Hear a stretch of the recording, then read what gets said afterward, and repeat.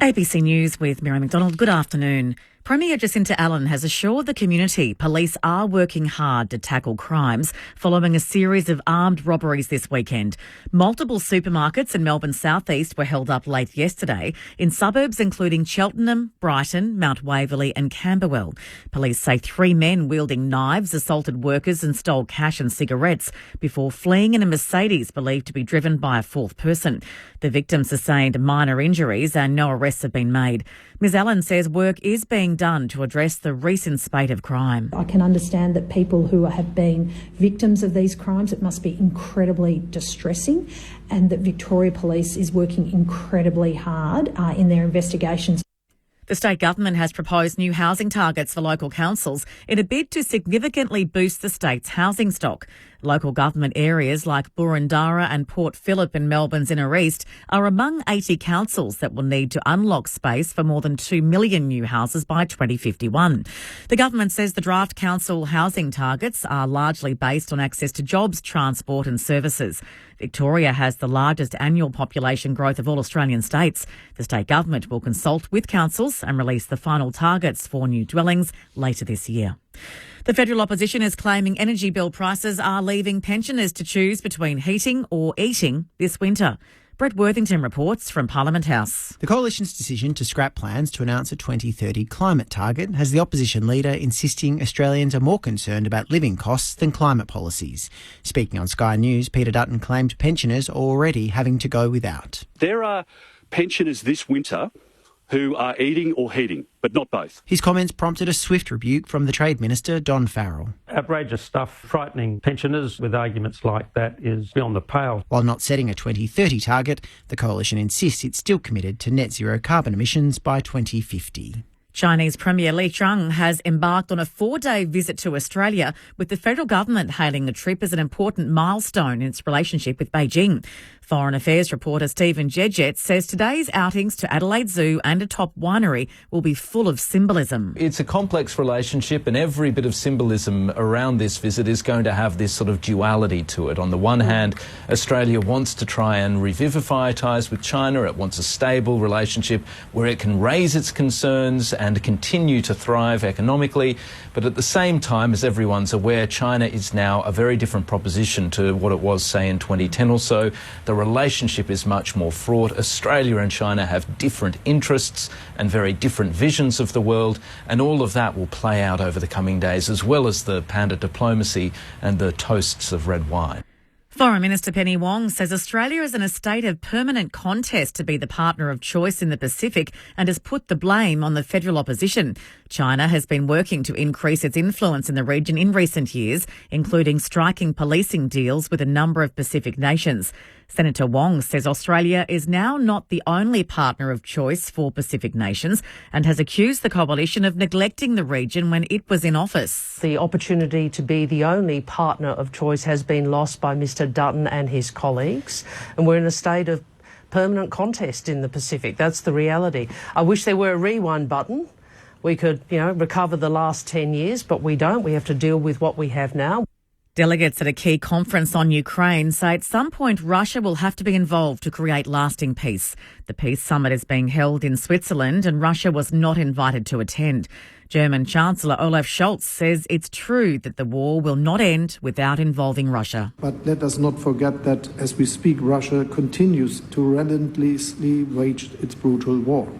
We all know Russia could end this war today or at any given moment once it seizes its onslaught and withdraws troops from Ukraine.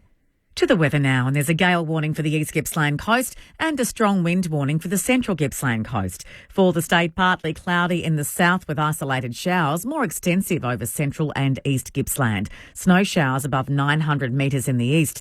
A dry and mostly sunny day in the north.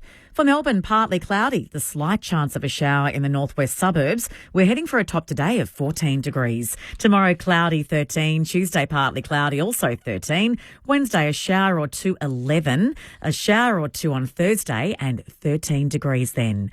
Right now in Melbourne, it's 13 degrees. ABC News.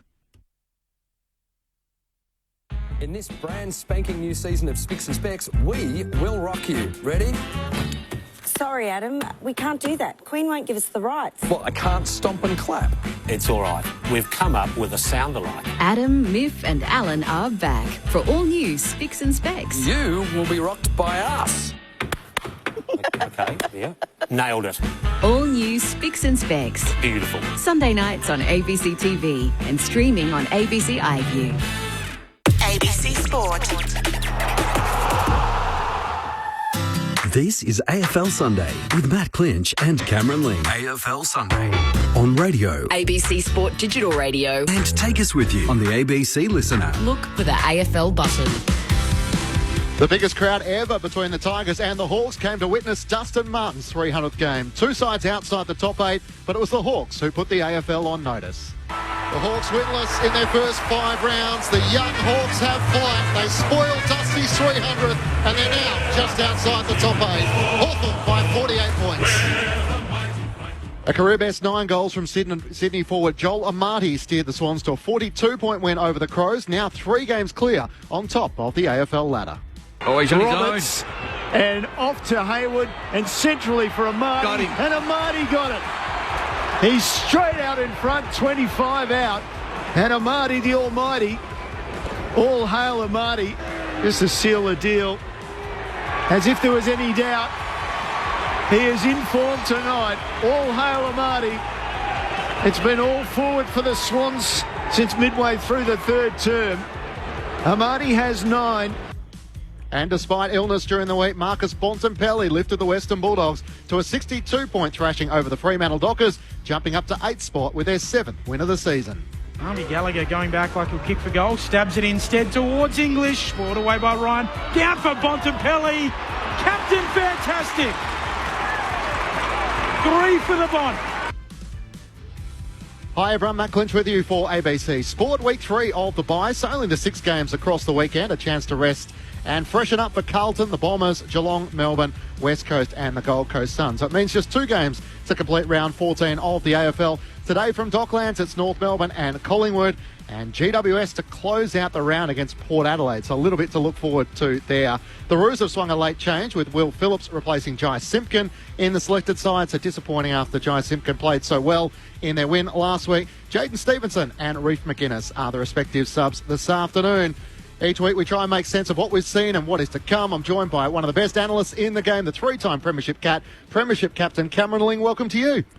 Hello, Clinchy. Great to be with you again on this Sunday. And it's funny, isn't it? When the bye weeks, we all get a little bit frustrated when we don't get enough footy.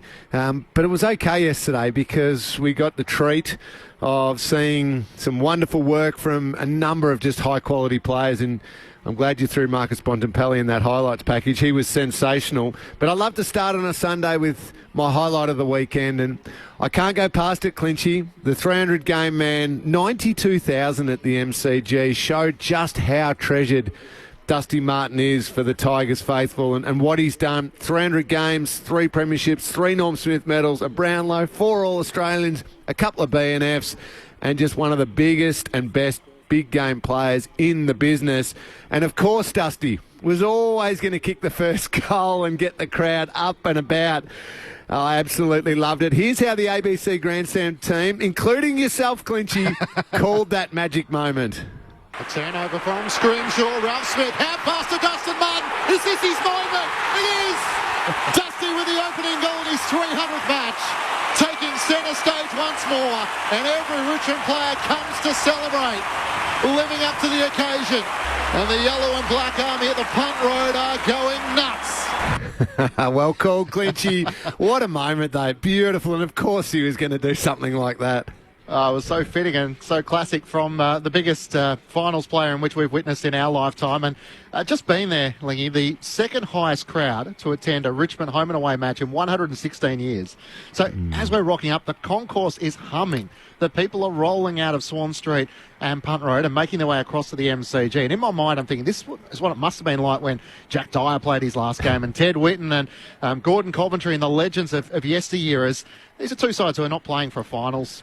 Hawthorn might be able to get on a roll and maybe get to September, but realistically, maybe both these sides, this might be the highlight of the year. And to see so many Richmond fans in attendance, and it just added to the aura of the man himself. So it felt like a bit of a stage show, to be honest. Everyone came for Dustin. They got to hear from him at the end. They may have lost, but it was a great occasion, and everyone kind of left with a smile on their face, except when Dustin Martin acknowledged the crowd, there was just that lingering question after his last answer here. I've been so blessed throughout my whole career. It's been an unbelievable journey, and as I said, I don't really know what to say. I'm just so grateful for all the support. It's bloody awesome. You've given us an incredible ride so far, mate. Look forward to seeing you in 2 weeks against Freo. Yeah, mate, freshen up for the bye and we'll see how we go. We'll see how we go. It was just that last line, chatting to a few mates last night. They weren't Richmond fans, they weren't Hawthorn fans. They'd gone along for the occasion just to be amongst the 92,000. And one or two said he did look a little sore at the end. I wonder if he's done a little groin or a hamstring injury, and we all started to sort of debate it and listen into Adam Uze's press conference and see if there was anything there at the end. But it adds to the legend and the mystery of the man. We know him as a footballer, but we don't really know him at all. And so to hear from him, and he's really only done interviews after he's either won Norm Smith medals or before he got drafted, and that's as much as we know of him. Isn't it funny, Clinchy, some of the greatest players, and Dusty belongs in that absolute top echelon of the greatest, they do have a little bit of mystery to them sometimes. I think of Buddy Franklin, didn't give too many interviews, wind the clock back a little bit, and a Gary Ablett Sr. or a Tony Lockett had that little bit of mystery about them, and Dusty fits into that, and he's his own man, and he's kept to that. He's, you talk to guys who know him really well from Richmond, and he's just a lovely guy who they enjoy spending time with, but he's kind of shy and kind of just a little bit quieter and doesn't love being that huge personality, despite the fact when he hits the footy field, he is the man and has been the man in so many crucial moments. And you talk about that crowd turning up, Clinchy. I love that because Richmond this year, they're going through a bit of a horror year. There's been injuries, the wins aren't there, but it was the appreciation of all of those Richmond fans who for so many years have been through some awful, awful years. Bottom of the ladder, trying to build. That one didn't work. Back down the bottom of the ladder. The big drought. It was Dusty who brought them those 3 premierships and his moments in not just the grand finals, but the qualifying finals and the prelim finals. When they needed someone to stand up, Dusty was the one who did it. So that 92,000, I think, was just an appreciation of, I know it's not going perfectly right now, but we just cherish what you were able to do for our footy club. I loved it. And also, we don't know how much longer we'll have it for, so let's enjoy it while it's here. I thought you might go Dustin Martin, so it led me to Joel Amartey, who all of a sudden had the standout game last night. Hadn't kicked more than 4 goals in a match, and yet everyone at the end of the match, they wanted to see one thing. That was the possibility of 10. He's put Joel Amartey on the bench, Aaron. Oh, no! The great full forward for the Kangaroos, John Longmire, he must be holding back a record of some sort of his own. Liz Walsh downstairs. Sydney fans behind me are channeling Jamo at the moment, screaming out, put Amartey back on. Amartey's screaming for it in the pocket and he won't give it to him. They're trying to get it to him, though. McDonald's been goalless tonight. He's only had 1 major in his last 3 games, so I think he needs this one. Up to half forward he goes. Hayward in space, takes the uncontested mark. Amartey's on the charge. His teammate cuts him off. Wicks back with the flight stuck an arm in. They hack a kick towards goal and it skids through for a minor score. And Amartey's got his hands in the air saying, what is going on? How come Horse had you on the bench at the end of the game? No, it was just my rotation, eventually you've got to keep coming off. Did you question the decision to have a bit of a rest late? Yeah, he did. Yeah, he did. He might have looked up. But it's all right, sit down. we want him available. Once we had the game won, it was important. Important for the team that he looked after him and we got him into next week. It doesn't happen much, does it? It's nowadays it doesn't happen much, and you can see the team rising because of the confidence it was giving them to go forward. Now, with all due respects, they won by 42 points over the Adelaide Crows, Lingy, but there was only one reason I was watching at the end, and it was to see if he could get the magical 10. Come on, Horse. If you were a player in Joel Amartey's shoes, what would you be saying to your senior coach? Play to the occasion, mate. Yeah, especially John Longmire being that full forward and knowing how good it is to kick the double figures. I thought he might have snuck him back out there. It's funny, back in John Longmire's day, though, when he was playing so wonderfully for the Kangaroos, 10 goals was happening every second week, or probably more often, with Dunstall and Lockett and Plugger and himself and Modra and all those incredible full forwards. We just don't see it these days. So I was hoping they were going to get Joel Amartey back out there and keep the Amartey party rolling on, but we didn't get the double figures. But again, the Swans just said to everyone, hey, we are the best. We are the number one in the competition right now. What a complete performance. After the Crows had that lead and then they just went bang again. Brilliant performance. Yeah, absolutely. It certainly was. We'll touch a bit more on the Swans and the response from the Adelaide Crows last night from the Adelaide Oval. But Hawthorn winners by 48 points at the MCG yesterday, able to spoil the celebrations for Dustin Martin, and one of the key contributors was Carl Amon in the midfield, and he's been good enough to join us on AFL Sunday. Matt Clinch and Cameron Ling with you. Carl, thanks so much for your time. What an occasion to be a part of yesterday. Thanks, boys. Thanks for having me. And yeah, it was a special day in the end. Obviously, good to play in front of a packed MCG for Dusty's 300th, and obviously a deserving player. And yeah, it was good to spoil the party. What was the best part of your performance yesterday, given all you knew in preparation for what the day might be and whether Richmond might bring their best, and yet you were able to continue with your role? You've now won your last 4, having started the season with 5 losses to begin with. It's 7 of the last 9, and you're one of the informed sides. Yeah, I think it was just handling the occasion, and we knew that they were going to bring their best game, and obviously the occasion was high, and we just knew that if we, sort of matched their pressure for long enough, that we could sort of get on top, and I think we did that. I think the game opened up in the second half, and our third quarter we were able to get on top and kick away from them, which was comfortable because obviously the occasion was big, and as a young group I thought we handled it quite well, especially when Dusty kicked the first. I've never heard the G quite as loud, so it was good. Carl, well done on the win. Terrific performance, and on the recent form. It's been sensational.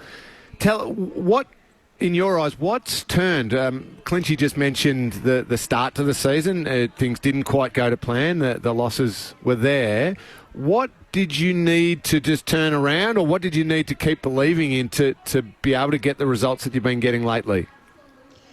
Yeah, it's a good question. I think from the first sort of half, I think what the coaches have done is just simplified our game plan really well, and it's just been all about pressure and being predictable to each other. And as a young group, I think if we just keep it relatively easy, and it's a lot easier to follow, and the boys have bought into that really well. I think we're really predictable to each other now. We're playing a good brand of football, which is exciting.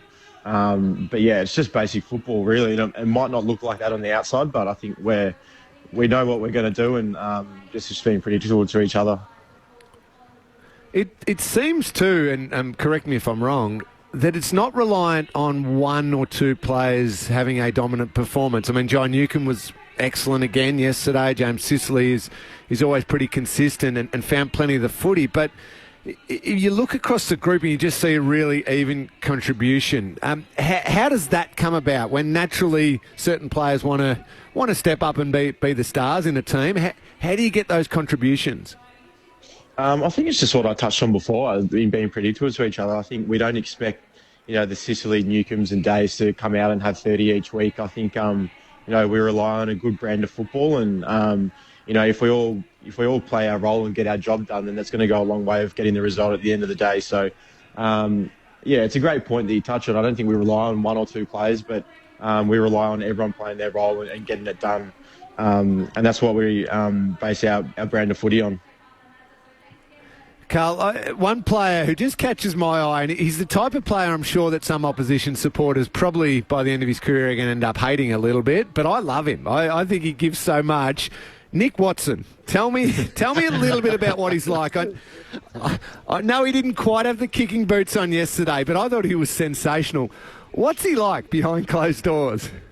Yeah, he's one of those players that you love to have on your team, and I'll fair say you hate to be on the other team. But no, he's such a live wire. He brings so much energy to the group, and they call themselves a rat pack down there. The little small forwards, they're all buzzing around himself.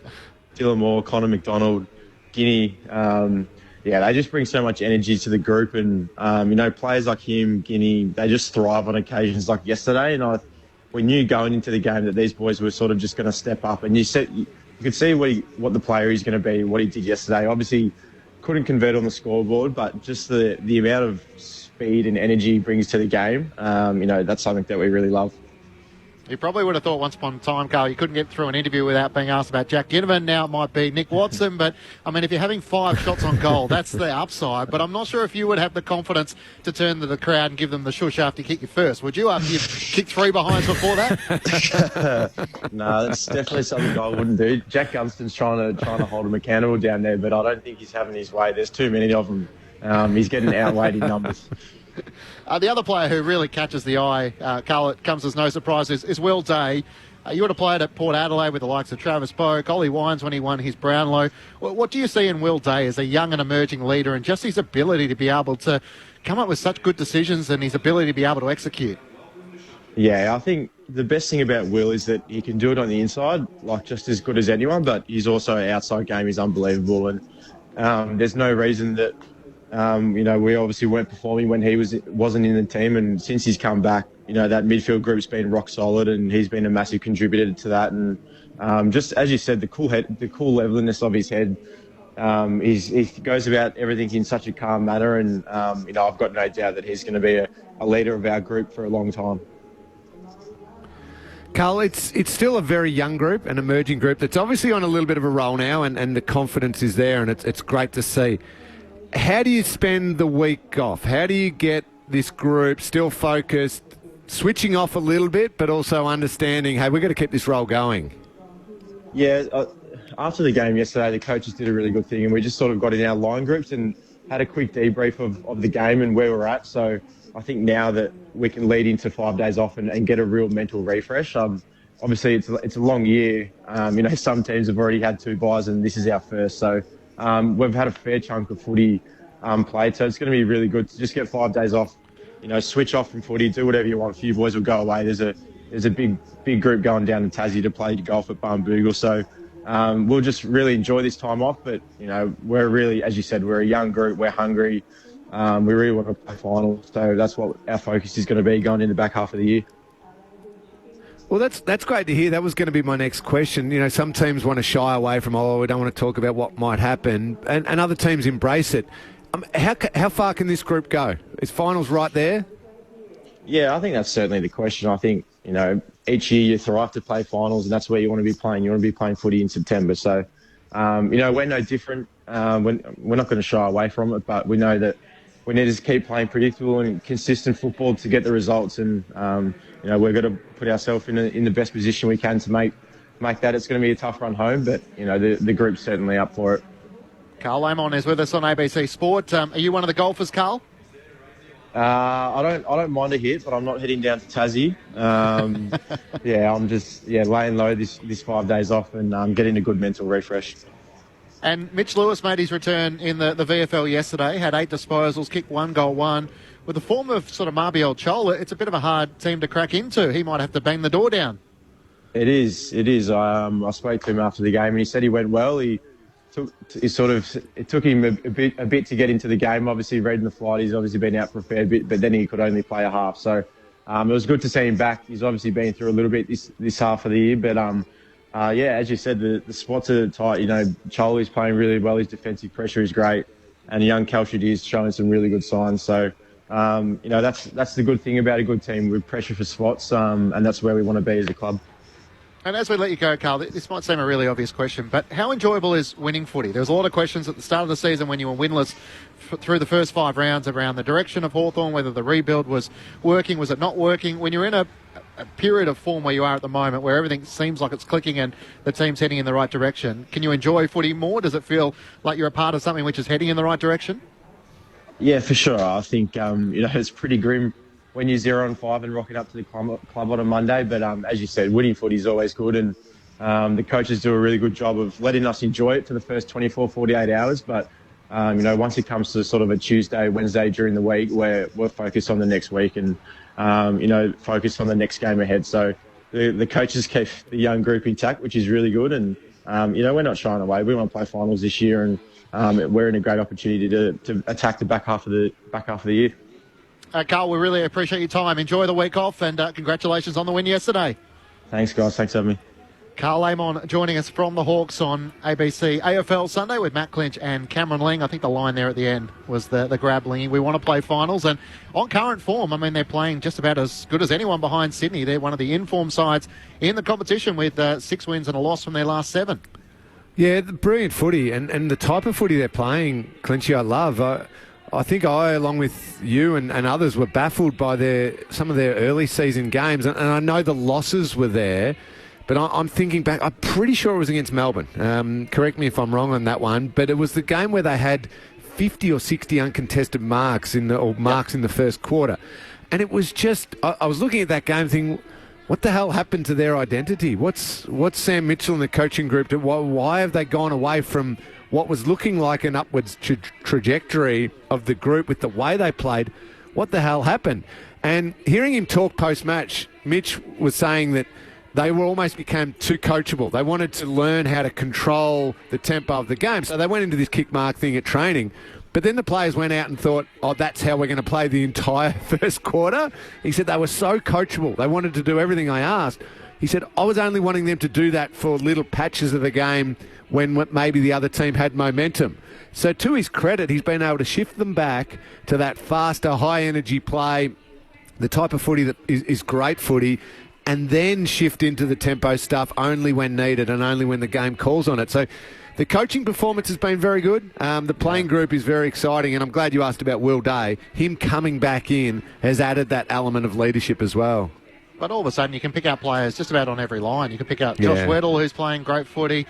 Dylan Moore, who didn't kick the goals yesterday, but he's been in good form as well. So there's the occasional Sam Frost moment, but James Sicily's playing his role there as well. So it feels like a far more settled side than what we've seen. And I think they might make Mitch Lewis wait and sort of bang down the door to get his spot back in the side. On the SMS, 0437 774 774. We'd love to hear from you. Let us know your name as well. From Louis, 62 years of age. By gosh, we've waited 37 years for our Dusty. And good morning, gentlemen, to ACDC's cover of Please Don't Go. Please don't go, Dusty. Baby, please don't go. Why has the cricket disappeared from the ABC Listen app? That is on the cricket button. So if you're listening through the ABC Listen app, there's a button for the AFL. The NRL comes on the ABC Sport button. You would have got the cricket until midday when the football coverages kick off. So just change your button and click on the ABC Cricket button on the Listen app. Jason in Geelong says, I'm thinking the Bonds goal is the best goal I've seen, even better than his miracle goal he kicked in his first season in 2014. And the Traralgon Tiger says, on yesterday's crowd, I sat at the top of the MCC, members with a good view of the ground, thinking 92,000 tickets may have been sold, but maybe a few less had been in their seats. And Bob in Bendigo says Michael Tuck was another great who was a mystery man. Yeah, I'm thinking Tucky, Bruce Dool was a few, Lance Franklin, who we haven't heard as much from, but it was nice to hear from Dustin at the end of the day.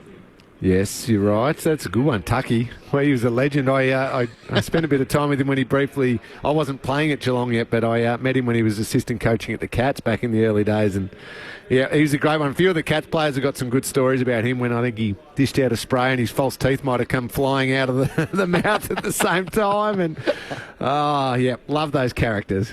0437 774 774 is the SMS line if you've got a thought or a comment across the weekend's footy or what's to come. So do you think will we see Dustin Martin play again for the Tigers? I don't know. Again, come back to that mystery part. I can't get a read of him. I've never been able to.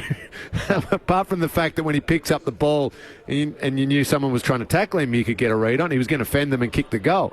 But not when it comes to this. I don't know. I know you focused in on that last line about we'll wait and see or whatever it was. Yeah. I just don't know, Clinchy. I have no idea. You know what it was? It was at the very end of the game when he went to all 4 squares of the centre square. So he didn't do the lap like a normal player might do. Just went like a tennis player to each section of the crowd to say thank you and a grab of the jumper. Spoke about how much he loved Richmond. It just made me think, is that it? I don't know. Maybe you finished on a premiership. There's no better way to do so. But I think he might sit back after a couple of weeks and think, you know what? Maybe the motivation's no longer there. And I know there's been some arguments he could go and play the Gold Coast Suns for a season, play in the forward pocket, but just watching him closely yesterday, that's not him. He wants to push up to the contest. He wants to be involved. I'm not sure he'd want to play a lesser role. No, that's the thing. For such a proud competitor and a big moment guy. It's why we love him. Everyone does. And why we think he's so incredible and belongs with the true greats. I believe, in my eyes, the greatest Richmond player ever. Now, older generations can argue for Royce Hart and KB and all those players. But in my eyes, the greatest Tiger ever. He lived for those moments. He lived for a packed MCG and the game's on the line and it's a prelim final and that's where he would deliver, or a grand final or a qualifying final, whatever it was. Not to just cruise around and find the ball 25 times and have a bit of a kick and just do that sort of thing. So I think that thing that motivated him, that thing that drove him, maybe is going. But then also, I don't mind if he's earned the right to have a year or two just cruising around doing what he wants, and if that's a good paycheck and it's fine, not a drama in the world. Clinchy, I remember when a couple of my great teammates, and they were true greats in Stevie J and Paul Chapman and these guys, went and had a year or two extra at other clubs, at the Bombers and the Giants, and I often got asked, "Oh, did you wish they'd just stay at Geelong? Did you wish that they'd?" And I said, "No.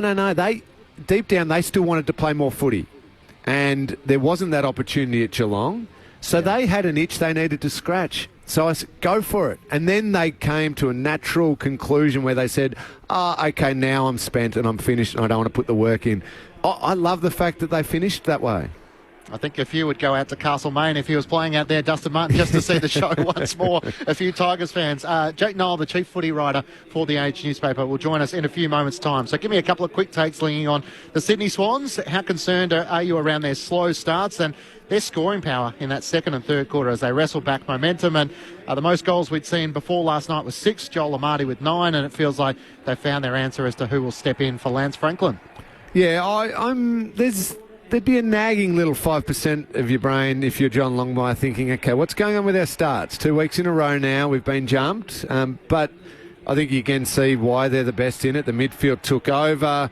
They had just attacking plays. Brodie Grundy's getting better and better every week. And then, Amartey ends up with 9, but it was a result of just the incredible quality play up the field. And that's what you've got to do. Papley might kick the goals one week. Hayward might bob up for a couple. Yeah, there's daylight. There's now a large chunk of daylight between Sydney Swans and the next best team in the competition. So they'll fix up that slower start and get going again. I wouldn't be stressing too much. They're flying. We might come back to the Crows when Jake Noel joins us and our South Australian audience is with us. So what impressed you the most about the Bulldogs' response yesterday and their win over the Fremantle Dockers? It feels like these two sides are really hard to get a read on as to who might be the better in competing for a top 8 spot. Yeah, I don't know what to say about the Dogs because when I get excited about them, they let me down. When I get a little down on them, they have a great win. The biggest one for me was their ability to score 149 points, to score. And I know it was off a masterclass from Marcus Bontempelli through the middle. He has 30 touches and kicks 3. That's pretty special stuff. But the ability to turn high-quality midfield play into a big score is the stuff that might get the Doggies fans really flying, because I've been critical of the fact they muck around with the ball, overuse the ball at times, and don't just get it in there. I reckon their shift throughout this middle part of the year, and it hasn't always been perfect, is they are scoring. And Ugle-Hagen's a threat. Even Rory Lobb, kicking 3 was great. But Waitman back kicking 3. They're threatening forward. So the big positive, 149 points. But I need to see it again, Clinchy. I need to see it a few weeks in a row before I'm going to go jumping up and down too much. And Justin Longmuir was big on the tackle intent and backing up after the bye, and maybe they didn't come with exactly the right attitude for on the road. So it feels like a really interesting sort of ladder as we look at those sides who are competing for slots in the middle of the draw. So as we touched on, we've got Sydney comfortably out on front, 3 games clear of the Blues, a game further back, or 2 points further back to the Bombers, and then Port Adelaide in 4th position with 32 points, the Cats in 5th, likewise Collingwood in 6th, and then the Dockers in 7th position with 30 points, the Bulldogs 2 points further back, joined with the Giants, the Gold Coast Suns, Melbourne and Hawthorn. So if the Giants win today, they'll jump into 8th.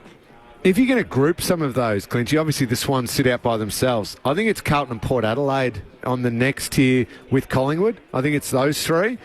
Before then, I think there's a big chunk of teams after that. They're the little mini groupings I've got within that ladder at the moment. Yeah, I'm a bit with you. I've got the Blues and the Bombers slightly ahead. Question mark on Port Adelaide. Bit unsure about the Cats, and I think Collingwood are starting to click. So that's what makes today such an interesting clash against North Melbourne. There is one late change for the Kangaroos. Unfortunately, Jai Simpkin is out of the selected lineup, so a late change there for the Kangas with their co-captain who won't be featuring this afternoon. Matt Clinch and Cameron Ling with you for AFL Sunday on ABC Sport. In just a moment, the chief footy writer from the Age newspaper, Jake Knoll, to join us. Sport and Spice brings you the big picture conversations and plenty of fun every week. Turned around and Fox was on the shake leg, which was pretty special, gave me goosebumps. So yeah, that's my decision to wait because I don't think I'm physically and probably mentally ready for that. That language just has no place in our game. There's nothing more isolating than not being able to change who you are and then feeling like you can't do what you love. Hosted by me, Declan Byrne and Lavender Bai, listen to Sport and Spice on the ABC Listen app or find it in the Best of ABC Sport folder wherever you get your podcasts.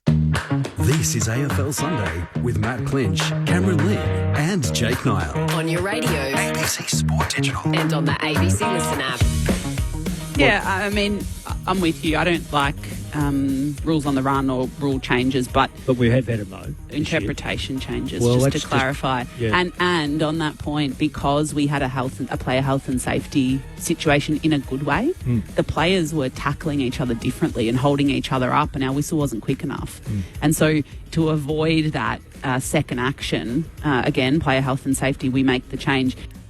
The GM of footy, Laura Kane, was the special guest on AFL Saturday yesterday with Corbett Middlemass, Mick Malthouse and Luke Ball. Matt Clinch, Cameron Ling and Jake Knoll, the chief footy reporter for the Age newspaper in Melbourne, with you as we welcome our South Australian audience for the first time. Laura was able to do something, Ling, that we struggle with. She put Mick back in his spot, but it's an interpretation change, not a change of the laws, which I don't know if that makes it any clearer around holding the ball, but we all adapt, don't we, as we go along. We do, and I like the explanation that Laura gave then. They had to be quicker on the whistle. And again, I say, I'm not saying quicker on the whistle to pay holding the ball each time. Quicker on the whistle to call the ball up. If it's locked up and there's a stand-up tackle, just blow it and ball the ball up, get the game going again. Don't risk that second motion of dumping to ground because the player with the ball is going to keep fighting to try and get his arms free. And the tackler has to keep fighting to make sure he doesn't get that ball away. So blow the whistle. If it's holding the ball, pay it. If it's not holding the ball and it's locked up, there was no prior, ball it up. So, yes, I guess we have a bit of clarity, but we will continue to assess it as the season rolls on. Jake Knoll joins us each Sunday to work our way through the key talking points of the weekend's footy. Jake, welcome to you. Thanks, Clinchy and Lee. Good to be on. What a great occasion at the MCG yesterday. You got the chance to chat to so many of Dustin Martin's peers and those who came before him. What was sort of left with you, as we don't get to hear so much from the man himself, but you got to chat to the likes of Kevin Bartlett and Shane Edwards about his contribution to the Richmond Football Club. Yeah, a couple of weeks ago, Matt and Lingy, I went down to Richmond. I think I was the only journalist there with the other 300 game players that are living. Of course, Captain Blood, Jack Dyer is the other one. They posed in front of a photograph of Jack Dyer with Dustin Martin, and I spoke to all bar Jack Rewald. So that was Francis Burke, Kevin Bartlett, Trent Cotchin. Just chatted to Jack, but he had to get off to something, and also Shane Edwards. So Trent Cotchin. So what I got out of it, I think that the most interesting comments from the teammate was probably Shane Edwards, talking about Dusty's traits, some of his unique traits as a player. And the fact that the players felt, Lingy, that he was like a security blanket, that if you're in a game and the game was in the balance, that Dustin Martin, forward of the ball, could just win the game. Almost in the way that North people would talk about Wayne Carey. And we saw that in all those finals and preliminary finals and grand finals and even big home and away games. I mean, one that springs to mind for me was the crucial game late in 2019 when Richmond needed to beat the West Coast Eagles at the MCG and conceded a huge start of about 5 or 6 goals and then reeled it in and won by, I think, a goal or 7 points. And Dustin Martin was just extraordinary that day. It's a game that often gets forgotten, but it was like a final. And he did this time and again, of course. But Francis Burke spoke about Dustin Martin's selflessness. And it was interesting that Francis Burke, the sort of person he is, St. Francis they called him, was someone who looked at the values of Dustin Martin. whereas Shane Edwards looked more at his traits. And Trent talked about him, Trent Cotchin, talked about how he owned the moments. So they all had different takes. And, of course, Dustin, I was there, but he was not willing to speak. But that's fine. I mean, that's been his way. And I also was lucky enough to, write something about it. His first interview, which he ever did to be AFL player in the draft camp, and looked at the footage of that interview, and we posted it up online. And he said quite a bit about predicting what he would be as a player. He talked about how he could break tackles and how he was good at getting the ball, winning his own ball, and how he was a good kick. Selling himself a bit, and he said, I'll play round one. I'll play straight away. I'll aim to play straight away round one. And of course, he did. He did not play. It's an interesting record here. I don't know if there's another player recently. He did not play a single VFL or reserves game. No, I think he had a good understanding of his own game. There's no doubt about that. And I do like we've heard so many of those who played alongside him, and Jack Riewoldt have been pondering, would I be a premiership player if I didn't play with Dustin Martin? Well, who's to know? And that just adds to the mystique and the legend that is. Jake, we've spent a lot of the week debating Christian Petrarca. Lingy, firstly to you, I mean, you were on commentary for TV when the event took place. The question as to whether he should have been allowed to return to the field in that second quarter.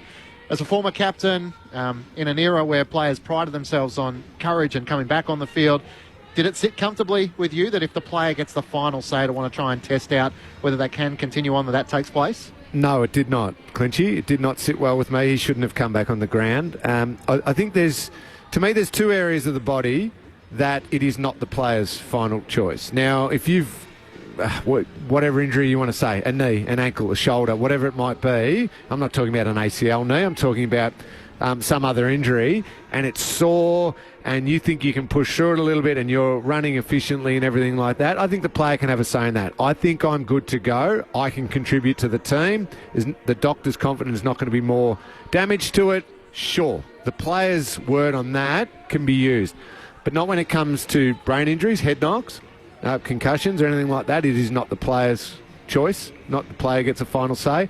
And those internal injuries where we're talking around underneath the ribs, lungs, spleen, kidneys, whatever it might be, it was too high a risk for the type of hit it was and how sore and sick he looked with pain, that it was more than just broken ribs. Now, broken ribs is enough because that's agony, but to me, there was too high a risk of it being more than that, and therefore the player's opinion on that should be zero. It is 100% doctor medical call, and he shouldn't go back on the ground. It is too dangerous, and you can't let that situation happen. It almost felt obvious that there was something seriously wrong with Christian Petrarca with how sick and sore he looked. Well, it became obvious to some of the Collingwood players who even said to Christian Petrarca, should you be out here, mate? You don't look like you're right. We don't want to tackle you. If that's what took place, Jake, I mean, the questions will be turned to the Melbourne medical staff, and not surprisingly, the AFL have signed off on it. Simon Goodwin obviously has to back in his own crew, but I'm sure behind the scenes when the word officially came through that it was a damaged spleen, the damage to the ribs, the internal bleeding, and the possibility of what could have taken place, the doctors would have been sick in their stomach. Oh, it's a terrible. It's not.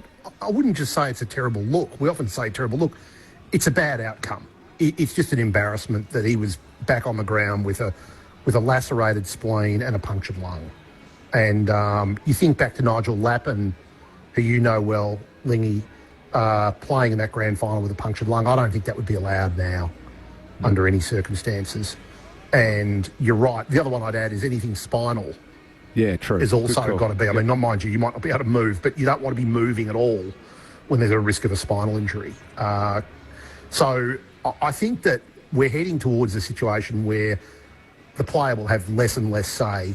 And yeah, I agree with you. I mean, John Kennedy, the famed Hawthorn coach, used to say injuries above the neck didn't count. Well, they count more now than everything else, as well as the sort of injury that Christian Petrarca had. And he looked white. You could see it on the ground when he was down in the hands of the trainers for a long time. You thought, geez, coming back on, I don't know about this. And then, of course, it was very clearly evident that he couldn't do anything. It was a mistake by Melbourne, by the Melbourne medical team. I'm not one to. We're not doctors. We don't have their knowledge. But hindsight proves that it was something he shouldn't have been back on the field at all. I think it begs the question: could there be medical technology to have scans, and that's something I spoke to the AFL about, and I think the view was that it would cost an enormous amount of money for maybe one or a couple of incidents a year, like the Petrarca one. It'd be nothing to stop a club that wanted, I think Carlton have spoken about getting some sort of scanning devices down on the boundary. Maybe clubs could pool their resources. In the NFL, this happens. So I think in the long run, the technology may advance and it may be cheaper. I don't know how much it costs. But you certainly, you'd even wonder, guys, whether you could go very quickly to the Epworth and get a scan. It's pretty close to the MCG. I'm just thinking aloud there. Yeah, absolutely. On the SMS 0437 774 774, a medical student would fail for not appropriately assessing the risk. That's coming through there on the Christian Petrarca. In a word, Jake, Lingy, is that Melbourne season done? Can they still compete for the 8, Lingy? Oh, I've got huge doubts. I would say no, they can't. I think he's too important. They're not playing well enough. Oliver's nowhere near his best. Yep, no, they're cooked. No, I think that's it, because don't forget Oliver's... You're taking Oliver, and don't forget they lost Angus Brayshaw. So that's that's 2 of their top 6 gone, including Brayshaw, and then Oliver as a shadow of the player he was. That's 3 out of 6. No, that's not going to get. They're not going to make the finals. And for a South Australian audience who are trying to make sense as to where the Crows are, Jake and Lingy, Rod Jamieson, who's part of our ABC Sport team, he's been a former board member. He came out in defence of some of the accusations that the Adelaide Crows had become a boys' club. This were his thoughts last night. If you don't know the full detail, don't make a comment on it, is what I would say. And it's not one thing, and we've had this conversation multiple times around, I guess, whether it's any club, it's not always one thing that is an issue, and people feel that when things are going poor, there has to be someone that has to be accountable for it. And again, I've just come back from overseas, and this week, multiple people want 6 or 8 people sacked out of one club. It's just incredible.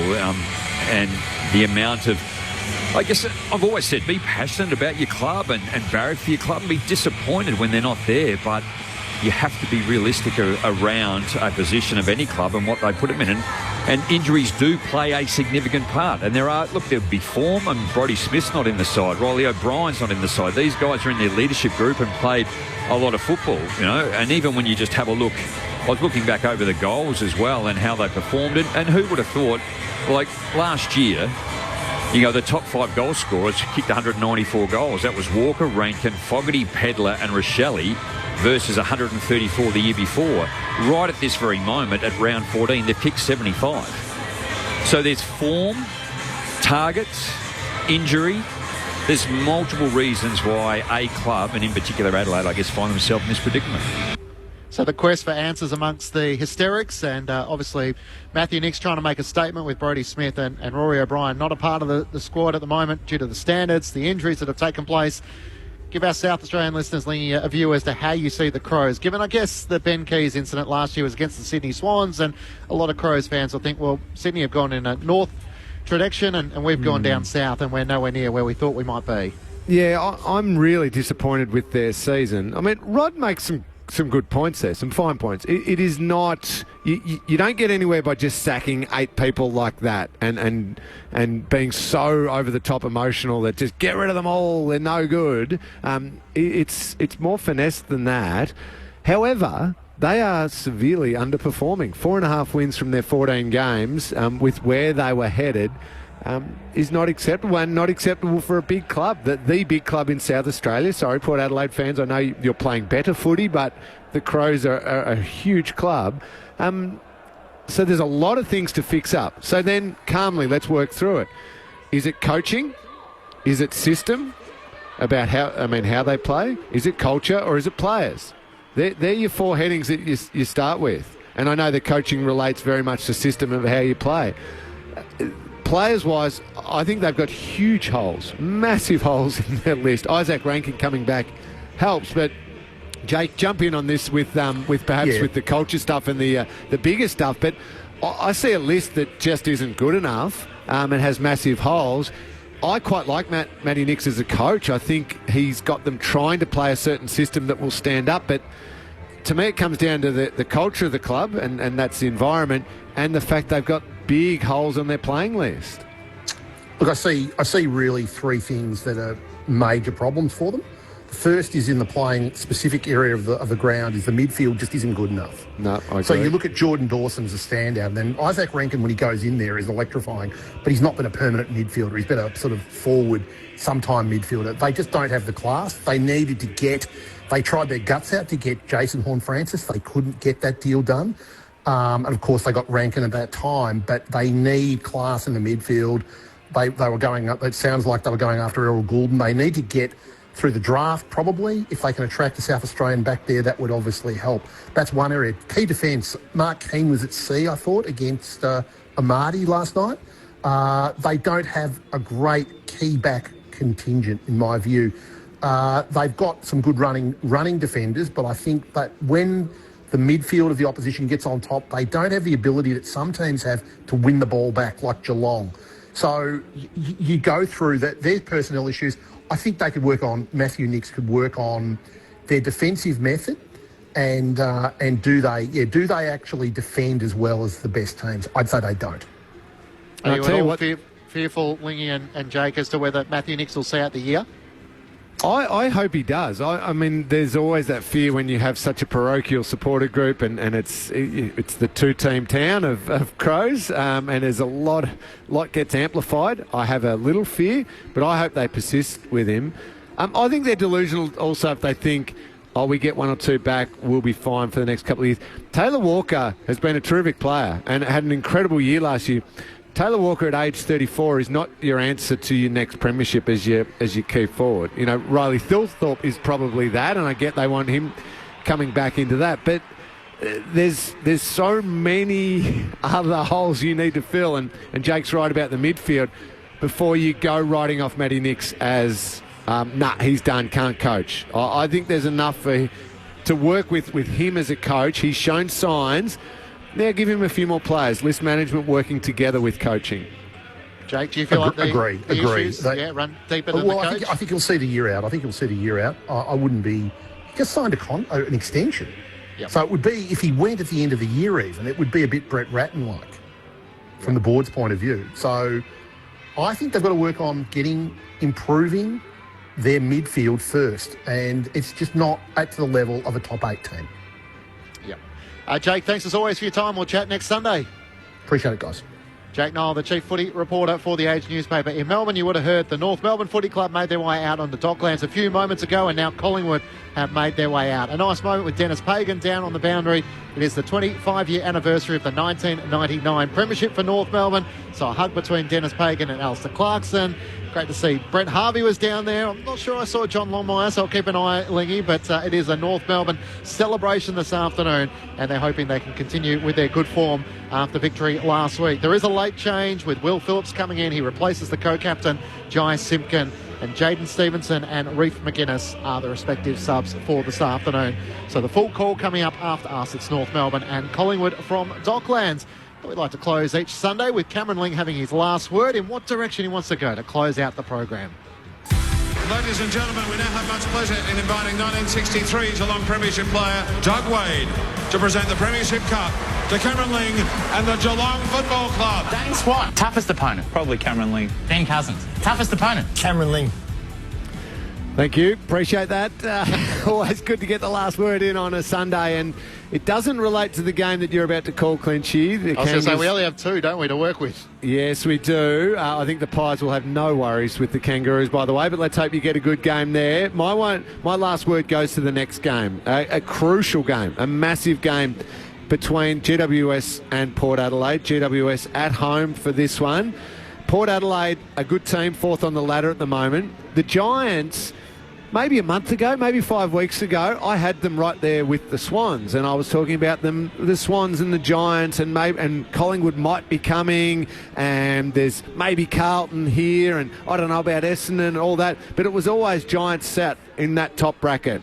Well, 4 of the last 5 games they've dropped and have played some pretty ordinary footy in that 5-week patch, save from them knocking off the Cats at Kardinia Park as their one win of that. It's time for the Giants. This is where they've got to get going. They have got to win this one. They've got to knock off Port on their home deck. Josh Kelly is back. I know Port Adelaide get Connor Rosie back, but Giants, time to stand up. Time to get your season back on track. Time to get rolling. knock off a genuine contender, and Port Adelaide are a contender. I rate them probably a little higher than you, Clinchy. I think I had them in slightly higher bracket. But the Giants, if they're serious and they're going to get their season going again and they want to win this premiership, I reckon it can start today. I reckon it can start with a win against Port Adelaide on your home deck and really get that confidence bubbling again, because your last 5 weeks have not been the 5 weeks of a premiership contender. No, I'm 100% with you. And having started the season unbeaten through their first 5 rounds, all of a sudden, Adam Kingsley, speaking during the week, is most concerned about their ability to score and transition the ball, and that becomes a shell of a side that was so confident at the start of the season. So, yeah, I've got curiosity about both GWS and Port Adelaide, so I'll look forward to settling in a little bit later this afternoon to hear the call of that one on ABC Sport. On the SMS, 0437 774 774. Kathy from Berwick has got in touch. I'm a doctor. Most of the time, the club doctors get it right. If the injury needs a scan to make the assessment, then a player needs to go to hospital. To do a scan, you need the equipment, a radiographer, radiologist. That's all takes time.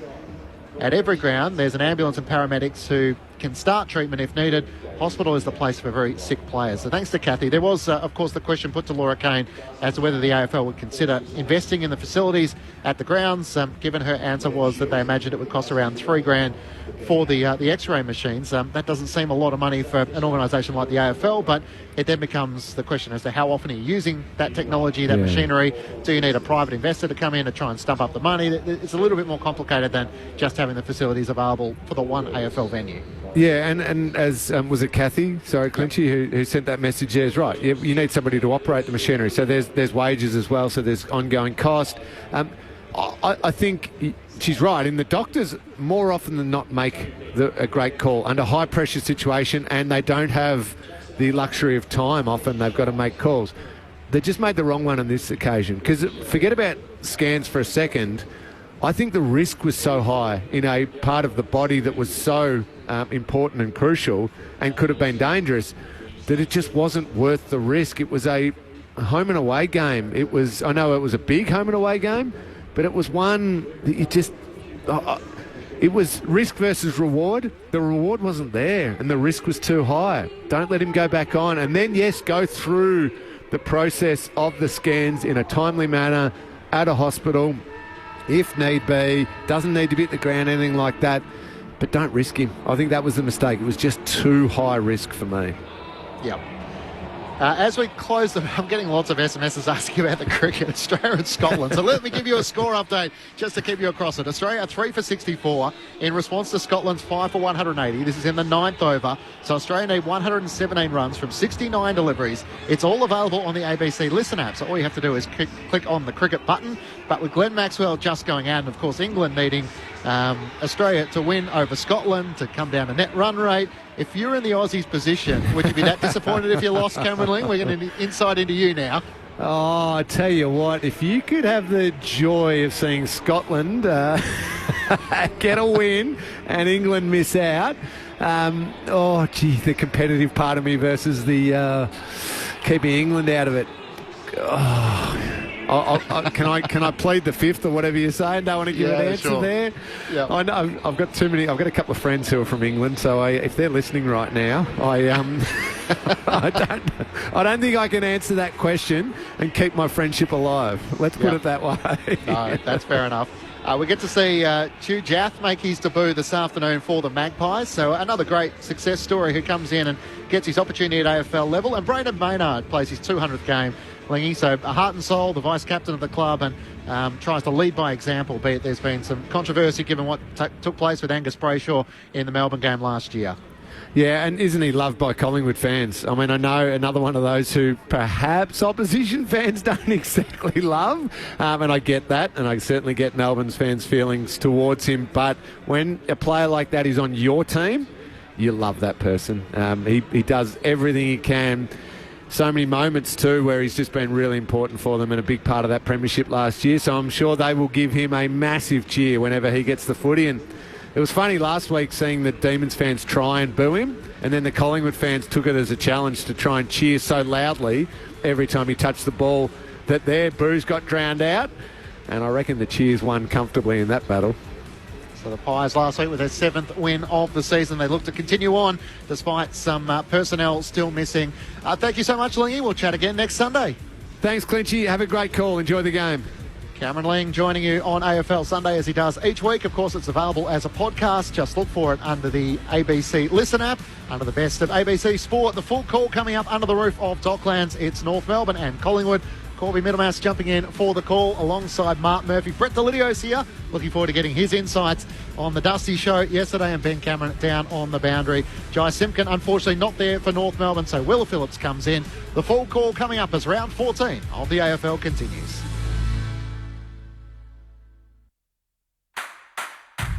This is ABC Sports coverage of the 2024 AFL Premiership season. AFL. On your radio. On digital. And take us with you on the ABC Listen app. Look for the AFL button.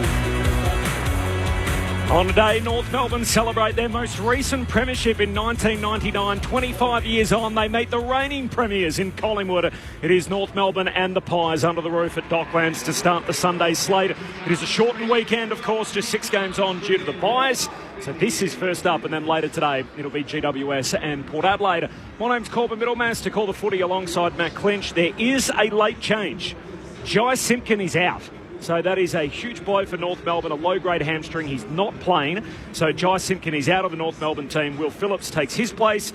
Meanwhile, for North Melbourne, Jaden Stevenson's going to start as the sub. And Reef McInnes will start as the sub for Collingwood. He came in yesterday for Oleg Markov, who misses with a back injury. So just 14 premiership players there for Collingwood today. Tao Giath is going to make his debut. He is the younger brother of Chenquat from Hawthorn. So we'll see Tao Giath in jumper number 19 make his debut today. Our number 1 picks, Mark Murphy and Brett Delidio. First of all, Lids, good afternoon to you. Corby, always a pleasure. And good to have Murph back here. How good is that? We haven't seen him all year with his bypasses and tried to get onto the Thursday nights. But good to have you back on Thursdays, Murph. Can't wait. Good to be here, Lids and Corby and Clinchy. Yeah, Thursday nights, unfortunately, they're a bygone thing. Yep. There's no more, so I'm back to Sundays, but back with the A-team, so I look forward to it. That's right. Great to see you, Clinchy, getting ready for the call. What are we in for today? Absolutely. I think there's an intrigue around North Melbourne. Can they deliver that same energy and intent they did against the West Coast Eagles last week? And Nick Larkey was a great sign with his 5 goals, but it feels like Collingwood are just building nicely, despite the players who are unavailable at the moment. Of the sides who have been outside the 8, Collingwood are now back in, and they might be one of the big dangers. So questions around sort of 2nd, 3rd and 4th. How good can Collingwood be until the troops return? The Pies can be in the top 4 tonight if they win this. Nick Dacos has recovered from his shin injury to play the shin boners. We're ready to go. North Melbourne and Collingwood. Sunday footy on ABC Sport. You're with Matt Clinch. Cherry and Cameron to get things underway, and Cameron wins down the tap. And here's Nick Dacos on cue. He gets the first clearance of the game, kicks out to his brother Josh. It'd be nice, wouldn't it? Playing with your brother, gets the first clearance, knows he's out on the wing. Just always looking for each other. As Josh Dacos looks up towards Cameron, wrestling with Sherry, takes the mark at left half forward. So what's that? 3 players who have touched the ball so far, and Collingwood have it at left half forward. He looks up inside 50. Hoskin Elliott's in the goal square with Kruger. Into the pocket, Bobby Hill on the lead, and he takes the mark in front of Archer. It was a well-executed plan as Hill led into the pocket. A beautifully weighted kick from Cameron, and Bobby Hill with the speed able to mark out in front. Yeah, it was fair hands, wasn't it, from Bobby Hill? The full tilt. Great kick, though. When your ruckman can lace him out like that, it's a real weapon for your side. It looks pretty clean at the moment out there for the Pies, executing all of their skills under pressure at the moment, which is good. Hopefully they get off to a good start on Bobby Hill. Collingwood had the fast start last week, kicking the first 4 goals against the D's. Bobby was held goalless. He comes in from the left forward pocket, and he's on the board this afternoon. The opening goal going the way of the Magpies inside a minute under the roof of Docklands. Collingwood won straight 6 to North Melbourne. You have to score. It took just 4 disposals. Brett Delidio, Mark Murphy with you on ABC Sport. No, you're right, Clinch. He doesn't get much cleaner than that, does it, Lids? It wasn't a quick play by any stretch of the imagination, but when you big ruckman can lace him out like that. But what I did enjoy by the Collingwood side, and we come to expect that from a premiership side, though, just the smarts in the system, all their forwards pulling out of that leading lane, just allowed Bobby Hill just to run and have an uncontested run at it. Strong hands, but just smarts by his other forwards just to protect the space. The 5th member of our team, Ben Cameron's between the benches. Hello, Ben. Hello, Corbin. Very cool day outside, so good to have the roof closed. The subs for both of these teams, Jaden Stevenson for North, Reef McInnes for Collingwood. I'm right behind the Pies bench. I think I was the only person who missed out from with a hug from Craig McRae a short time ago. The 1999 Premiership reunion, 16 of them here watching on. Tao Giath starting on the bench on debut. Thanks, Ben. Clearance here for North as Wardlaw kicks to Curtis, puts it on the head of Larkey, punched away by Moore, scooped up, Lazaro, Handbus comes out towards Davies Uniacke, gets a high bomb to the forward pocket, and at the drop, taken on the chest by Zerha. He'll have it left half forward, and he'll get a chance to have a look at it, or left forward pocket rather. He'll have a look from 20 out. Well, pretty clean ball use then by North, and just be able to get the ball in quick and give your mids an opportunity getting front and centre. And LDU, he's just a class mover, but Lids' man Cam Zerha's got the footy. Oh, Zerha's kicked it a little skinny. This is to the near side, the off-contract free agent. Collingwood 1 straight, North Melbourne 1 behind. Pies by 5 points, 3 minutes in. Sunday footy on ABC Sport. Jeremy Howe brings Collingwood back into play. Just left a pause in case you wanted to add anything to the comments around Cam Zerha, Lids, but nothing from you as Lipinski marks in the middle of the ground. Keep pausing. Okay, kicks. Well, he's tackled in the end by Scott. Davies Uniacke, I should say, forces a turnover. Wins it back for North Melbourne. A chance to drive them inside 50. Here's Larkey on the lead, and he marks down low to his right-hand side. The Kangas forced the turnover, and then were able to get Collingwood on the break and in the hands of the right man if you're a North Melbourne fan. Yeah, it was great execution there, wasn't it, from George Wardlaw? Well done, great pressure from LDU. He's just gone to another level of late. I know they've been going that well themselves, but his ability to consistently perform in the midfield has been first class. Great little finish from Wardlaw to Larkey. Just need to pop this one through. 24 goals for the season in the top 10 for the Coleman as Nick Larkey comes in. Out to the right, it's not a bad effort. It gets there, clears the goal line. And the Kangaroos are on the board inside 4 minutes to take the lead.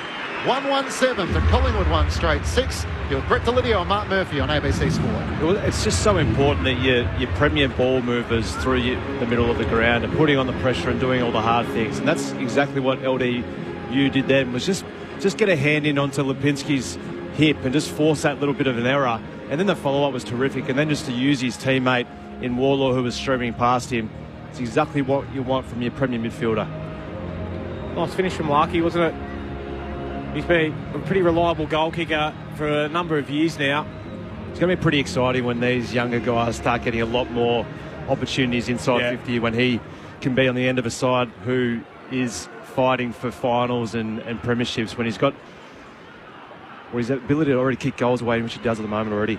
1 point lead for North, so early lead changes. Quincy mentioned Sherry palms it down towards Wardlaw. He kicks to centre half forward for North. Toby Pink playing up front, no mark. Knocked away by Dean. Ball hits the deck, centre half forward for the Rouge. Sheasel hand pass into dispute. Nick Dacos extracts it. Got it out towards McRae. His hand pass in the middle of the ground eventually reaches Maynard. In game 200, kicks to centre half forward. It spills to Lipinski. He's tackled, lost it. Comben for North. Goes back by hand, and the kick comes out wide from Tucker. Finds Shields, who marks half-back for North Melbourne. Shields looks for Davies Uniacke in the middle of the ground. He takes the mark. In front of Nick Dacos as he looks into the middle of the ground. Nothing really on offer there. The Kangas leading by a point. As eventually he's forced to kick boundary side, and Liam Shields takes the mark. The Premiership Hawk, who's still getting a game despite being part of the development coaching crew at North Melbourne as well.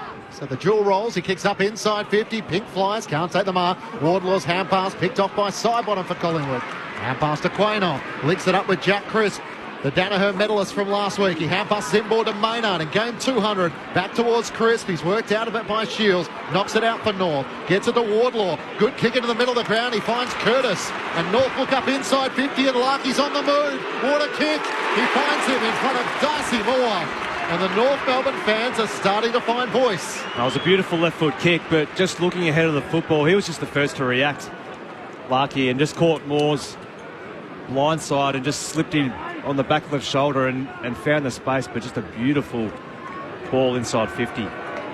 Multiples in 7 matches this season for Nick Larkey. Steps out, opens the angle. He has North Melbourne's opening 2, and he punches the air. The Kangas bringing the fight and spirit which the 1999 Premiership team would be loving to watch. North Melbourne open up a 7-point advantage. 2-1-13 to the Magpies, 1 straight 6. Brett Delidio and Mark Murphy on ABC Sport. Yeah, there's a couple of good little bits of play in there, and one of their oldest players in their list, Liam Shields, just the ability to fight and scrap here on centre wing. Just got the ball in their favour, and then it was just a quick kick from Wardlaw. And Curtis, before his kick he was reacting quick as well. Yeah. Murphy's ability just to be in front, as all good forwards are, but then just the wheel and go onto his left. Larky knows his teammates' left foot are easy. There's all the space. Got on the end of that one. Beautiful finish. North by 7. Ben Cameron on the boundary. Yeah, I'm right behind the Collingwood bench. Just an interesting one. Craig McRae up while play was ongoing. Just having a chat to the umpires, coaches who are sitting right next to him. So maybe the fourth umpire or the emergency umpire. Not sure exactly what it was about, but just an interesting one having that conversation. Looked pretty amicable, but a little different, I think. More go forward for North, so Wardlaw gets a free kick for a high tackle. Hand pass to Davies Uniacke, flares it to the wing, and Archer, son of the Norm Smith medalist, 2-time North Melbourne Premiership player, Glenn Archer, of course. Goes short to Scott. Still on the wing, City side of the ground. North Melbourne kick down to half forward. Larky works his way to the front, takes the mark, 65 out right half forward. What a start for North. Collingwood's goal came after just 4 disposals, 4 kicks, 3 marks. North hadn't yet seen the footy, and from that point on, the next 7 minutes have belonged to North Melbourne. Short kick back to Bailey Scott. He can put them inside 50 now, lays it up the hot spot. Howe trying to intercept, spills it, down to Curtis, who goals. North have kicked 3 on the bounce. And North Melbourne showing up the reigning premiers in the first 10 minutes. It's North Melbourne 3-1-19 with the hot start. Collingwood 1 straight 6. 8.5 in Sunday footy on ABC Sport. Mark Murphy, Brett Delidio. Well, he's already been involved in one beautiful kick inside 50, Curtis, but then it was just some forward craft just to get front and centre, and he was probably matched it against Howe, but Howe just sort of dropped the mark, or it's still free in the contest. But Tristan Sherry made the contest. Tristan Sherry just came from behind, just forced that little bit of an error, and Curtis, there's no point flying up when you're that size either. So try and engage your defender and then just get back front and centre, and did that beautifully. But to find some space through that pack of players there and to drill that one low and hard through the middle of goals is very impressive. But Will Phillips looks like he's got the job on Nick Dacos, so maybe McRae's got something to say to the umpires about that. Mark Murphy with you on ABC Sport. All of a sudden it's 6 inside 50s to 1, and the Kangas with 3 goals in 4 minutes. Here's Scott, gets the clearance to North Melbourne, coming in off the wing, kicks up towards centre half forward. Davies Uniacke runs onto it, kicks out in front of Larky and Moore. Nick Larky leads the foot race, can't take it cleanly. Has the second attempt close to the boundary. Tackled by Sidebottom, but hand pass to Wardlaw, to Curtis. Almost brought down, but gets a kick long. Howe with a big fly and goes to spoil and puts it 5 rows back. When he can jump that high, you'd think he'd go for the mark, but Andy Frawley would love that. A disciplined defender. Maybe his last contest of dropping the ball inside and then getting a goal as a result, maybe forced his hand there to spoil rather than take the grab. Another forward 50 stoppage for North. The ball has lived in their half to start this game. Pink and Cameron go at it. Pumped down by Cameron, but North Melbourne's way. Phillips, quick hand pass away to Wardlaw. His handball missed the target. Schultz in there to break it up for Collingwood. Hand pass to Sidebottom. Short kick, turnover. McDonald, the intercept mark. 60 out, half forward for North. His Wardlaw started well, hasn't he? He's on the end of everything. He's had 8 already. As McDonald kicks to the hot spot and Cameron's back to save the day. Takes the intercept mark in front of the behind post for Collingwood. North Melbourne playing with a bit of momentum here. They've kicked the last 3. They lead it by 13 points after 10 minutes. Cameron looks to drive Collingwood long out of defence in the direction of Frampton. Wrestling with Comben. Great mark. Billy Frampton in front. He's able to hang on despite the late challenges. Spoke during the week, George Wardlaw, about getting his first victory as a Kanga. Spoke about his joy of playing alongside Jai Simpkin. He's not out there, of course, this afternoon. And now the favourite for the Rising Star.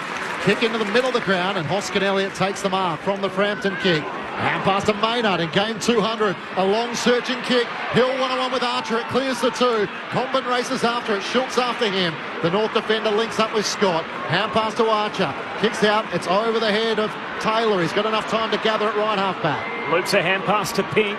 He can kick North up into the front half. Goes short to Larky. Not 15, says the umpire. Larky hooks his kick back inboard to Pink. The redhead who scoops it up. Hand pass to Scott. Kicks down to half forward. And he's Eddie Ford. 60 metres out against the boundary line. North coming off a win last week, their first of the season. And it's the first time they've played a game after a victory since round 3 last year. Kicks long into the forward pocket, punched out of bounds by Moore, so we'll have a boundary throw. Free kick. Yeah, you can't do that, Paul Curtis. He's trying to take a big hanger and got weak absolutely nowhere near it. Free kick for Collingwood. Darcy Cameron to take that. He had his head sat on.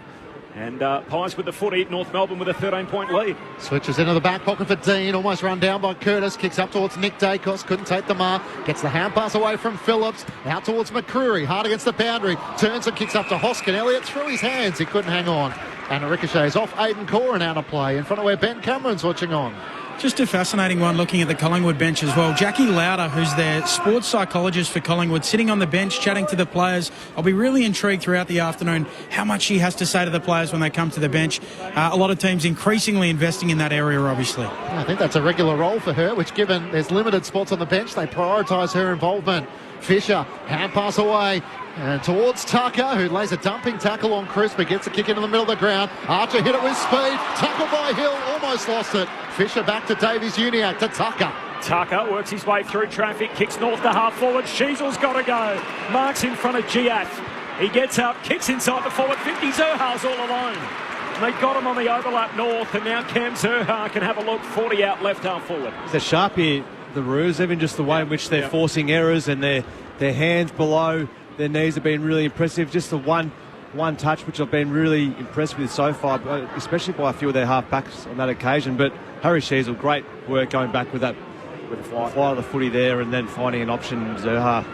Cam Zerha missed his first look on the snap. There's nothing wrong with the drop punt. It fades late. Has he snuck it in? It might have been marked on the behind line. Larkey has kept it alive and taken the mark millimetres in from the behind line.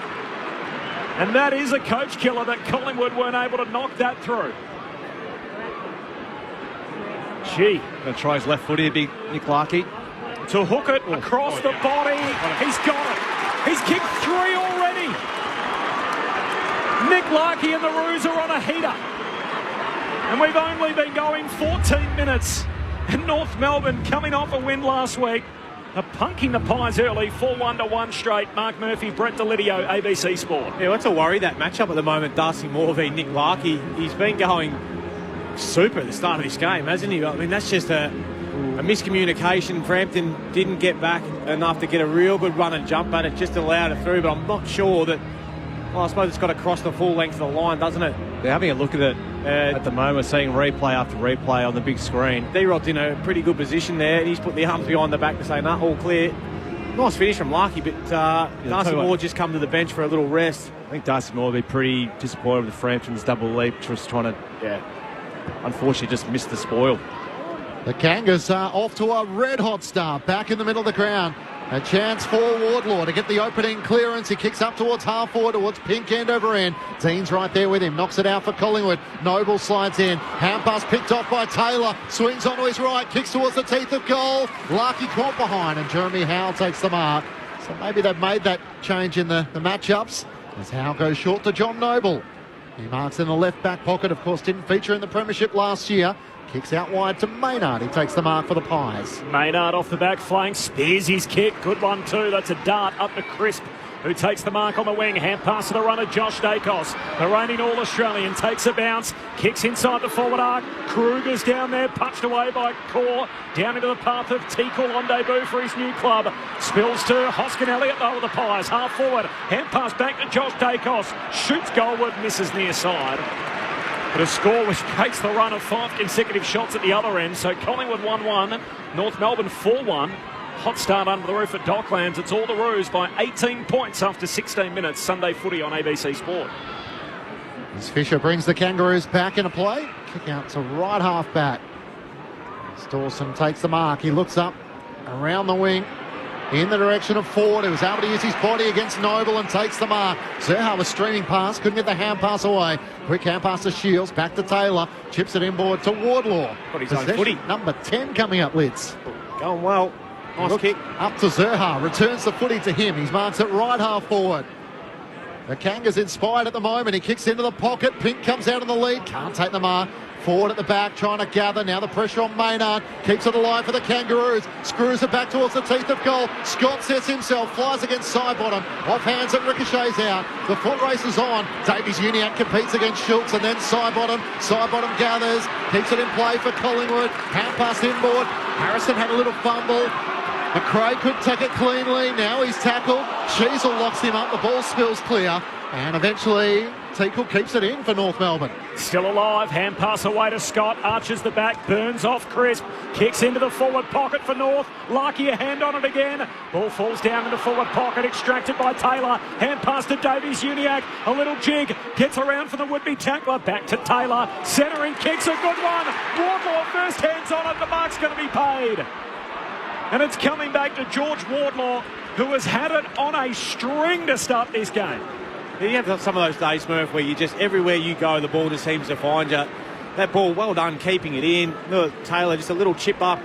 Well done to George Wardlaw. He's just dropping in the holes everywhere, but he's winning it at the coalface as well. His ability inside, he's really setting him alight. That's between him and LDU. Their ability inside's been great, first class. We sort of know that's just that hardness, isn't he, around the contest, but he's adding the spread now to his game, getting that uncontested footy. In the old NBA Jam game, you'd have the flames coming off him. George Wardlaw, hot start. He's had 11 disposals and now a goal. Translates onto the scoreboard, Wardlaw's hot start. And North Melbourne, their lead is growing. It's out to 24 points over the reigning champs. 5-1-31, Collingwood 1-1-7. 18 minutes in, a jaw-dropping start at Docklands. Mark Murphy, Brett Delidio. Well, they've had the 13 inside 50s to Collingwood's 3 so far, so they're just owning the football absolutely everywhere. But in that last passage of play, when you keep on fronting up and you keep on pressuring, oppositions tend to just fumble when there's no pressure around you. Still Sidebottom doesn't fumble, and he gave a ball off to, I think it was McRae inside, and it was just one fumble after another when they had some space around them. So just some of that referred pressure is just starting to catch up with Collingwood at this point in time, and North have been very clean so far. Ben Cameron on the boundary. Toby Pink has just come to the bench having a chat with the doctor at the moment. I'm assuming a little bit of a concussion check there. I didn't see the incident. I'll come back to you. Kangas with the last 5 goals of the match as McRae kicks Collingwood up towards half forward. It's Tucker though for the Kangaroos. Kicks around the outer side. Forward can't take the mark. Maynard for Collingwood. Hand pass over the top to Josh Dacos. Tries to fend off the tackler. Put McCreary under pressure. He's locked up and the umpire circles. And we'll pull it up. The Kangas fans are in fine voice this afternoon. And why wouldn't they be? After Collingwood kicked the opening goal of the match through Bobby Hill, inside a minute, the Kangas have booted the last 5. Sheasel trying to gather, pinched by Nick Dacos. Hand pass to McCreary. Hand pass inboard, Miss Lipinski. He gathers, bounces into the Wardlaw. Hand pass, Miss Noble, sliding in down low. Sherry was careful not to make contact below the knees, and Noble maybe a little fortunate, came sliding in with great speed and aggression. North Melbourne by 24 points. The ball to be thrown up in the middle of Docklands. Comfortably their best opening quarter of the season, North Melbourne, with 5 goals already. They want more. Cameron palms it down, but straight to Curtis Taylor. Kicks North to half forward. Teakle reaching over the top of Howe. Marks 70 out at right half forward. Mid-season recruit just a couple of weeks ago. 1 game in the VFL and now in the seniors. Kicks into the right forward pocket. Zurhar over the top of the pack. No mark. Spills down to Curtis. Fends off a tackler. Tumbles a kick straight to McRae. And he can get it out of the defensive arc for Collingwood. He too turns it over. Puts it out in the front of Tucker, who grabs the ball. He's tackled immediately. And a ball up 60 metres out from the North Melbourne goal. The Roos by 24. Time on opening quarter. Toss in the air, Sherry missed it. Cameron gathers for Collingwood, kicks out towards Frampton. In a wrestle with Core. Core makes the spoil. Fisher onto it. Got a hand pass to Wardlaw, not clean. Sullivan too slow. Sherry lays the tackle and wins the free kick. He didn't get Liam Ryan, but he got Sullivan on that occasion. As he drives North Melbourne back into attack once more. Big pack forms, it clears them. At the back, Giaff trying to fend off Sheasel on Naboo, looking for the boundary. I think he might be gone. No, free kick Collingwood's way. An advantage is paid as Howe gets the hand pass away to Quaynor. Have a look at the replay for me, Lids, as Isaac Quaynor kicks up towards Kruger. Can't take the mark. Clears to the back, and Dawson's happy to see it out of play. They've got this wrong. So that has to be a free kick surely for North in the right forward pocket. You were onto it on the spot, Clinchy. That is holding the ball. Hang on, it's coming back after one umpire way play on. So I think they called advantage, but the free kick the advantage was taken by the team that actually were caught holding the ball. So that's just a clean error. It'll be a free kick back for Sheasel, right forward pocket. So isn't that 50 then? That's the umpire's caught advantage, so that's not their fault. That's a human error. So you would think that the umpire through the earpiece probably called that back, wouldn't they, Corbin? Opening up the angle. Finally, Harry Sheasel gets his moment. And North Melbourne are firing on all cylinders. Collingwood trying to get a break, but North Melbourne not letting them clear their grasp. And it's a 30-point advantage as the 18th place North Melbourne, having won their first game last season, are giving as good as they've got against the reigning premiers. A 6-goal opening quarter, 6-1-37 to Collingwood 1-1-7. And after the Magpies kicked the opening goal of the match, the Roos with the last 6. Yeah, well, we spoke about one of the first goals they got on the back of LDU's pressure and tackling, and they haven't let up, have they? It sort of really set the scene for the rest of this first quarter. It was their big ruckman and Sherry getting a tackle and getting a holding the ball a result, and Harris Sheasel, we know how good he is with ball in hand, but just doing the hard things, getting a really important tackle, and then just showing that class on the left foot. In 7 of their 12 games, they hadn't kicked more than 2 goals in the opening quarter. They've kicked 6 in the opening term here against the reigning premiers, North Melbourne. What a win can do for them. Feeling fresh, coming in off the victory for the first time since round 3 last year. Free kick in the middle going Nick Dacos' way for a hold. He kicks out to half forward for Collingwood. To Crisp, puts it on the chest to Lipinski, drops it. Lipinski follows up. Hand pass back to Crisp. Took on the tackler. Handball to Harrison. Quick hands to McRae. He's coughed it up. Scott in the defensive arc for North. To Cord, to McDonald, to Tucker. Hand pass to the back pocket. Short kick to Scott. Marks at half back for North Melbourne. It is the Roos by 30. Time on opening quarter. And still 5 minutes to go for the Kangas as Scott kicks up towards Teakle. Good mark, Jeremy Howe was able to ride the opponent and claim the mark as he turns and comes inboard, looking to attack straight away to Darcy Moore, who kicks out to Steele side bottom on the far wing. Taylor came late, dropped the arms, and the free kick will go the experienced Magpies' way. Second in the games played for Collingwood behind Scott Pendlebury. So he was able to take a hanger on King's birthday last week. Steele side bottom, just took a little while to get behind his mark. Kick for McRae, Sheasel slides in, makes the spoil.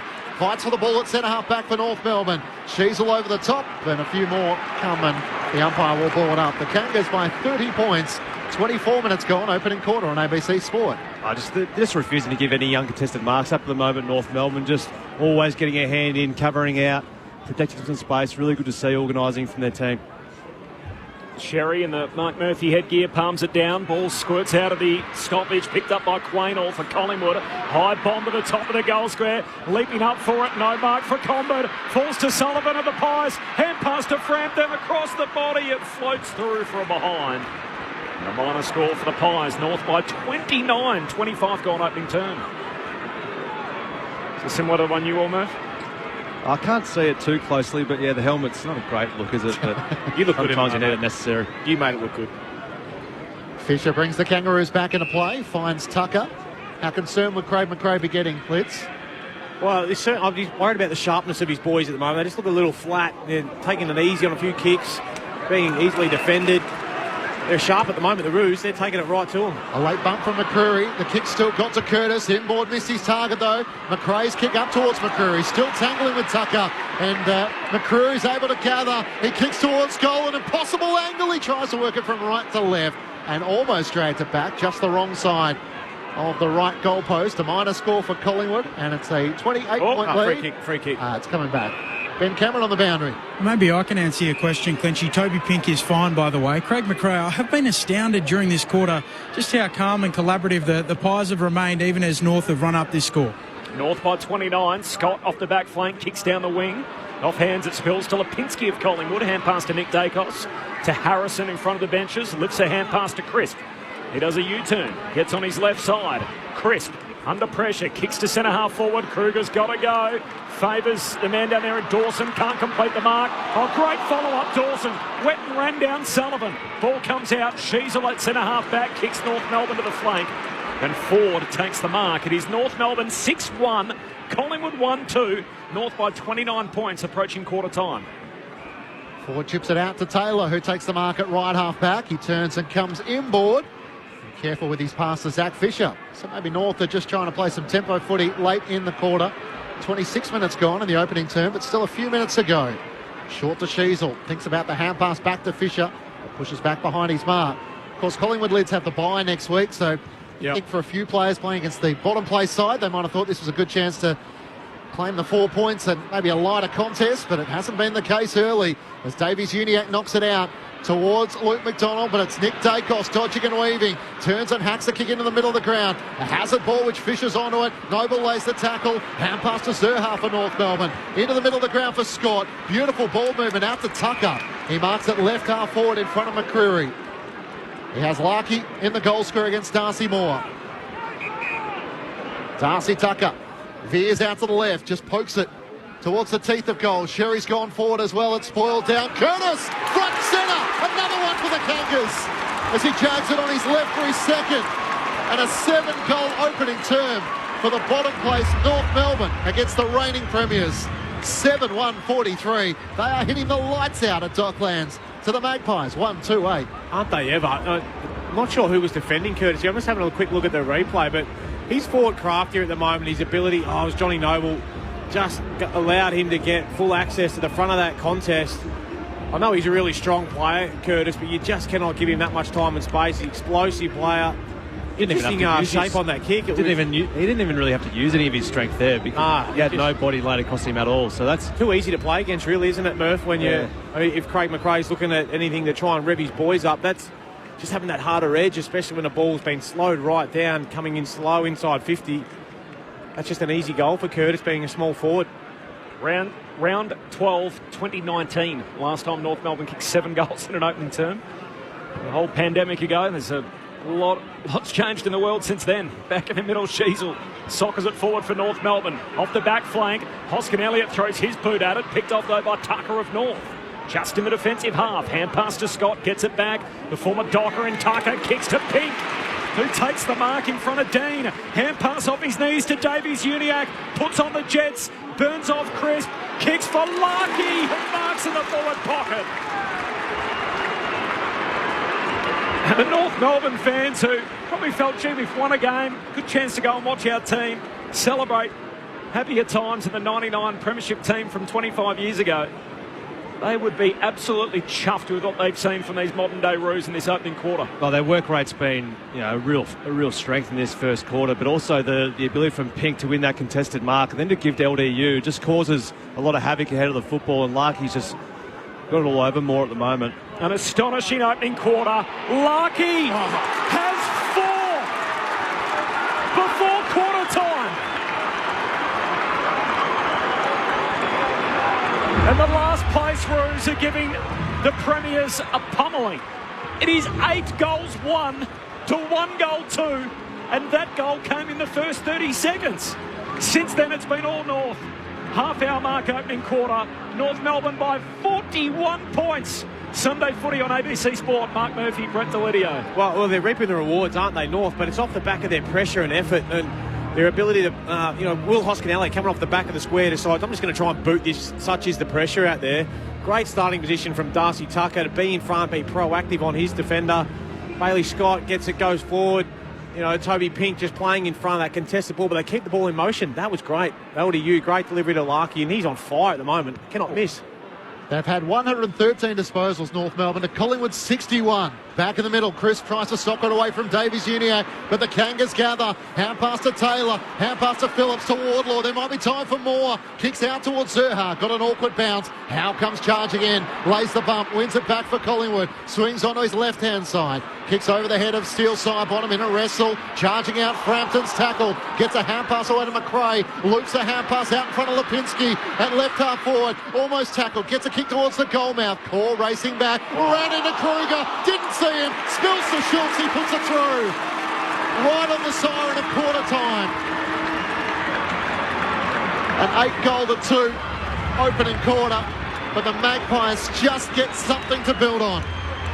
North Melbourne 8-1-49 to Collingwood 2-2-14. An opening quarter which had Kangas fans feeling like it was 1999 again after they kicked 8 unanswered goals.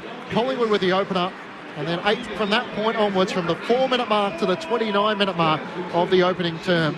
It felt like they were in roles reversed. The 18th place Kangaroos taking on the 6th place Pies. Nick Larkey has 4 goals, 2 goals to Curtis, individuals to Wardlaw and to Sheasel. Meanwhile, for the Magpies, their 2 goals have come through Bobby Hill. And right at the death, Lockie Schultz. It's the Kangas by 35 points. Oh, the season keeps delivering. If you just thought today was going to be a straight line to the finish and you got a mismatch on paper and you'd expect Collingwood to come here and just get the job done, well, it has not started that way. A 35-point lead for North Melbourne off the SMS. Hi, boys. Phil from Victoria. Game not finished. It can be like past Pies to lose against lower sides of the competition. If Pies lose this one, definitely know how the Eagles fans felt last week from Phil. From Matt in Tassie. Hi, guys. Listen to the ABC podcast with Clinchy and Champion Data this morning. Was a great insight. Could another one be done on how the AFL call team operates on game day?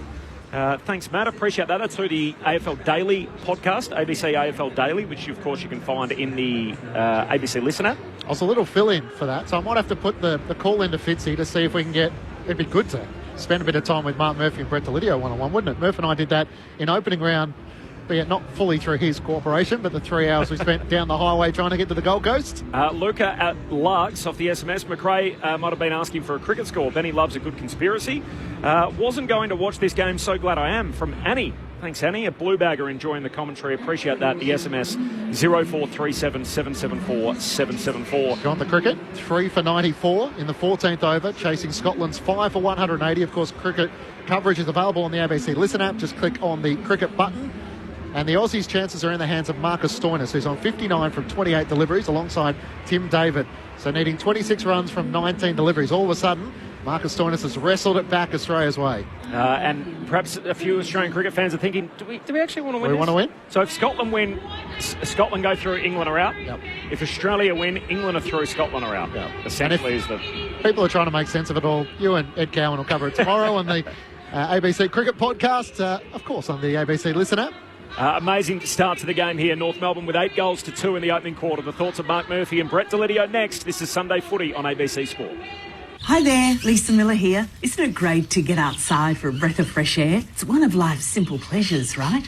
Well, I can help you to keep something else simple too. Finding news you can trust. You can stay in the know with ABC News. Download the app and receive alerts to your phone. Visit the ABC News website. And for stories straight to your inbox, subscribe to one of our newsletters. It's all the latest, all verified, all the time. Stay in the know with ABC News. This is ABC Sports coverage of the 2024 AFL season. Every match on the ABC Listen app. Look for the AFL button. Good kick into the middle of the ground. He finds Curtis. And North look up inside 50 and Larky's on the move. What a kick. He finds him in front of Darcy Moore. And the North Melbourne fans are starting to find voice. Nick Larky steps out, opens the angle. He has North Melbourne's opening too. And he punches the air. The Kangas bringing the fight and spirit which the 1999 Premiership team would be loving to watch. Short kick back to Bailey Scott. He can put them inside 50 now. Lays it up the hot spot. Howe trying to intercept. Spills it. Down to Curtis who goals. North have kicked 3 on the bounce. They're sharp here, the Roos, even just the way in which they're forcing errors and their hands below their knees have been really impressive. Just the one touch which I've been really impressed with so far. Ball falls down in the forward pocket, extracted by Taylor. Hand pass to Davies-Uniacke. A little jig. Gets around for the would-be tackler. Back to Taylor. Centering kicks a good one. Wardlaw first hands on it. The mark's going to be paid. George Wardlaw, hot start. He's had 11 disposals and now a goal. And North Melbourne, their lead is growing. The 2024 AFL Premiership season. On your radio. ABC Sport Digital. And on the ABC Listen app.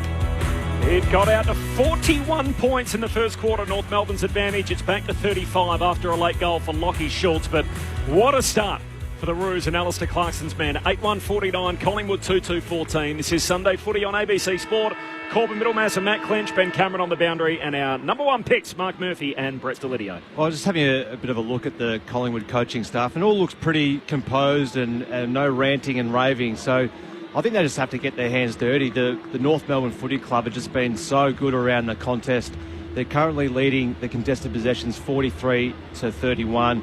Their inside 50 is obviously a bit of a smashing too. They're 17-7, but just some of the little things in football sometimes just show that they're just thinking about themselves a little bit too much. I don't think Nick Dacos' opponent, Will Phillips, had a hit on him. And Nick Dacos has still been pretty handy. He's had the most disposals for Collingwood. He's had the 7 touches, had the 3 clearances. So he's still doing what he can do. But I've been watching around the stoppages and in general play, and there just hasn't been a hit on him, Lids. And I reckon when Collingwood, what we've seen over the past few years, when Nick Dacos is getting a tag, they're all into him. So that's one thing that I've picked up in this first quarter, and that's a response I want to see from Collingwood in this second, is be a bit more unselfish, get your hands dirty around the contest, start looking after your best player to start with. He's got Will Phillips for company, who's the late in for Jai Simpkin. Even despite the North Melbourne skipper missing, it is North by 35 as we start the second term. Davies Uniacke left it behind in the middle. It's almost a trip, and it is. As Sherry threw his leg out late as Josh Dacos was passing through, so free kick for the Pies. Dacos, Jay, kicks inside the forward 50, falls through towards Comben. He grabs it and he's tackled immediately. What do you make of that quarter, Lids? Yeah, just how red hot and unrelenting North Melbourne were. I just hope they can keep it up for a full 4 quarters. They started unbelievably well. 8-goal opening quarter for the Roos. Sherry wins the hit out, but inside Collingwood's forward 50, comes to Bobby Hill, runs straight into the tackler. Collingwood fans wanted a free. They're not getting one, and we'll do it all again. And not only were North hard, they were polished, weren't they, with ball in hand. They fumbled less than Collingwood.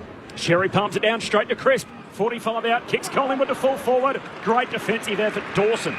It's Callum Dawson leaping up, punching it out of bounds. It clips the behind post, and so a boundary throw in deep forward for Collingwood. Pies to the scoring end in this second term. The concern would be if Collingwood do bang a couple of quick ones, so they go back into their shell. I want them to keep being proactive, keep chasing and hunting them down. Throwing back in, Sherry in front position, knocks it down, follows up, can't get a disposal away as Schultz lays the tackle. Core kicks up towards the wing. Zerha wrestling with Darcy Moore, spills to the back where Taylor lays the tackle. And the ball is locked underneath Heat, Braden Maynard and Charlie Dean, who slowly gets to his feet. So North Melbourne's best first quarter in 7 years, as Corby mentioned, 2017. Their best start against Collingwood in 11 years, with Nick Larkey leading the way with 4 goals, 7 disposals and 5 marks, alongside George Wardlaw, 12 disposals, 5 score involvements and a goal. How many clearances in that one for George Wardlaw? I felt like he just ran it out of the centre bounce a couple of times, just the 2. They had 2 both centre bounce. Centre bounces. The other part I found interesting, Lids, is that he went out of the centre square and didn't come from the ground. He went to half forward. So he was playing good form and smart coaching. Leave him out there. Thrown back in. Sherry wins down the tap against Cameron. Spills the way of Davies Uniacke. Hand pass to the back of Powell. Didn't really do him any favours as Harrison slides in for Collingwood. The ball is locked underneath him and Powell, and the umpire will ball it up. Broadcast side of Docklands. North Melbourne by 35 points. She started well, Davies Uniacke as well. This is possession number 14 here as he works it through traffic again. Kicks down to half forward. Larkey and Moore hunt out after it. It'll sit for Darcy Moore. Not quite. Pressure from Larkey, and in the end, the safety of the boundary line. A throw in half forward for North Melbourne. Ben Cameron. The intensity of the Collingwood bench did go up late in that quarter. Craig McRae getting up and speaking to a lot of his players and getting a little more urgent. Also, I did see the first instance. Josh Dacos came from the ground, agitated, shaking his head. Jackie Lauder down in front of him, having a chat, getting him back with the mental skills processes that I'm sure she wants him to get back to. Thanks, Ben, for the boundary throw in. Powell extracts it for North. Hand pass to Davies Uniacke to Larkey. Not quite. Pressure from Moore spills it out of play. So Larkey kicked 4 goals in that opening term. North Melbourne 8 goals to 2, and yet the way that the Collingwood goals came is probably more the point. They got one before he could blink, and the other one came right on the side at the end of the quarter, and outside of that, it's been all North Melbourne. 3 minutes into the second term, Roos by 35. Thrown back in, Teakle and Cameron. Bryn Teakle, the first player to be picked up twice in the mid-season draft. The kick towards Larkey at half forward, can't get a disposal away. As Taylor just tried to gain territory. It's up against the right behind post, and a throw in with North deep in attack. You just love, as Murph was mentioning before, a senior Collingwood player go over and try and lay a block for Nick Dacos. Just try and free him up. I reckon that's where they're missing Pendlebury ultimately around the stoppages. It's funny, the TV cameras went to him at quarter time, watching in the Collingwood coach's box. He's such a general out there. It's from the throw in.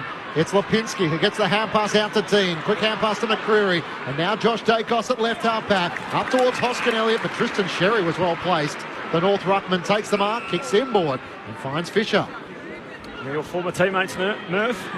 He's pretty settled down half back, doesn't he? He's just pretty assured with ball in hand. Loves the game in front of him, Zach Fisher. coming off a career high 36 touches last week, shares it with Comben, kicks to full forward, over the head of Larkey, scrap on behind him as Sherry's tackled front on by Dean and a ball up 20 out from the North goal. Michelle off the SMS too. I'm sure the player's more interested in protecting himself than aesthetics, talking about the headgear for Tristan Sherry. That was, of course, your reasoning, Murph, for wearing it back in the day. Here's a chance for Teakle, trying to get a kick away from the ruck contest. It was smothered, and bounding out of defence, Nick Dacos, dodging and weaving, trying to lift the pies. Hand pass to brother Josh, he turns it over. Straight to Tristan Sherry, who set himself on the wing. But a downfield free kick, or is it coming back? Nick Dacos thinks it's downfield. No, but I think the umpire's going to say, come back and take it at left half back. Paul Curtis just gave him a shove in the back as he was trying to receive the handball from his brother. And over he went. Probably unnecessary, really. Oh, Nick Dacos inboard to Darcy Cameron. A good kick just over the fingertips of Davies-Uniacke. Hand pass around Sheasel to Noble. Through the tackle of Taylor. Hand pass to Quaynor. Looks up inside 50. Hoskin Elliott on the move. Can't take the mark. Clears to Harvey Harrison. Hand pass over the top to Chris. Jags it onto his left. North Melbourne players appeal. They've touched it. The all clear is given. Jack Chris with a much-needed goal for Collingwood. I'll have a look at this as it makes its way back to the middle. But Collingwood potentially with their third goal of the match. North Melbourne 8-1-49 to the Pies 3-2-20. The opening goal of the second quarter through 6 minutes. Yeah, there's no doubt the magnifying glass will come out and have a look at that one to see that whether or not that was touched. But it looked like 4 or 5 North Melbourne players all putting their hand up, referencing that to the umpire. And now we've got David Roden, who's the goal umpire, coming out, putting the hand up. So I'm not sure what's going on there, but it was probably the outside balance. I think it was Curtis Taylor from... It's definitely a touch on that, so it should be going back. North Melbourne that came out and tried to impact through the middle of the ground and just allowed the Collingwood player on the wing to get an easy ball through the... So it's Bailey Scott with a lunging effort late as to whether it brushed his fingers on the way through. Oh, wow, this is going to count. Oh, wow. I'm going to bounce the ball here. What's going on here? Matt Stevick's going to bounce it and restart play, so the goal will count. You saw the replay, Lids? Yeah, definitely a finger went back from Bailey Scott. Jeez. A goal on the board for Collingwood. Centre clearance for Phillips, turns it over cold. And Tao Giath on debut, the younger brother of Chenkov. That's a blooper. Rolls its way towards Cameron. Hand pass to Josh Dacos, hurried kick forward. And a turnover, and Charlie Comben marks centre half back. Joined us last week on ABC Sport, told us he's a big sci-fi reader. So it's his latest choice of book, but read a book most of the way home. Howe on the wing crashes into Sheasel, and Sheasel jumps straight back up. Good boy. Sheasel back with the flight, Howe running in the other direction, and they bang bodies on the wing. Ball spits out of play, so throw in broadcast side. 29-point lead for North Melbourne, 7-goal second term. Thrown back in, Cherry in front position against Cameron, knocks it to the front. Lipinski gathers for Collingwood. Hand pass to Sullivan, swings onto his right-hand side, a spinning ball up towards Schultz. Back with the fight, Dawson spills out to Kruger, gathers, hand pass over his shoulder. Hoskin Elliott in towards the open goal, arches the back, opens up on the left-hand side, and squeezes it through. The Pies are building. The last 3 goals of the match, 2 in which in this second quarter, through 8 minutes. North Melbourne 8-1-49 to Collingwood 4-2-26. And after the Kangas kicked 8 goals on the trot, Collingwood trying to wrestle back control. Yeah, they're just getting busy around the contest at the moment. North Melbourne had probably 3 or 4 clearances above them at quarter time, and it's currently sitting at 13 clearances to 12. So they've got the 5 clearances in this second quarter, Collingwood, but they're starting to get a bit physical more with Phillips around the Dacos tag, and they're starting to get moving around the contest and getting the ball forward. They're just winning more of the footy, aren't they? The crucial places on the ground, getting forward, really taking it to that North Melbourne. They're testing him out. So keep being brave, North. That's where you want them to keep being proactive. Start in front of your man, keep pushing up to try and squeeze it into your front half. Handball receives 12-2 in the quarter, Collingwood's way, which paints a bit of a picture as Cameron palms it down to Nick Dacos. Hand pass to Lipinski, handball to Cameron. Tackled by Sherry, lost it. North win it.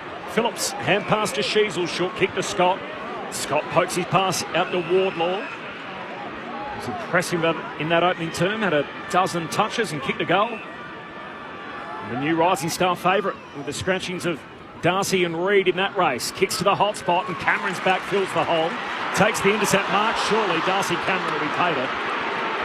But knocked out of his hands late by Larkey, who wanted to go on with it. The ump said that's coming back. North by 23. Darcy Cameron told to go. Hurried kick, turnover. Wardlaw the intercept mark. Having one of those days, Corb. It's just finding him. He's got it again here. George Wardlaw. 60 metres out right half forward. Crowded forward 50. Kicks to the hot spot. They need a mark. They don't get one. Spills down towards Maynard. He cops it up. Ford jams it on the boot. Shoots goalward. It's bending too much and then spilled on the line. As Shields came flying through, bounced off his chest and threw for a rush behind. 10 minutes into the second. Can't do that, Darcy. You can't do that, mate. 24-point lead for North. Darcy Moore's gone to take a kick out with a hand pass. Yeah, he forgot. You're allowed to do it if you step outside the square, but he didn't do that. He eventually kicks it out now to John Noble with North by 24 points. I'm telling you, we've seen some strange things today. The kickers wide of Sidebottom and Archer. Still trying to get around the umpire decision for advantage when it was a North Melbourne free kick for holding the ball. We had a clear touch on the review, and yet it wasn't reviewed. Right. Or maybe it was reviewed, but it was passed. It was passed clear.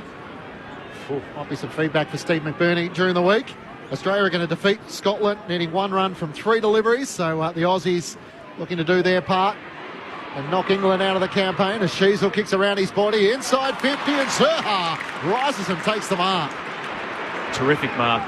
Just coming back with the flight. Didn't even think twice about going back, and a really strong grab from Cam Zerha. A lot of numbers coming in from behind him. Great courage to do that. I think his opponent was Isaac Quaynor, and as you mentioned, Murph, just courageously worked his way back into the danger area. Was able to hang on to the mark.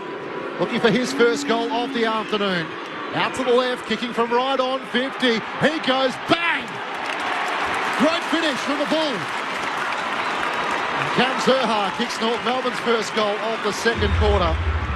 And their first since Nick Larkey booted his 4th at the 29-minute mark of the opening quarter. 11 minutes in, the Kangas 9-2-56 to the Magpies 4-2-26. A steadier after the Magpies have kicked the last 3.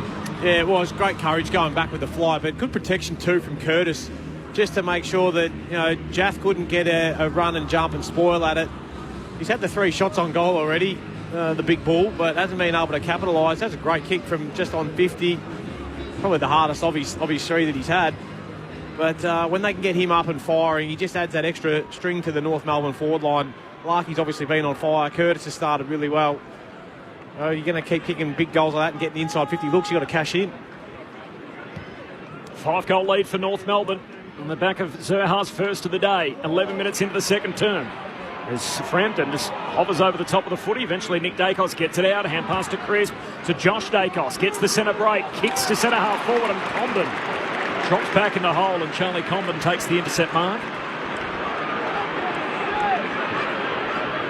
Kicks laterally across the half-back line to Fisher.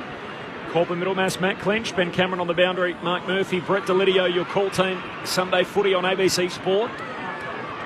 What a start it's been. North Melbourne kicking 8 of the first 9 goals. They lead by 5 goals. He goes out wide to Tucker. Tucker long down the line. Frampton comes over the back of the pack, scores it away, but into the path of Quaynor. Hits it at speed. Hand pass to Maynard. Now the counter-attacking Pies to the corridor. Finds Crisp. Hand pass to Noble. Hand pass to Lipinski. Looks up. Has Schultz deep in the goal square. Sends it out wide of he and Core. A well-weighted kick. Schultz plays for the free kick. He'll get it. The non-officiating umpire in the middle of the ground. Kruger took the advantage. Hoskin Elliott from the goal line, but it's coming back. And Lachie Schultz will have to take the set shot in the left forward pocket. Jeez, I'm not sure that's a free kick. He's made the contact with Schultz at the time that he spoilt the footy. There's a little Nick Watson about that, wasn't there? There was a lot where he's almost dived and that's an academy award there. Initiated the contact. Oh my God, he has dived hard, Murph. No, that's a disappointing free kick, especially when it comes from the unofficiating umpire who's a long way off the contest too. The umpire in the middle of the ground made the call, so imagine that's not going to be the most flattering replay when Lachie Schultz sees it. He steps out, opens up the angle and puts through his second. And I guess from this point of the match, that's all that matters. But North Melbourne are hanging on to a 24-point advantage as Collingwood try to make inroads. 9-2-56 to the Magpies, 5-2-32. Lachie Schultz with a fortunate free kick. Ben Cameron on the boundary. Just a fascinating one down here. One doctor for the Pies looking at the screen. Went and spoke to the other doctor. He's run out and grabbed Lachie Schultz and brought him from the ground. So I wonder whether there's going to be a little concussion check here for Lachie Schultz. And I think if there is, he's heading down into the rooms. They've picked it up on the monitor first and then gone out and grabbed him. So that's seemingly exactly how they would want it to work, you would think. So that was from the Compton play before he took the mark, wasn't it? Yeah. It wasn't anything to do with that No. He ran into the back of Charlie Comben. Yeah. Disappointing for Apple's court. He'll be flat with that.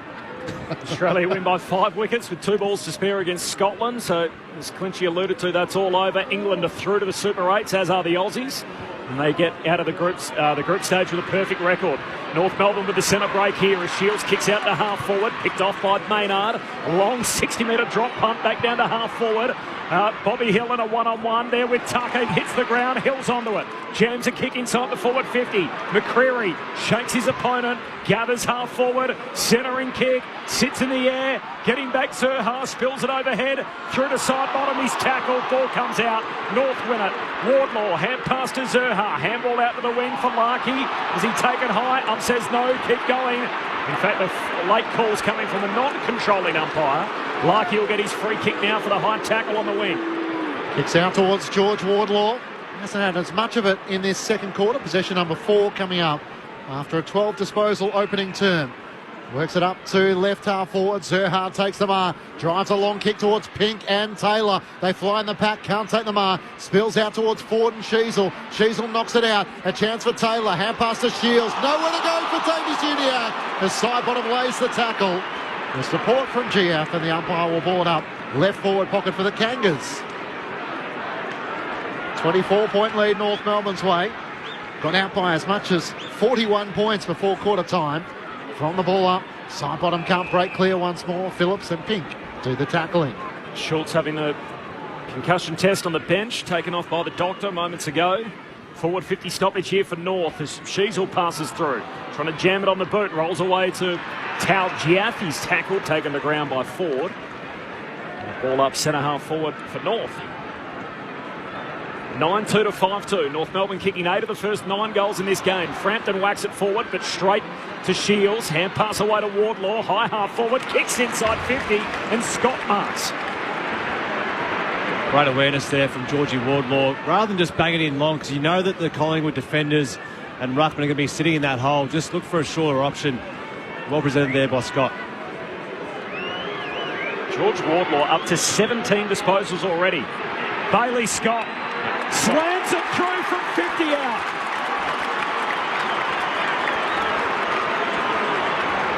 And North Melbourne fend off the Collingwood charge. It's back to 5 goals the Kangas way. Halfway through the second term, North Melbourne 10-2-62. The reigning champs 5-2-32. North by 30 points. Sunday footy on ABC Sport. Yeah, you're right, Corbett. It is fending off that charge because I thought they might have just gone into their shell a little bit given the run that Collingwood have got, and a couple of fortuitous ones at that. But well done, George Wardlaw. You know, Liam Shields just playing his wing role perfectly. Wardlaw could have easily just blazed away. But I think that now the experience that he's getting and the composure, you know, that ability just to say, you know what, I'm not under pressure here, I can find a target. Did really well, found Bailey Scott. A great finish there from outside 50. Another goal they needed. 10th goal for the Kangas. Back in the middle of the ground. Cameron up against Sherry. Sherry wins down the tap. Davies Uniac can't take it. Crisp is able to squeeze the kick up towards half forward. Sullivan's worked underneath, and Litz's favourite player, Aidan Core, takes the mark. Apples, as he's known in the ABC Sport team. Out towards Davies Uniac, who's having a good influence in this game. He marks centre wing on the broadcast side. North Melbourne by 30 points. He looks up towards half forward. Pink and Larkey are there. Pink flies in the pack. Tinkle there as well. Spills the way of Larkey. Hand pass to Taylor. To Wardlaw against the boundary. A centering kick for Ford. Shoved out of it by McRae. Spoil away. It's Shields who gathers to McDonald. Kicks around his body towards the goal mouth. It's offline. And out of bounds on the full. No change to the score. North Melbourne by 30 points. Ben Cameron. Jeremy Howe is down on the ground in back play at the moment, just slowly getting to his feet, sort of feeling around his nose, so maybe a little issue. Cop one in the beak. Choice brings a few tears to the eyes, just trotting off at the moment. I'll keep you updated. Thanks, Ben. He was excellent last week on the King's Birthday Monday game. Long kick from Moore up to the wing and off hands is knocked out of bounds. We've got the boundary throw in here, City side. Collingwood were able to string 3 consecutive goals together either side of quarter time. 4 out of 5 at one stage in the match, but now North have kicked 2 of the last 3. Kangas by 30 points. 19 gone, second turn. Sunday footy on ABC Sport. Darcy Cameron the hit out. Down to Shields. Hand pass to Fisher of the Roos. He's tackled on the wing. Corbin Middlemass, Matt Clinch in commentary. Ben Cameron on the boundary. The Carlton champ, Mark Murphy. And Richmond superstar Brett Delidio in the comp box for you on ABC Sport. From the restart, Ford charging through. Hand pass away towards Fisher. High up and under inside 50. Ball hits the deck. Centre half forward for North. Pink swats it down, but straight to side bottom. Chance for the Pies off centre half back. Through the middle of the ground, kicks to Frampton. It clears he and Comden. Hills onto it. Trying to get the hand pass to McCreary. He's shoved out of it by Aiden Kaur. What a show of strength. Get out of my way. He gathers and kicks out towards Taylor. He marks centre wing. They're up for the physical fight, the Kangas, this afternoon. Inboard to Wardlaw, who may be the shining light this afternoon. He kicks to Curtis. He marks right on 50. Swings onto the left, ran into Nick Dacos. Tries to fend off the tackle. Hand pass away. Links up with Wardlaw, who received the hand pass from Powell. They're under pressure. Phillips back to Powell. Spinning through a tackle. Got through. Hand pass to Ford on 50. Kicks out of the pocket. Sherry's gone forward. He's against Gia. It trickles out towards the boundary line. And maybe both happy with that result, as Sherry almost goes over the front fence. It's kind of free kick too. Oh. Was there a free kick in that? Did Gia give him a little shove? I wouldn't have thought so. I think Big Cherry's made something out of that. Just trying to pump the brakes. He went over the too many front of the weights fence. in that helmet. It just kept him going forward. Yeah. Jeepers. Oh, it's probably squared it up really, hasn't it, with the Lockie Schultz one. A little bit of mayo at both ends. Yeah. Did a bit of a Superman lunge as he ran into the fence, and the umpire thought, yep, that's a free kick. Tristan Sherry hard against the boundary in the left forward pocket from an impossible angle. Kanga. Maybe it is their day if Tristan Sherry are kicking goals like that. Roo. And the 1999 Premiership side would be out of their chair if they're kicking goals like that. North Melbourne by 36 points. 11-2, 68 to the Magpies. 5-2, 32. Ruckman shouldn't be able to do that. Yeah, well, that's one of the softest free kicks you'll ever see, but we don't like to really pump up the Ruckman too much for their ball use, do we? But that is an unbelievable kick. Because have to dip your lid. That's kicked from the outside race there from about probably 40 out, and he'd be good at it. I'd probably kick 200, I reckon. Yeah. Lucky from the other side at the other end as well. So they've jagged some unbelievable goals today.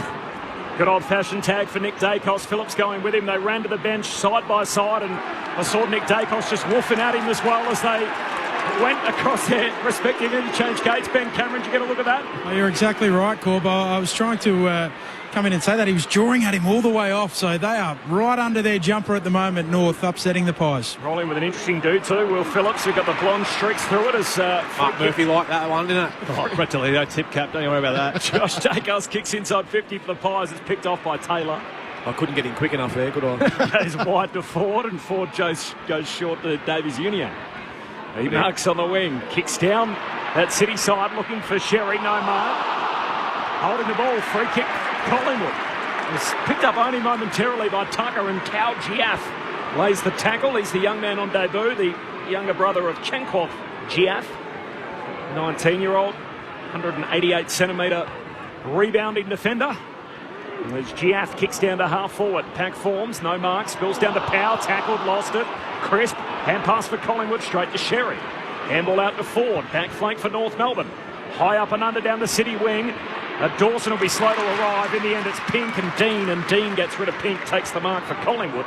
He goes back to the skipper. North by 36 points. Time on second term. Sunday footy, ABC Sport. Darcy Moore to Sullivan, almost run down. Wardlaw offering a good chase, pressuring him off the chip.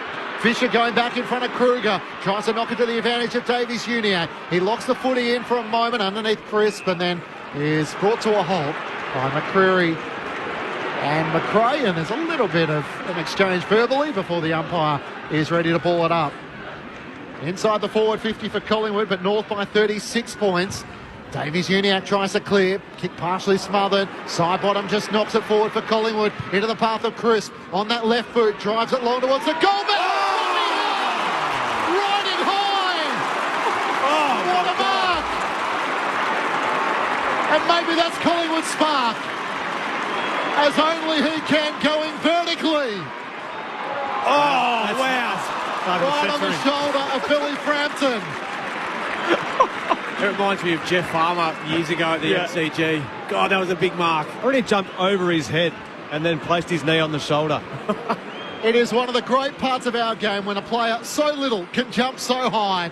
Now to finish the job for his second, Bobby Hill. Through it goes. And in a match where we wondered if there'd be too many highlights, 6 versus 18, both sides are bringing a little bit for the neutral fan. North Melbourne by 30 points as Collingwood pin one back, 11-68 to the Pies, 6-38. But more importantly, where does that sit in the Mark of the Year contenders? Oh, that just wins it Right, already. yeah, right. Oh, my God, that is just so high. He got a little, like he put his bum on Jackson Archer and then put his knee up onto Billy Frampton's shoulder. And then went up again. Oh, that's so good. As pure as it gets. When Jamie Elliott took his on Anzac Day, he was interviewed during the week and they said, have you ever seen a better mark than that? He said, the one I took in the grand final last year. that was probably Bobby's, that was better than the one in last year's grand final. 100%. Well, Jeremy Howe was on the bench and he had both hands in the air, and he is normally a good judge. King of the Hill, Bobby Hill with a hanger in the goal square, brings Collingwood within 30 points. Back in the middle of the ground, Powell for North Melbourne, hand pass to Taylor, handball out to McDonald, fumbles, Collingwood onto it. Picked up by McCreary, hand pass to Crisp, Zerha came and got him, holding the ball. Chase down tackle from Cam Zerha, and Jack Crisp realises pretty fast he's running with the ball. And Zerha is going to be able to pump North Melbourne forward again. A 5-goal lead for the Kangas. Hot game under the roof. Long kick, Comben spills the mark. Pack forms 30 metres out from the Roos goal. Picked up though by Collingwood through side bottom to Dean. To Maynard all by hand. Hand pass to Cameron. Almost shoved out of bounds. Hand pass back to Josh Dacos. Nowhere to go. Gives it to Maynard. Kick smothered. Half forward for the Roos. Taylor. Hand pass to Powell. He's ripped out of bounds. Dangerous tackle from Maynard. And Powell bounces straight back up, but his body hit the ground hard over the boundary line. Free kick for North. Yeah, he's lucky he didn't get him in the head there. The sling tackle. That was a big winding tackle. Powell goes back to Sherry. Just another look at that. Gee, this game's had plenty in it. Thankfully, Powell has got up. He's fine. But that was a big sling tackle. Looked worse than what it was, really. On the replay, it's not that bad. This should be much easier than the last one. North kicked 8 of the first 9 goals in the game. Collingwood trying to work their way back after giving up a 41-point head start. Bobby Hill's taken Mark of the Year. And now Tristan Sherry to give him 2 before half-time. Sherry's drop punt is good. And North steady up once more. The Kangas are giving the Premiers all they can handle. North Melbourne 12-2, Collingwood 6-2. A 6-goal lead for North Melbourne restored. 27 minutes gone, second term. Sunday footy on ABC Sport. Ben Cameron is on the boundary. Jeremy Howe and Lockie Schultz both okay. So Howe stemmed the bleeding. Schultz cleared of that head knock. Interesting to note as well, Maynard getting into Powell there. His brother Corey, the man they call Corker, actually works in player welfare at North Melbourne too. So works with a lot of these Kangas players. Well, unbelievable. Great response, hasn't it? Yeah, North, absolutely. Because it did look like probably 5 or 6 minutes ago that Collingwood was starting to get their game up and going, but they've been able to respond at every time that Collingwood have gone down and kicked a goal, especially after Bobby Hill's huge grab. Been able to just bring back momentum your way. North Melbourne very mature at the moment. The third time he's kicked multiple goals in a match. Tristan Sherry, as the Kangas are having a breakout day. Josh Dacos gets the clearance at Collingwood, looks out towards Kruger, kicks out in front of he and Comben. Comben gave him a little shove, the ball ricocheted back to Kruger, couldn't take it cleanly. Shield for North Melbourne to Comben, kicks up towards Davies Uniacke, has a mismatch against Cameron. Cameron's hand pass too slick for Maynard. Dean goes back, Davies Uniacke bringing the pressure. Taylor gathers for North, back to Davies Uniacke. They're winning all the 50-50. Maynard with a lunging effort, couldn't get him. Davies Uniacke inside 50, over the top to Zerha, hard against the boundary, options in the corridor, centres to Sheasel. What a one-handed catch as he plucks the mark with his right mitt. That's a juicy little grab there from Harry Sheasel, isn't it? But just the confidence from LDU, just a take on, I think it was Maynard who was in the chase, but just had a look at him and understood that he had him, and his wheels were spinning. Maynard behind him, went for a big grab to try and get him, but just took an extra bounce, played the one over the top to Zerha, and Zerha's unselfishness to Sheasel, who just put the 1 mid out. This has turned into a match of highlights, and now Harry Sheasel gets his turn. shooting for his second, slightly right of centre, 35 metres out to continue the North Melbourne charge.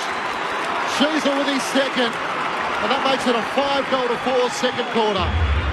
After North Melbourne kicked 8 of the first 9 goals of the match, they are countering everything Collingwood is offering as they try and climb their way back.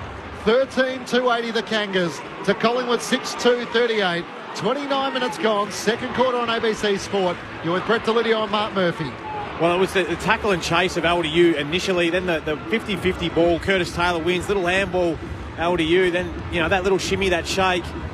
Great unselfishness again, as you said, from Cam Zurhaar. Could have, as most forwards, you'd expect they probably have a little banana there, Murph. But pretend to have a look inside and pretend get a banana, but no, great little look inside. Mick Martin was planning on having a quiet day today, have a beer every goal. Mate, he's already poleaxed.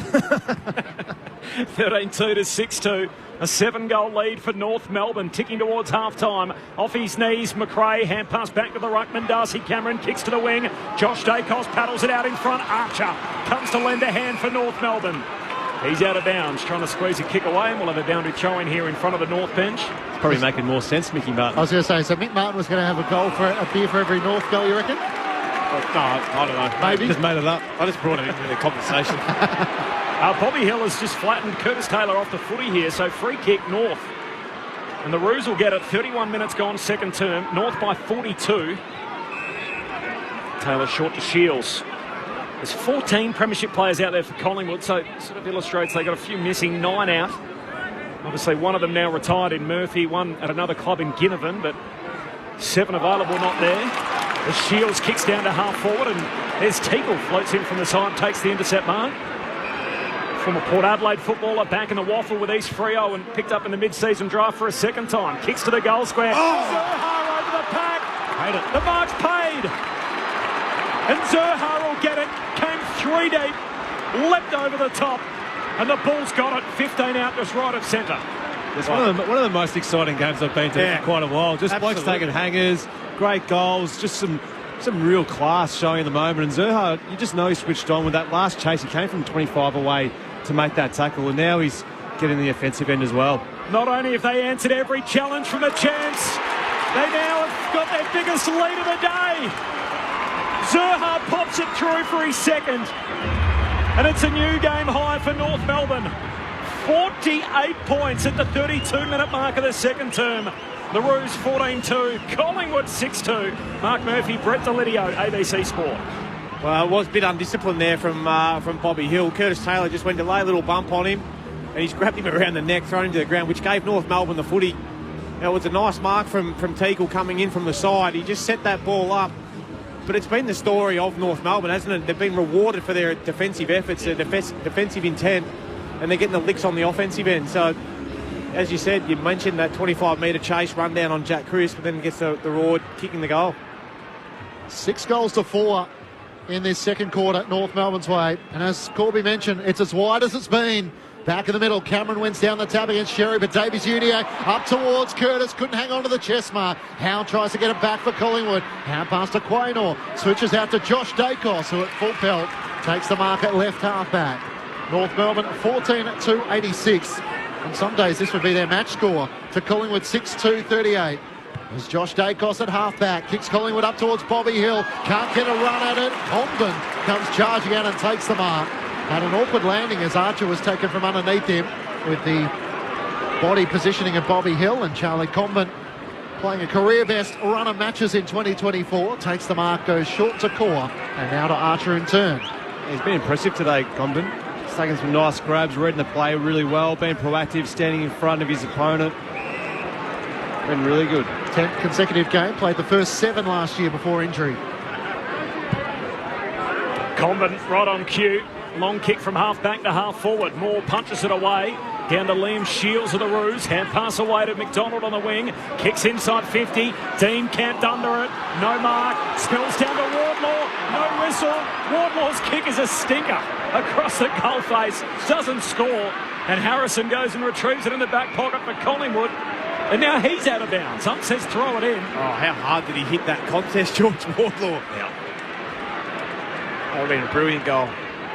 Boundary throw in left forward pocket. There's been a few false dawns for North Melbourne in recent years, and yet it feels like we're watching them grow up in front of our eyes this afternoon against the reigning premiers. What a half of footy.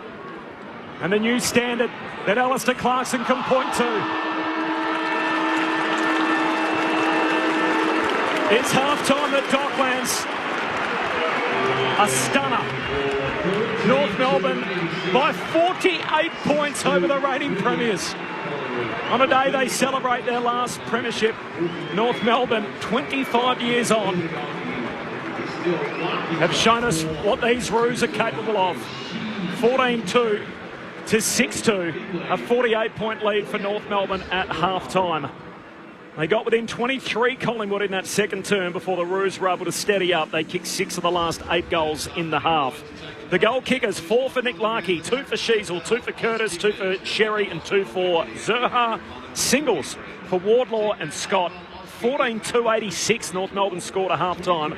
Collingwood 6-2-38, 2 for Schultz, 2 for Hill, 1 each for Crisp and for Hoskin Elliott. Their highest score of the season was in round 1 against GWS. They booted 13-4-82. They've covered that at half-time, Lids. Wow, how good's that? 14-2-86, their highest score for the season at half-time for North Melbourne. Yeah, it's impressive. They're playing the right way, aren't they? It hasn't just been a fluke that they're getting this job done. Their ability to tackle and chase and put pressure on, they've been clean. I think that's been a key part to it. But then they're also getting some looks inside forward 50. I think overall they've just dominated across the ground and taken it right to the reigning premier. You know, Collingwood just haven't looked at their best, at their sharpest. They've had some moments, yes, a couple of real highlights, but I'm loving the work of North Melbourne at the moment. They're playing brave footy. You know, hopefully, you know, this halftime break doesn't come as a point of really relax and put the feet up and think the job's done. And no doubt that'll be the message once they go in there. No, it'll be the message, all right. And what we know from Collingwood, the reigning premiers, they'll come out after half-time and give it full barrel to North Melbourne. But North Melbourne, they weathered the storm there halfway through that quarter when it looked like Collingwood were really starting to get their game on their terms. They were working really hard around the clearances, starting to get on top in that area. It was North Melbourne again just digging in, putting their head over the footy, getting some tackles. Their forward pressure's been really impressive today, but their work rate and their ability to stop those outlets for Collingwood hasn't been many that I've seen today where they've had that 45 Collingwood where they're pierced and had that run and dash, and that just shows you that North Melbourne aren't just ball watching. They're covering off when they can't impact the football. They're turning their head, they've got their head on a swivel and looking around for the dangerous player, which Collingwood have usually got through that 45 of the ground, where they usually on that counter-attack off turnover, they get a lot of their scores through that area of the ground. It's probably only been 1 or 2 where I can remember where they've gone through that area where North Melbourne just haven't picked up anyone. So got to give them credit that they're working really hard, not only just to win the football, their uncontested possessions, they've got almost 52 more than Collingwood at this point in time. So that just shows you they're working harder to create space for one another, and probably it shows you that Collingwood aren't working hard enough to try and cut that out either. So work rate is a huge tick for North Melbourne at the moment, and Collingwood got to really lift their game. So there's always a combination of both. Is it more good Roos or bad Pies?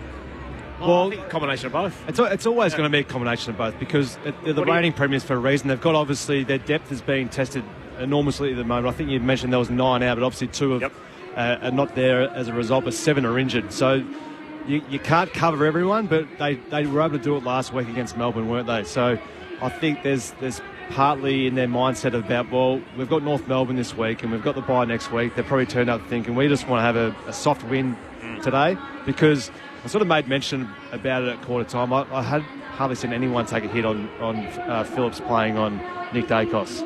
So that just shows that the mindset's probably not where it needs to be in terms of being team orientated, because when Collingwood, they do it week in, week out, as we've seen over the past few years, when Nick Dacos gets a tag, it's a whole team come out after the tagger, don't they? Yep. So we haven't seen any of that today. It feels to the naked eye like North Melbourne's pressure is so much greater than Collingwood. I don't know if we'll get the stats to back it up, but it feels like they've come with an endeavour and an intensity that they're going to give their best to the reigning premier, and Collingwood feel a fair way off it, it must be said.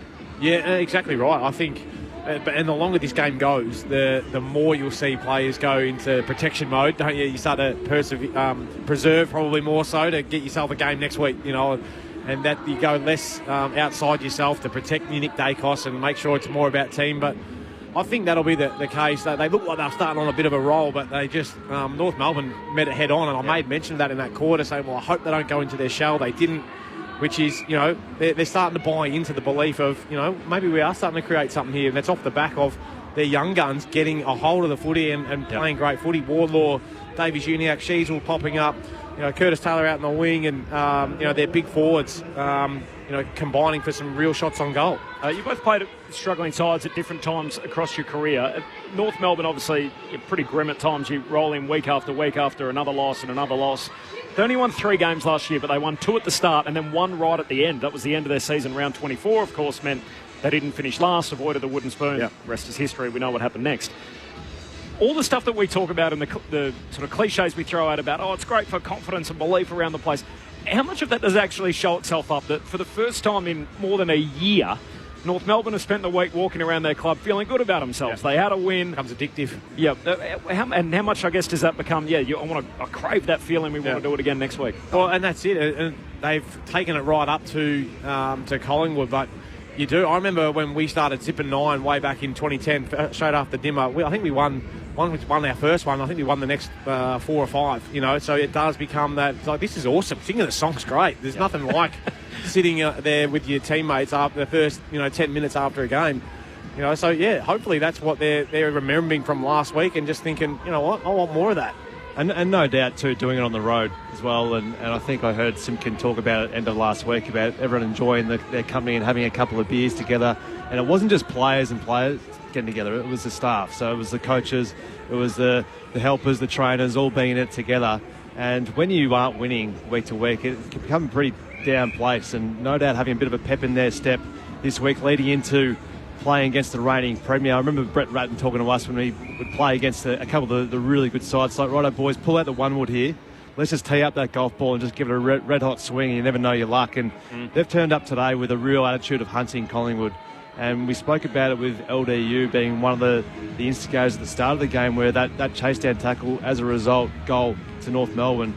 And then everyone starts doing it. So, and when your best players are doing it, everyone just falls in line behind. And this is the plight that the Pies will have to carry all year. Every team has that same mindset. They're all coming for you as the hunted in the competition. So Collingwood 6-2-38 playing catch-up big time at half-time. North Melbourne 14-86. So I just wanted to mention that pressure gauge that Clinchy was talking about, 205 to 170. So they are right up there above, and they're in elite category. And so 190 is good, isn't it? Yes. Basically, and to be in the 200s is off the map. So what a half of footy for North Melbourne. One thing to do it against West Coast in development mode. It's a whole other thing to do it here today against the reigning premiers, who, if Collingwood won today, and there's still a long way to go, they still might, 8 goals down at half-time, they will be in the top 4, so they've got a whole lot to play for, a motivated Collingwood team. North by 48 points at half-time. We'll tell you about what's happening in some other sports after the latest from the ABC newsroom. The Aussies are undefeated at the T20 World Cup. And, of course, there's plenty else going on as well, including a golf major. So we'll get to some of that. Plus, there's still another game later today. GWS up against Port Adelaide to follow us. Half-time here at Docklands, a stunning half of footy. North Melbourne by 8 goals over Collingwood. Second half action around the corner. But first, the latest from the ABC newsroom.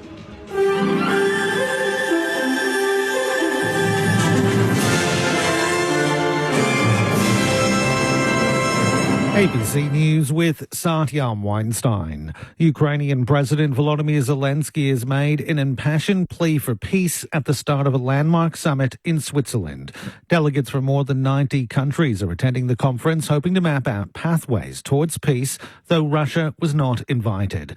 Mr. Zelensky says Russian President Vladimir Putin must be stopped. Putin has taken the lives of thousands of our people. Why? Because he wants to take over a neighboring country. I do not wish this to anyone. I sincerely wish that all of you, all the peoples of the world, every child, every family could simply live without war. Foreign Minister Penny Wong says Australia is in a state of permanent contest to be the partner of choice in the Pacific and has put blame on the federal opposition. China has been working to increase its influence in the region in recent years, including striking policing deals with a number of Pacific nations. Senator Wong says Australia is now the only partner of choice for Pacific nations and has accused the coalition of neglecting the region when it was in office. The opportunity to be the only partner of choice has been lost by Mr Dutton and his colleagues, and we're in a state of permanent contest in the Pacific. That's the reality. I wish there were a rewind button. We could, recover the last 10 years, but we don't. We have to deal with what we have now. Brazil's President Luiz Inácio Lula da Silva says a proposed law increasing the penalties for women and health workers who carry out abortions is insane. The BBC's Leonardo Rocha reports. President Lula said that he's personally opposed to abortion, but described the bills currently being debated in Congress as insane. The proposal equates abortion to homicide if performed after 22 weeks into pregnancy. The maximum sentence for those involved, which is currently 3 years in prison, would go up to 20 years. Abortion is banned in Brazil, except in cases of rape, risk to the mother's health, or if the baby's brain is unlikely to develop. President Lula has been criticized for taking too long to share his views on the controversial bill. Hundreds of thousands of people across France have taken to the streets to demonstrate against the rise of the far right. The surprise success of far-right parties in recent European elections has seen the French President Emmanuel Macron call snap elections. French Socialist Party leader Olivier Faure says he's confident the left can unite to prevent right-wing parties from taking power. We're not simply resisting the far right, we're also on the offensive, offering the country a real alternative project to what's been done over the last 7 years under Emmanuel Macron, and what could be even worse with Marine Le Pen. And that's why we concluded this new Popular Front, which I hope will be victorious on July the 7th. A Queensland One Nation candidate is calling on Robert Irwin to lighten up as he threatens legal action over the party's use of his likeness without permission. Ned Hammond reports. On Friday, Pauline Hanson's YouTube satire channel Please Explain posted a video spoofing a recent Queensland tourism campaign. The video used likenesses of wildlife advocate Robert Irwin and Bluey the dog, with Mr Irwin's character criticising the state government. Mr Irwin has threatened to sue for defamation and misleading or deceptive conduct. One Nation candidate James Ashby says the party won't be taking the video down. We've decided to get our own legal advice, and that legal advice is that we haven't overstepped the mark and there's no defamation involved. Mr Irwin's legal letter sets tomorrow as a deadline and threatens further action if the video is not removed. Australia is set to become home to 2 new pandas that will be on loan from the Chinese government. Much-loved panda pair Wong Wong and Fu Ni, who've been living in Adelaide Zoo for the past 15 years, will return to China in the coming months. The pair have been in Australia as part of a giant panda breeding program, but have been unsuccessful in attempts to reproduce. During a visit to Adelaide Zoo today, the Chinese Premier Li Chang thanked South Australia for looking after Wong Wong and Fu Ni so well and announced that China is offering a new pair of pandas to take their place. Wong and Fu Ni have been away from home for 15 years. I guess they must have missed their home a lot. So they will return to China before the end of the year. But what I want to tell you is that we will provide a new pair of equally beautiful, lovely and adorable pandas to them as soon as possible. And a search is underway for a man missing after a yacht overturned off the coast of Gladstone in central Queensland. A search operation involving boats and divers rescued 2 people from the water earlier today. You're up to date with ABC News. Here's my top footy tip for the season. You can get your games live and ad-free on the ABC Listen app. I know, right? AFL, NRL, men's, women's. Whatever footy you're after, we've got you covered. Every goal, try, mark and tackle. Called by ABC Sports expert commentary team. This season on the home of 100% pure footy, the ABC Listen app. This is ABC Sports coverage of the 2024 AFL season. Every match on the ABC Listen app. Look for the AFL button. Harvey Harrison, half pass over the top to Chris. Jags it onto his left. Players appeal, they've touched it. The all clear is given. Jack Crisp with a much-needed goal for Collingwood. Hand pass away to Wardlaw, high half forward, kicks inside 50, and Scott marks. Bailey Scott slams it through from 50 out. Tristan Sherry hard against the boundary in the left forward pocket from an impossible angle. Kanga.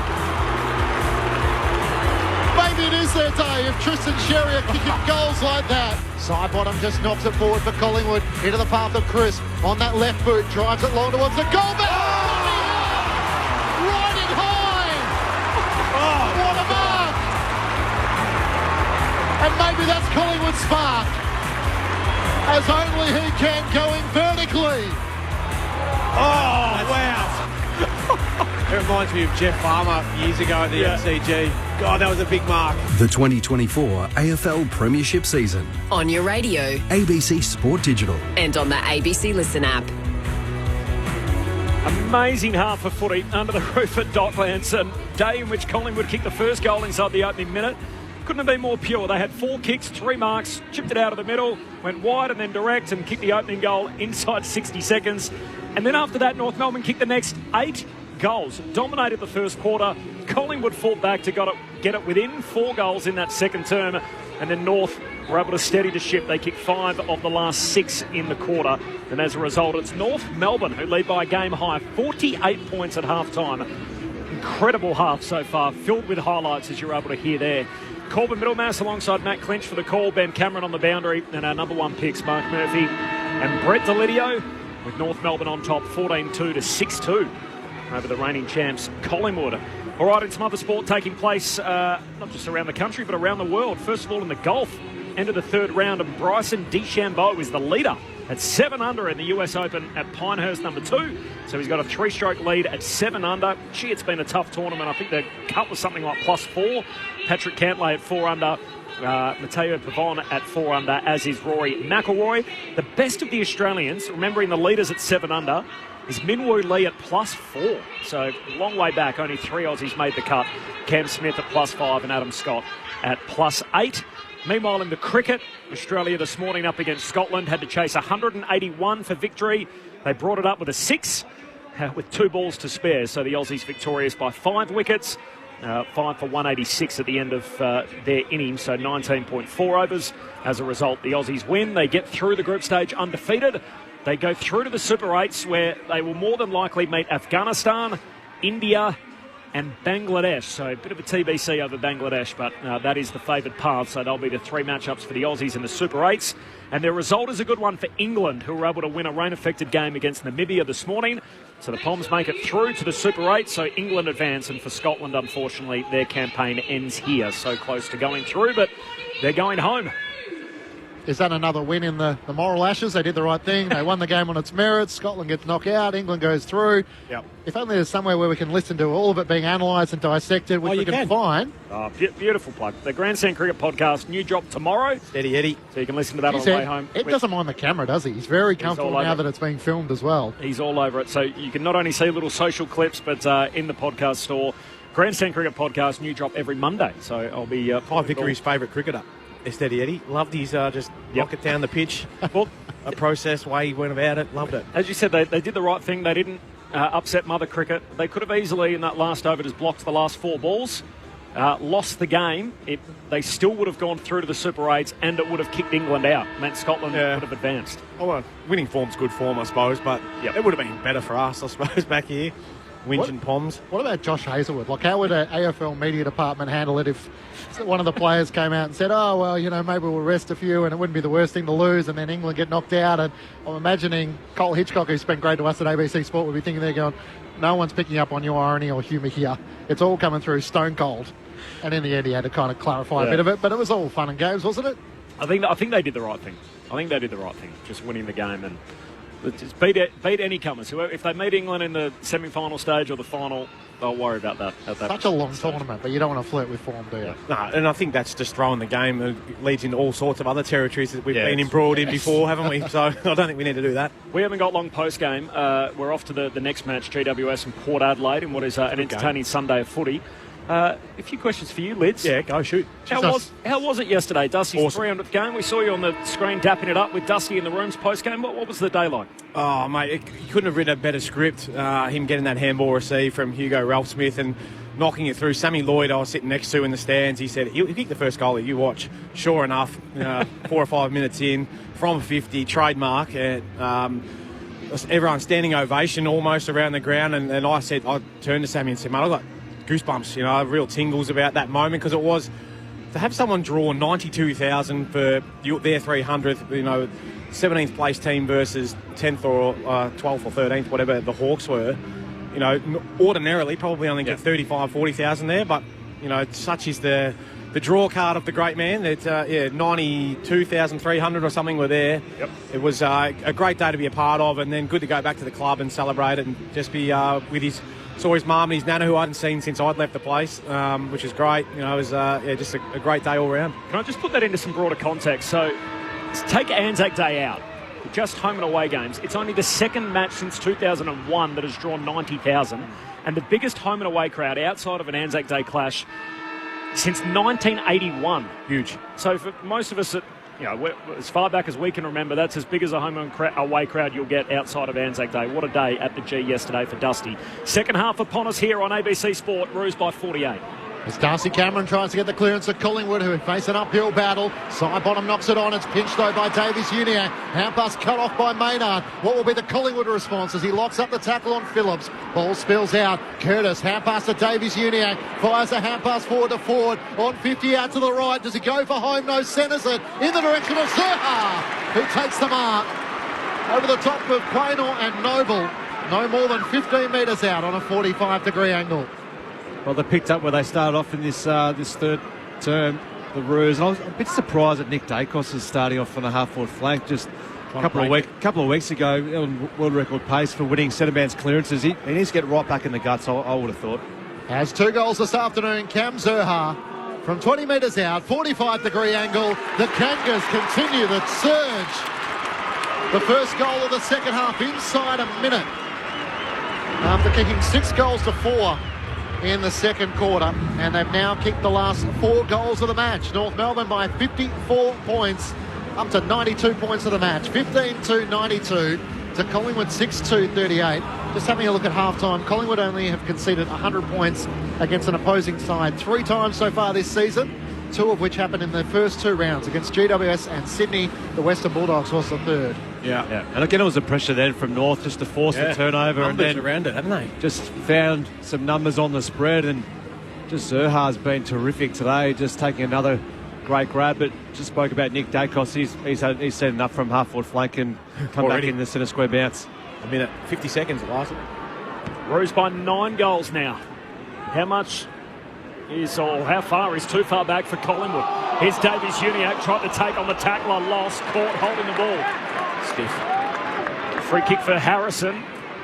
Just dropped the ball at his bootlaces there. He's lucky not to give away 50 as Harrison goes in and retrieves it. The rising star nom from a couple of weeks ago, Harvey Harrison, kicks to the hot spot. They all fly. Staying down Nick Dacos, trying to keep it in front of him. Passing through McInnes. He's clipped high. Free kick. Right half forward. He'll have a shot from 35 out. Ben Cameron on the boundary. Ben. Been trying to jump in, so the tactical sub clearly made it half-time. Finn McRae is out of the game. Reef McInnes, as you can see, called out there to start this second half. So just repeating, tactical, Jaden Stevenson still the sub for North Melbourne, yet to be made. I don't usually see a tactical sub made at half-time.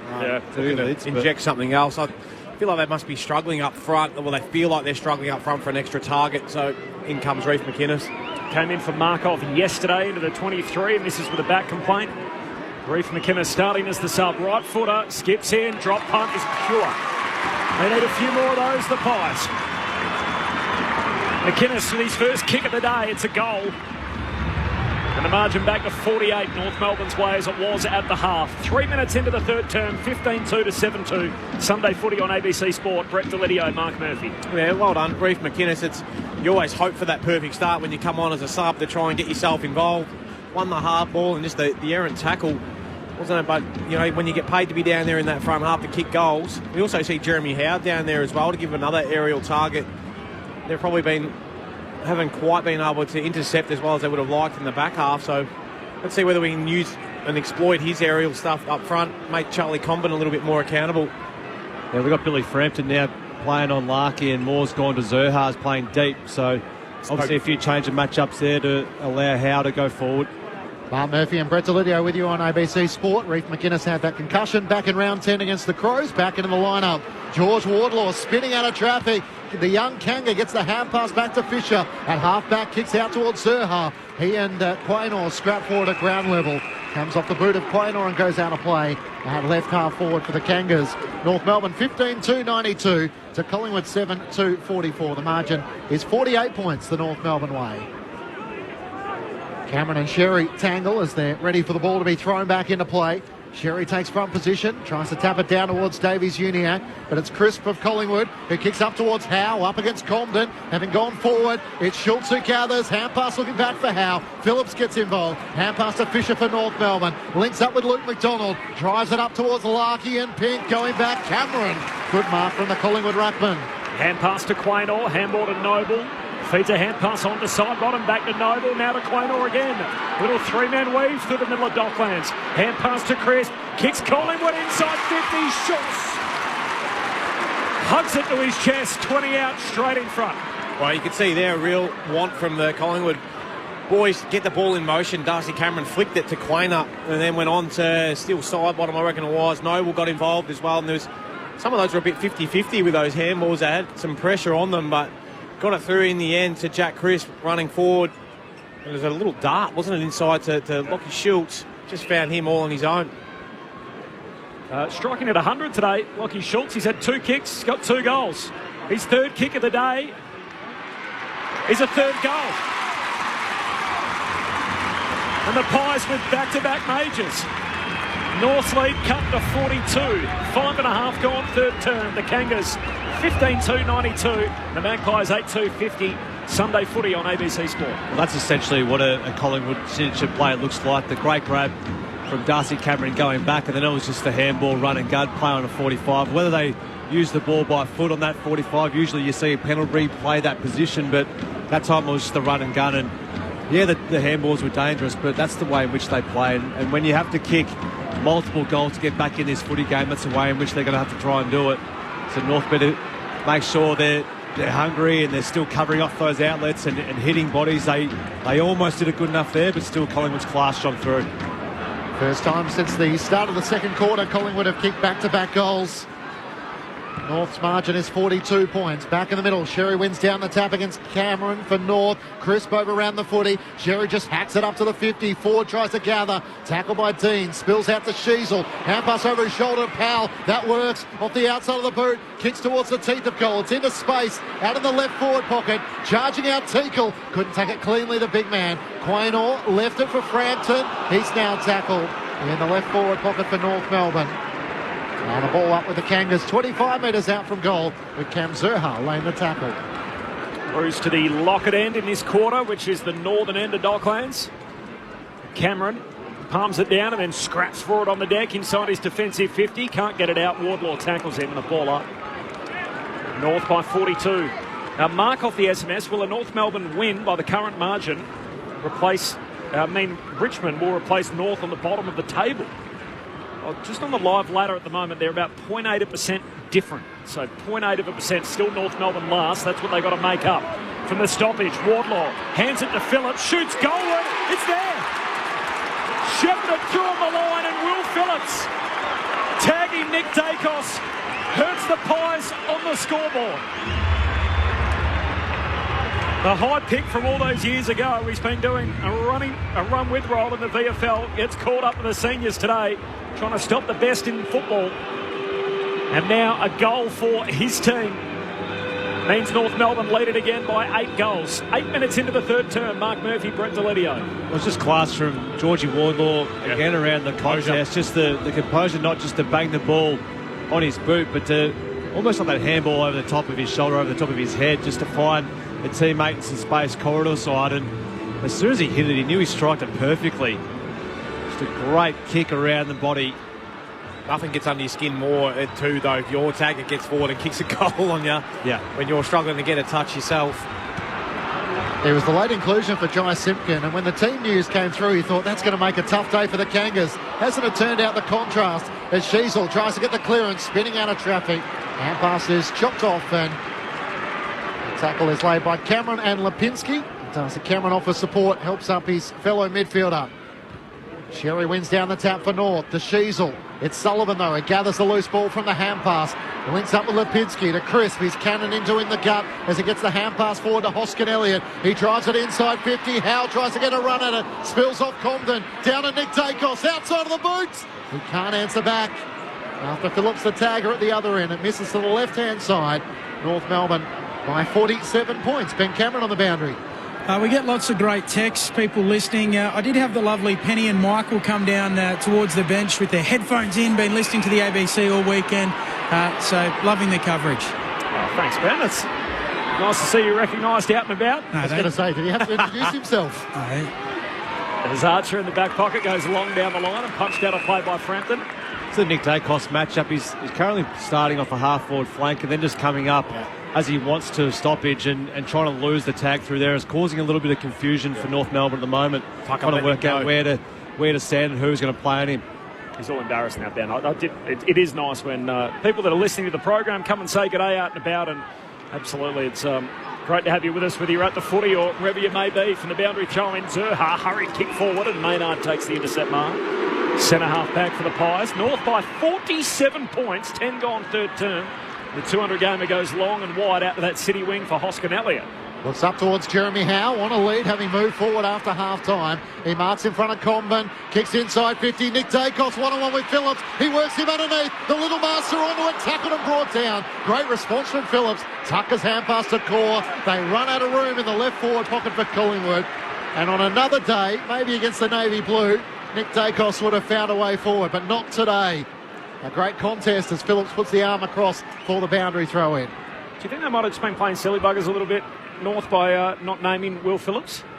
And he's the late inclusion. I mean, it's rare that someone would come in as a late in and all of a sudden there's a job for them. Like, I wonder if he was always going to play and they didn't want to give the Pies a little heads up that, hey, Nick, you're going to have a tough afternoon. From the boundary throw in, Crisp, hand pass to side bottom, handball away to Lipinski, shoots goalward, it's across the goal face and out on the full. This is far side. Yeah, well, they would have probably known a little bit of time out, wouldn't they, with Simpkin missing with a little bit of a hammy, is that right? Yep. And you've got to allow Will to be best prepared to play on arguably one of the best midfielders in the game. Archer goes out to half-back. Frampton can't complete the mark. Spills down in front of Dawson, trying to keep it in front of him. In the end, Frampton extracts it. Hand pass inside 50 for Collingwood. Picked up by Fisher. Spun around 360. Coughs it up. Hoskin Elliott to Schultz. Hand pass to Sullivan. 20 out. Off balance. Kick. Misses. Out to the right. And a great chase down tackle in the process. Big Sherry trying to run down little Sullivan. Affects the kick. And they're behind. 46 points, North Melbourne's lead, 12 gone, third term. He just gives you great effort, doesn't he? He's a ruckman you'd love to play with. Yep. You know he just digs in, and we've seen it over the last few weeks of chase down tackles, and again today, but not only does he kick goals from the junction and from 50, but he does all the hard stuff too. North Melbourne in the right back pocket where Tucker takes the mark. You wonder how many times Alistair Clarkson would have shown that chase on Liam Ryan. The kick up towards the wing, and the mark is taken by Darcy Cameron. Able to outmanoeuvre Tristan Sherry on this occasion. Now he wants 50, as Eddie Ford was very close to the restricted area. It's not paid, so Cameron veers out to the right. Drives Collingwood inside 50. McInnes comes flying out. He was shepherded. Is it his free kick or perhaps Lockie Schultz? I think it's Lockie Schultz who was impeded. And the attempt to try and get a run at it. Zach Fisher just came in from the side and put the block on. Just wasn't watching the ball. You have to be watching the ball. I know you're trying to find the body, but there's not a lot in it again, but you cannot impede when there's a chance for a player to go up for the mark. Just got to be a bit smarter about it. If you're going to make body contact, you then got to go back towards the ball to try and mark it. Second leading goal scorer for Fremantle last season, Lockie Schultz. He's taken a little while to get going, but a chance for his fourth this afternoon. Comes in from directly in front, 45 metres out, and through it goes. Trying to lead the Collingwood revival as North's lead has cut back to 40 points. 16-2-98 the Kangas to Collingwood 9-4-58. Lockie Schultz has kicked a 2 now in the third quarter and 4 for the match. Yeah, you got to feel for Zach Fisher there a little bit, because it's something that you're taught when you're a defender is to try and get back and make body contact, but once your eyes do go off the football, and you can almost tell Lockie Schultz is trying to draw that contact too. 100%. He crumbled and crumbled pretty quickly when he did get contact from Fisher. So he's obviously a pretty crafty forward in terms of getting to the right spot, but also crafty and making sure the umpire can pick that something's happened to him. Keeps his 100% strike rate going. Yeah, he does. Yeah, no, he's kicking them well. But he's bought a few today, hasn't he? 4 kicks, 4 goals. And day for Lockie Schultz. Back in the middle. Bryn Teakle grabs it out of a ruck. Takes on the would-be tackle from Kruger. Hand pass out to Davies Uniacke. Inside 50 for North. And there's Tao Giath. Takes the intercept mark. Jumper number 19. The blue boots on. On debut at fullback for Collingwood. Tao Giath comes out wide with the kick. Bobby Hill gets rid of Archer. Can't complete the mark. Josh Dacos cleans it up. Bobby Hill puts on the Jets. Trying to get around Teakle. Teakle stays in front of him. Hill kicks inside 50. Nick Dacos, it'll sit for him. He got rid of Tucker. Nick Dacos met front on free kick. McDonald trying to tackle him front on, and the umpire bought what Nick was selling, and a free kick for the Collingwood star, right half forward. I don't agree with this move, but it's high IQ from Nick Dacos, isn't it? He knows the rules. He understands how that's going to work. I mean, what's Luke McDonald supposed to do there? Do we want him to turn his hip into Nick's head and then crush his spine? What do we want to do there? It was smart from Nick Dacos that he knew the contact was inevitably going to have to come, so he stood up and faced him in the chest, and there's nothing that McDonald could do, and the umpire should have just let play on. Long injury list. Their best players have got to be their best players. Nick Dacos is just that. The preternatural puts it through. And Collingwood have kicked 4 of their last 5. 4 of the last 5, I should say. North Melbourne by 34. They once led this game by as many as 54. 34-point lead for the Roos halfway through the third term. Mark Murphy, Brett Delidio, ABC Sport. Well, there's the value these days in getting to the football first, isn't it? Because the responsibility comes back to the tackler. And unfortunately for McDonald, he came in probably too aggressive. But when you're playing football, it's hard to have those split-second moments where you've got to pull up like that. But exactly, the umpire needs to be better there and understand that's been brought on partly because of Nick Dacos as well. I get it, because as soon as you give him that gap, you know, you're a chance to lose him because he's so quick, agile, he's so powerful. But I mean, you can't slide in, you can't go too high. I just don't know what he's supposed to do in that situation. Here comes the 6th individual goal scorer for the Magpies as Kruger's having a run in the ruck. He wins down the tap for Collingwood, but Sheasel gets the clearance, kicks up towards half forward. Dean gets a fist in there, spoils it away. Umpire circles and will ball it up. Zerha was over the top of Noble. And the umpire will ball it up. Centre half forward for the Kangaroos. So Teakle up against Kruger. A couple of non-conventional rucks, although Teakle getting a chance for the second time in the mid-season draft for the first time in footy history. Picked up by Port Adelaide first time, and North Melbourne only a few weeks ago. Teakle got it down to Powell. Stripped off it. Sullivan kicks into the middle of the ground, and Jeremy Howe in front hugs onto the mark. All of a sudden, bit of momentum for the Magpies. 4 of the last 5 goals. Hand pass to Nick Dacos. Kicks inside 50. Mark to Schultz. Can you hear the Magpie army now? They're up and going. And Lockie Schultz has a chance to kick his 5th halfway through the third term. Yeah, it's just causing a bit of strife for North Melbourne at the moment, Nick Dacos, because he's pulling apart the North Melbourne defence. It's allowing just easy 3v3s ahead of the football, so there's a lot of space ahead of the football for Collingwood, and then Nick Dacos is getting up and just running as hard as he can towards goal, and they honour him at every occasion too. So this for an equal career best. His 5th kick. He's first behind. He let me down right on cue. We're behind for Lockie Schultz. 33 points North Melbourne's lead, but the Magpies are coming. 18 gone in the third term, the best finishers in footy. North Melbourne 16-2-98, Collingwood 10-5-65, 18 gone third term. Sunday footy, ABC Sport. Moore brings the Kangas back into play. It clears Sherry and Kruger and goes out of play for a throw-in. A few questions, Clinchy, off the SMS, about what's North's biggest lead and then going on to lose. Famous 2001 game, Essendon, North Melbourne. Yeah, true. Yeah. 69 points up, North Melbourne lost that game to the all-time great Essendon team.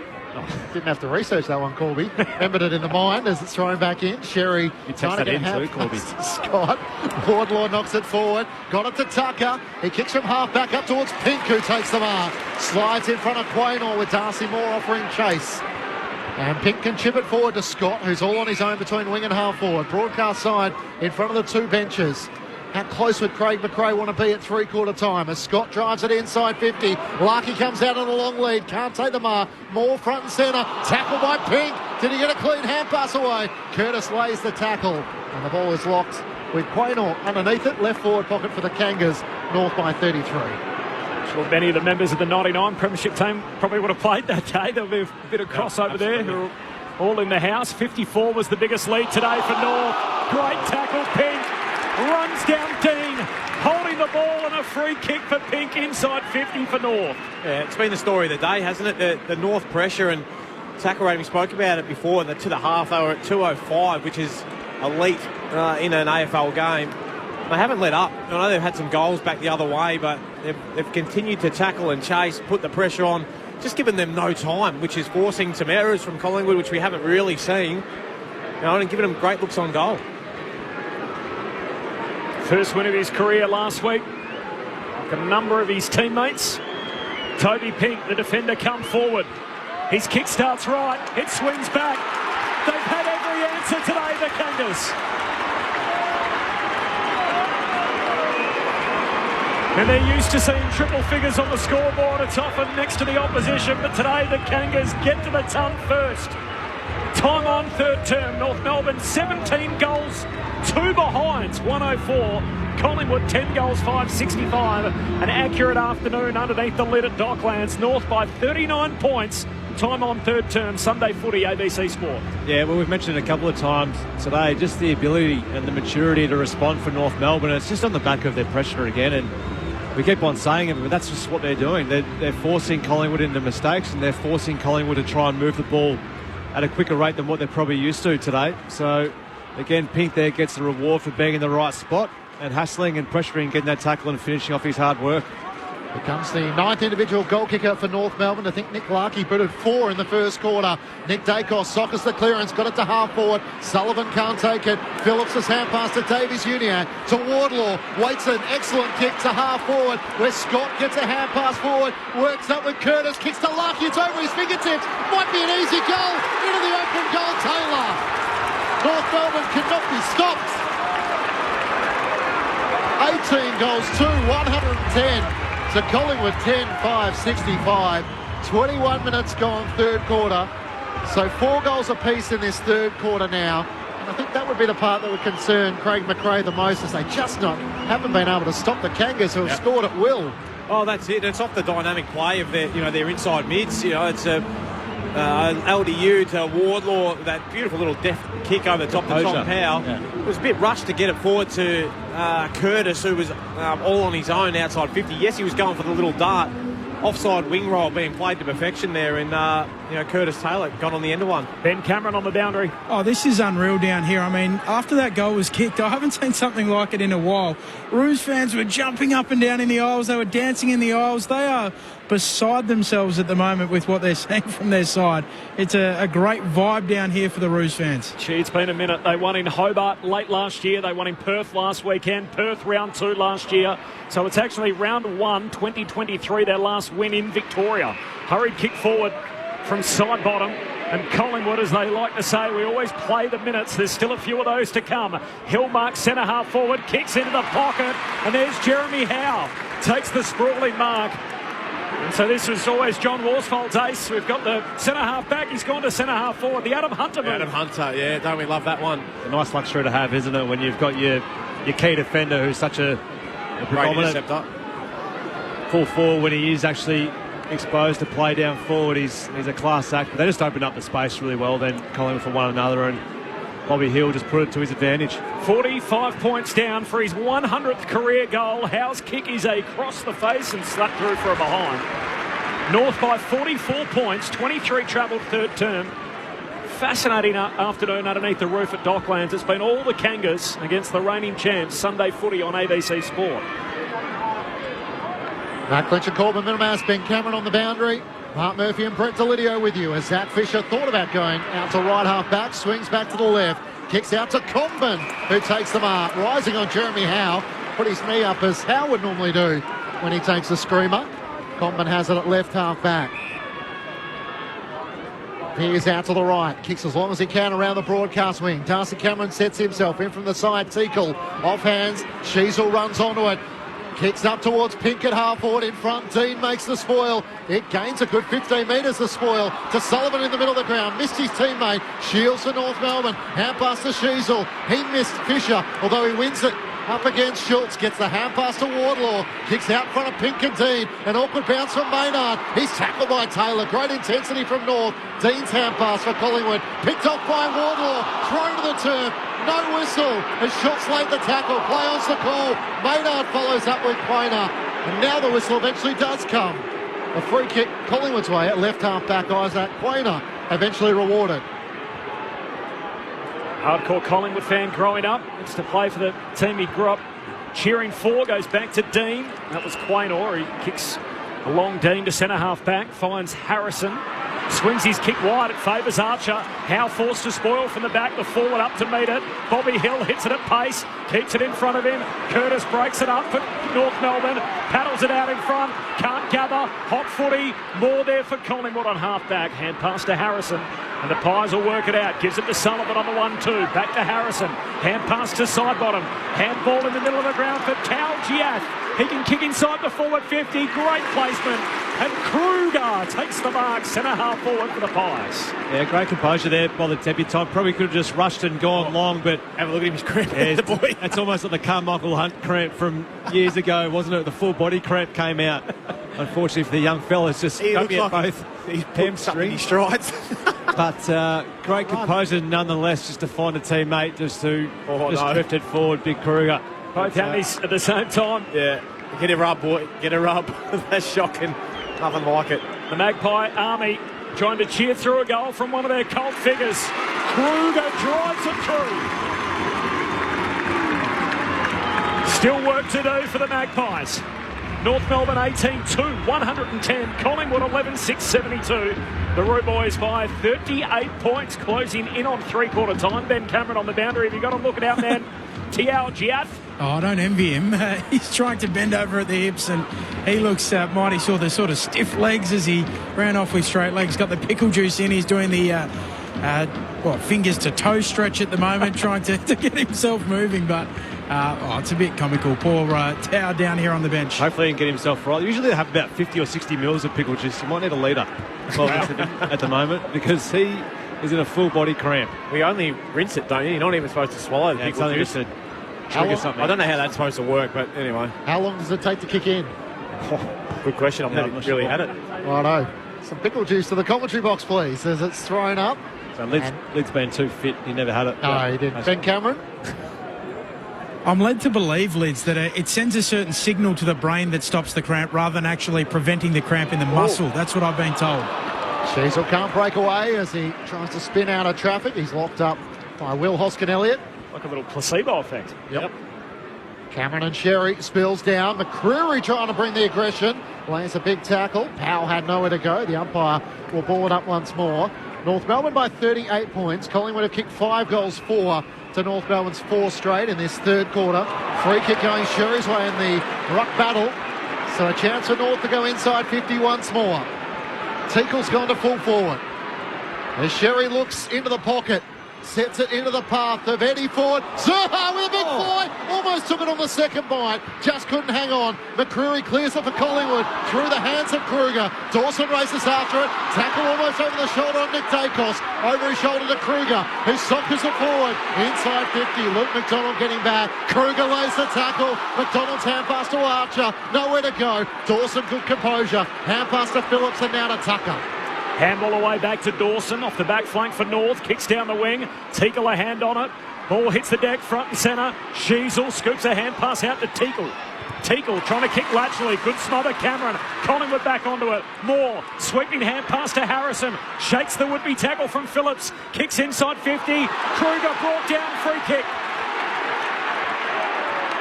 Free kick for Kruger, and he's going to get it right half forward, he'll kick from 45 out.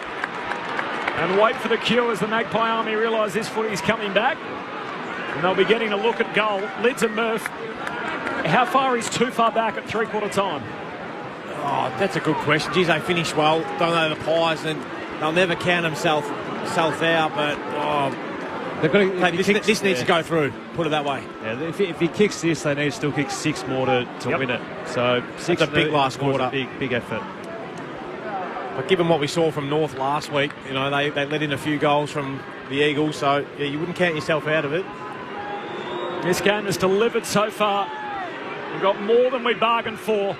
As Kruger moves in, his drop punt is across the face and misses out to the left. Are behind North by 37. 29 gone third term. Sunday footy on ABC Sport. North conceded the first goal, hit the front, the 4-minute mark of the opening quarter. Got it out to as many as a 54-point lead. They lead by 37 now. They have led virtually all day. Fisher brings it in for North Melbourne. A Tucker in the right back pocket, kicks up the wing. Maynard can't reel in the market, spills to Zerha. He runs the boundary line on the broadcast side. Hand pass too sharp for Larkey. Noble puts a bump in, wins it for Collingwood. Hand pass to side bottom. Over Davies Uniacke to Frampton. Back to side bottom. Sheasel lays the tackle. Got a hand pass forward to Crisp. He knocks it on to Harrison. Can't gather. Phillips wins it for North. Hand pass to forward to Fisher. Nick Dacos got him, holding the ball. The Whiz Kid wins the ball back in the middle of the ground for Collingwood. He's streaming for it back, it'll be 50. Yeah. Tom Powell just took some time out of the game, and the umpire wasn't buying that. It's 50. Well, you can understand it, but at the same time, Nick Dacos turned his back, so he couldn't actually throw it to him. No, he didn't need to pick it up though, because Nick was about to pick it up, so he's bought it. And we know the game enough to say we're trying to buy time for our defenders to get back. You know he shouldn't even bother picking it up. He didn't need to, and that's why he's like, I'll take it, I'll get back on the mark, and then buy myself some time. Matty Stevic, too wise to it. Come with me, young fella. Big time spot, big time player. Main event, Nick Dacos puts it through.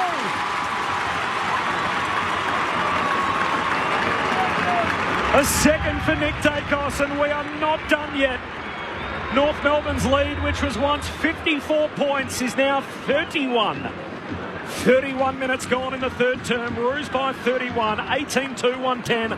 Collingwood moved to 12-7-79 on the stroke of three-quarter time. Mark Murphy and Brett Delidio. Well, the Pies, they're certainly in striking distance, because the one thing that will occur is that the question marks will start coming in a few of the North Melbourne's heads. When Collingwood get going, and inevitably they will, and it's only a minute to go in this third term, but in the last term, when they get 1 or 2 in a row, the noise is going to pick up around here, because there's a lot of Collingwood fans in here, and then they'll start asking themselves the question. So they're certainly right in this game, Collingwood. Third multiple goal scorer for the black and white. Nick Dacos' 2 goals come in the third quarter. As Sherry gets the clearance, hand pass away to Davies Uniacke, lost his footing, holding the ball as side bottom lays the tackle. A few of Collingwood's leaders getting involved. The footy is eventually returned to him this time. He's to the left of the centre circles, around the back to Maynard in game 200. Drives it inside 50. Dawson flying through, takes the mark. He might be looked at by the match review officer for a straight elbow in a collision with Braden Maynard in that third quarter, as it kicks out to Taylor, who takes the mark in the left back pocket. North Melbourne by 31 points, closing in on three-quarter time. Collingwood 6 goals to 4 for the quarter, but 11 scoring shots to 4 in the term. A long kick down the line. Zerha, who's been good today, takes a mark in front of Frampton. But Nick Dacos' quarter, by the way, 8 touches, 6 contested, 2 inside 50s, 2 goals, 1. Trying to lead this Collingwood fight back. As Zerha goes long down the line, off hands, it comes through to Ford. He just knocks it out to Archer, fumbles, regathers, hand pass back to Ford. Retreats by hand, waning moments of the third term. Hand pass to Zerha, gives it to Taylor, goes all the way back to McDonald. And that'll just about do us through 3.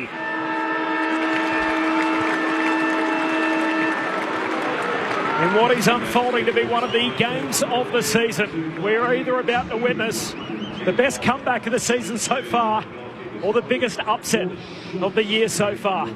The previously winless Roos up until last Saturday are leading the reigning premiers by 31 points as we turn for home. North Melbourne 18-2-110. They lead Collingwood 12-7-79.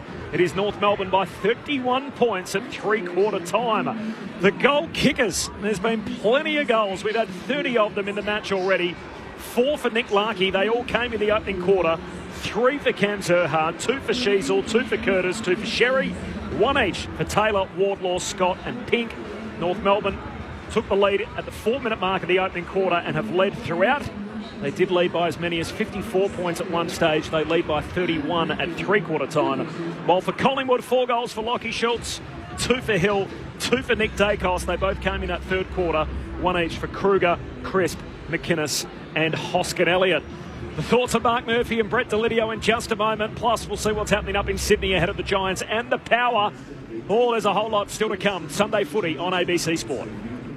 G'day, this is Becky Cole inviting you to join me each week for Saturday Night Country. For more than 30 years, we've been playing the best in Australian country music, as well as the overseas artists that you know and love. So whether it's the classic tunes that you grew up with, the best new releases, or the interviews of your favourite acts, you'll find it all on Saturday Night Country. Saturday Night Country, hear it anytime on the ABC Listen app. This is ABC Sports coverage of the 2024 AFL season. Every match on the ABC Listen app. Look for the AFL button. Ball spills out. Curtis, hand pass to Davies-Uniacke. Fires a hand pass forward to Ford. On 50 out to the right. Does he go for home? No, centres it in the direction of Zurhaar, who takes the mark. Has 2 goals this afternoon, Cam Zurhaar. From 20 metres out, 45-degree angle. The Kangas continue the surge. The first goal of the second half inside a minute. Hand pass to Quaynor, handball to Noble. Feeds a hand pass on the side bottom, back to Noble, now to Quaynor again. Little 3-man weave through the middle of Docklands. Hand pass to Chris, kicks Collingwood inside 50, shoots. His third kick of the day is a third goal. And the Pies with back-to-back majors. In the stoppage, Wardlaw hands it to Phillips, shoots goalward, it's there. Shepherd threw on the line and Will Phillips, tagging Nick Dacos, hurts the Pies on the scoreboard. The 2024 AFL Premiership season. On your radio. ABC Sport Digital. And on the ABC Listen app. Upset of the year or comeback of the year. What have we got brewing here at Docklands? North by 31 points ahead of Murph and Lids. Brett Sprigg is in Sydney ahead of the Giants and the Power. Spriggy. And Corbin, remarkably, given what's happening there, the Giants are actually now outside the 8, sitting 9th. A win today may see them, assuming the Kangaroos hang on, see them jump the Pies and Port Adelaide up into 4th spot. So Toby Green said during the week they still had top 4 aspirations despite losing 4 of their past 5. That's up for grabs here potentially today if that result continues to go the way of North Melbourne. This is an occasion in and of itself. This is the first time in 11 years that Port Adelaide have played here at the Sydney Showground. So it's been a fair old while. Back in 2013, it was in fact the second year of the comp there for the Giants, and they in fact also had their first win at this venue in the previous year against this opponent, Port Adelaide. Fast forward to today, and these teams are obviously similarly poised. Only a win between them, as I said. Port had a loss last start before their bye. These two sides met at a big occasion recently, the semi-final of last year, which saw the Giants get through. Jesse Hogan booting for that day last September. Today, we've got a few big names back. For the Giants, Josh Kelly and Jack Buckley from their respective calf injuries. And their sub will be Toby McMullen, as it was last week. Port Adelaide skipper Connor Rosie returns. It's Quentin Narkle's first game for the season. He will be Port Adelaide sub. Ollie Lord is back in. The likes of Dixon, Finlayson omitted. I'll be joined by Ty Kennelly, Jason Saddington, Daniel Garb and Declan Byrne as we close the curtain on round 14 here at the Sydney Showground. Next, Corbin.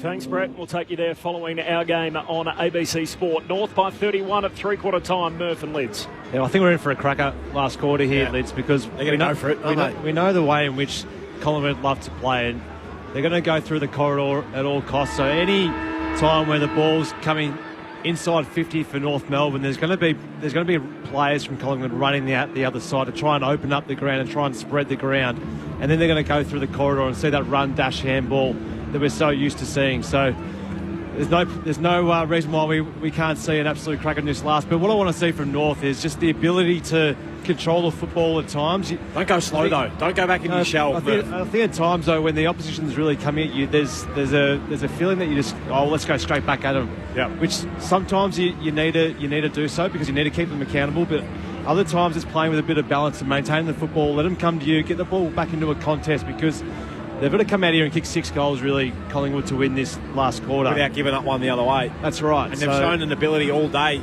so far, haven't they? And they kicked 14 goals to half time, so they still kicked 4 in that third quarter. Had some times where they responded really well, North Melbourne, but I like the fact that Nick Dacos came in and out of the centre square bounce and caused a bit of havoc for North Melbourne and really tried to change up that matchup and that look for Collingwood.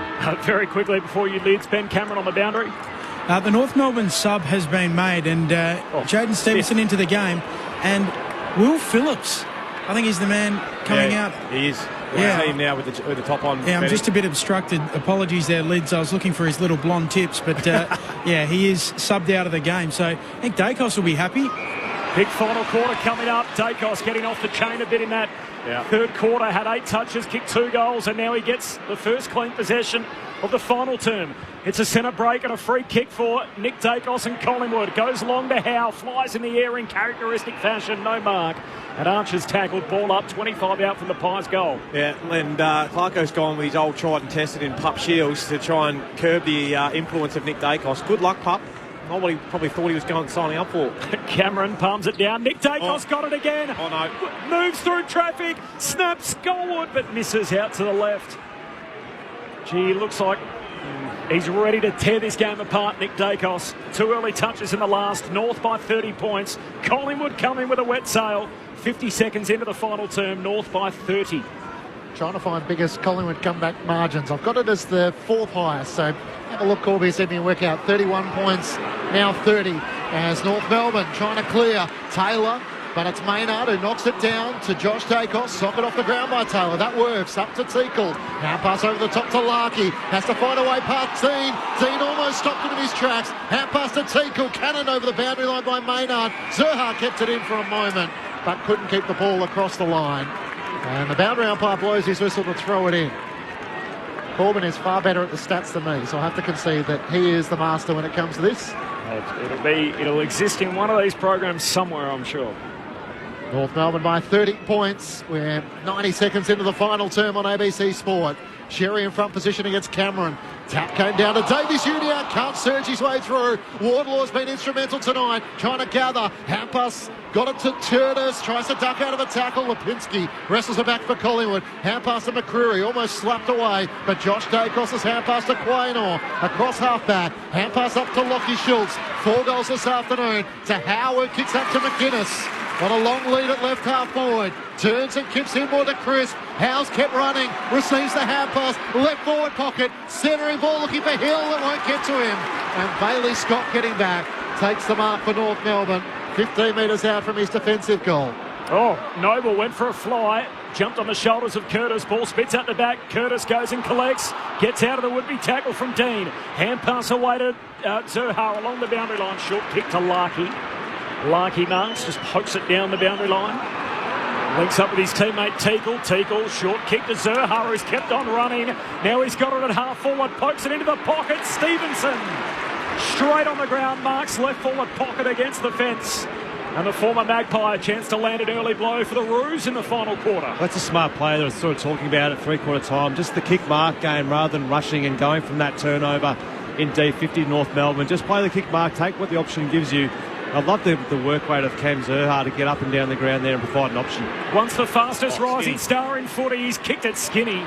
And it's punched through on the behind line by Cameron, a minor score. North by 31, 3 gone in the final term.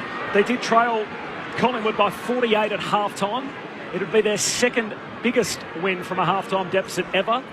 The only one greater was 52 points against St Kilda back in 1970.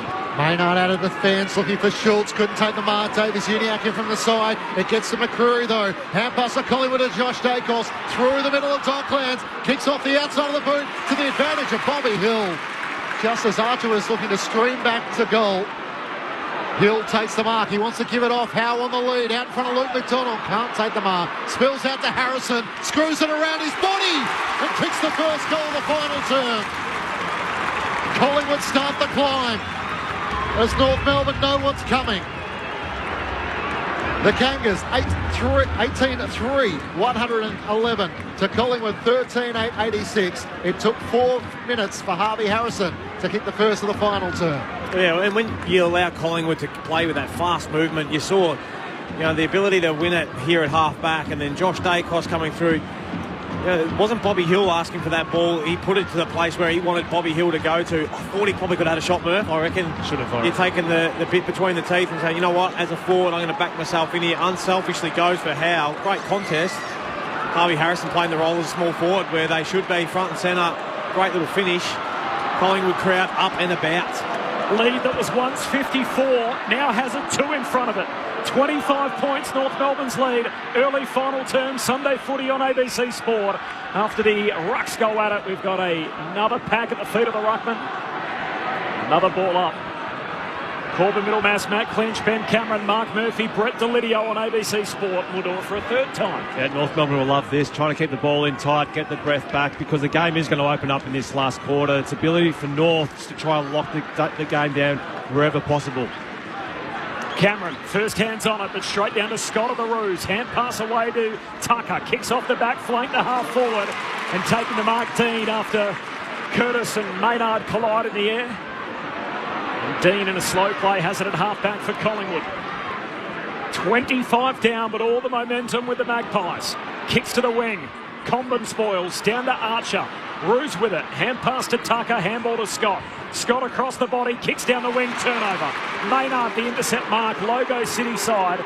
North by 25. 6 gone. Final turn. In his 200th game, he drives it as long as he can into the direction of Jeremy Howe. Cole makes the spoil from behind with support from Archer. It gains 20 metres and trickles out of play. A throw in at right half forward for Collingwood, with North Melbourne leading by 25 points. I don't imagine the Kangas have trained too many scenarios where to try and execute under this sort of pressure.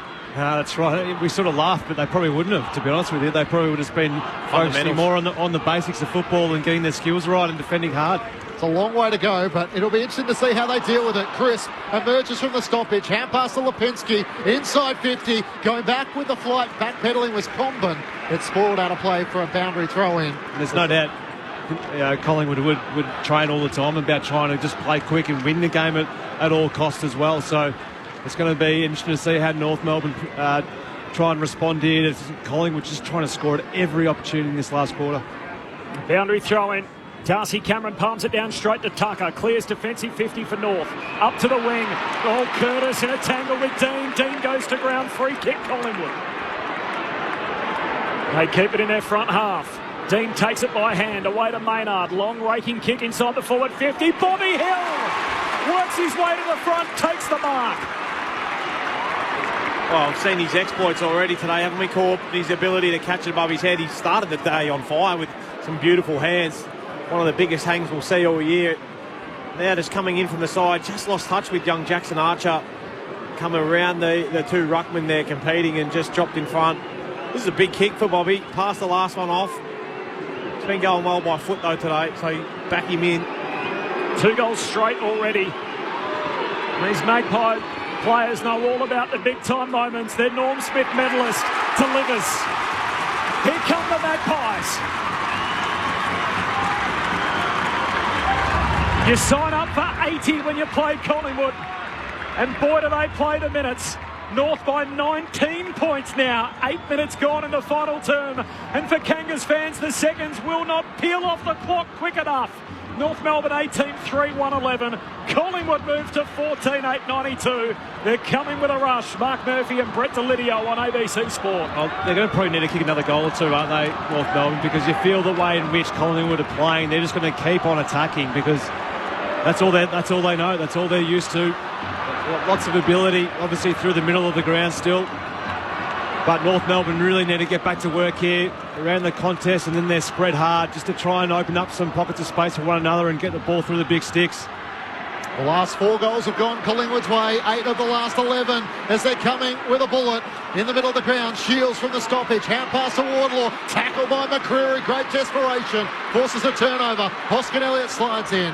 Hand pass to Crisp of Collingwood. Links up with Gia. Almost too slow as Curtis laid the tackle. Got it to Nick Dacos. Hand pass down low for Sullivan. Couldn't gather. Nick Dacos does it himself. Gets it forward to Crisp. Knocks it on to Sullivan. McGuinness can't take it cleanly. Schultz can to Nick Dacos. Inboard he comes. Hand pass to McCreary from 45. Steadies and goals. Here they come. Beau McCreary puts through his first of the afternoon. And Collingwood are as close as they've been since the opening quarter. The Pies kicked the first goal of the match in the first minute, and they have not led since that stage, and they're now within 13 points.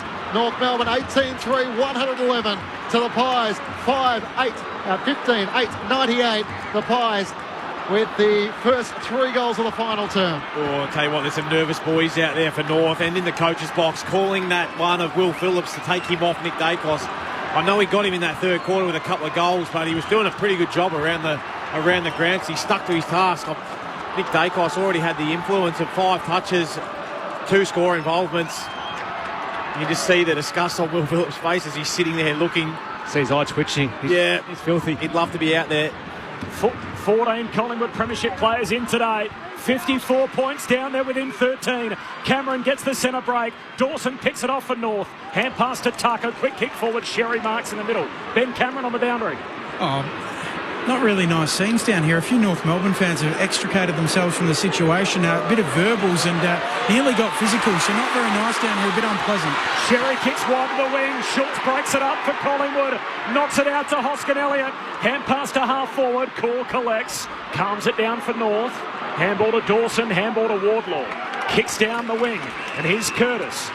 Just saying, look, let's pump the brakes. Schultz has got an issue with his shoulder. Wardlaw's coming off, Davies Uniacke back on, so it's all happening downstairs. As Ben said, there's some sort of hoo-ha in the crowd as well.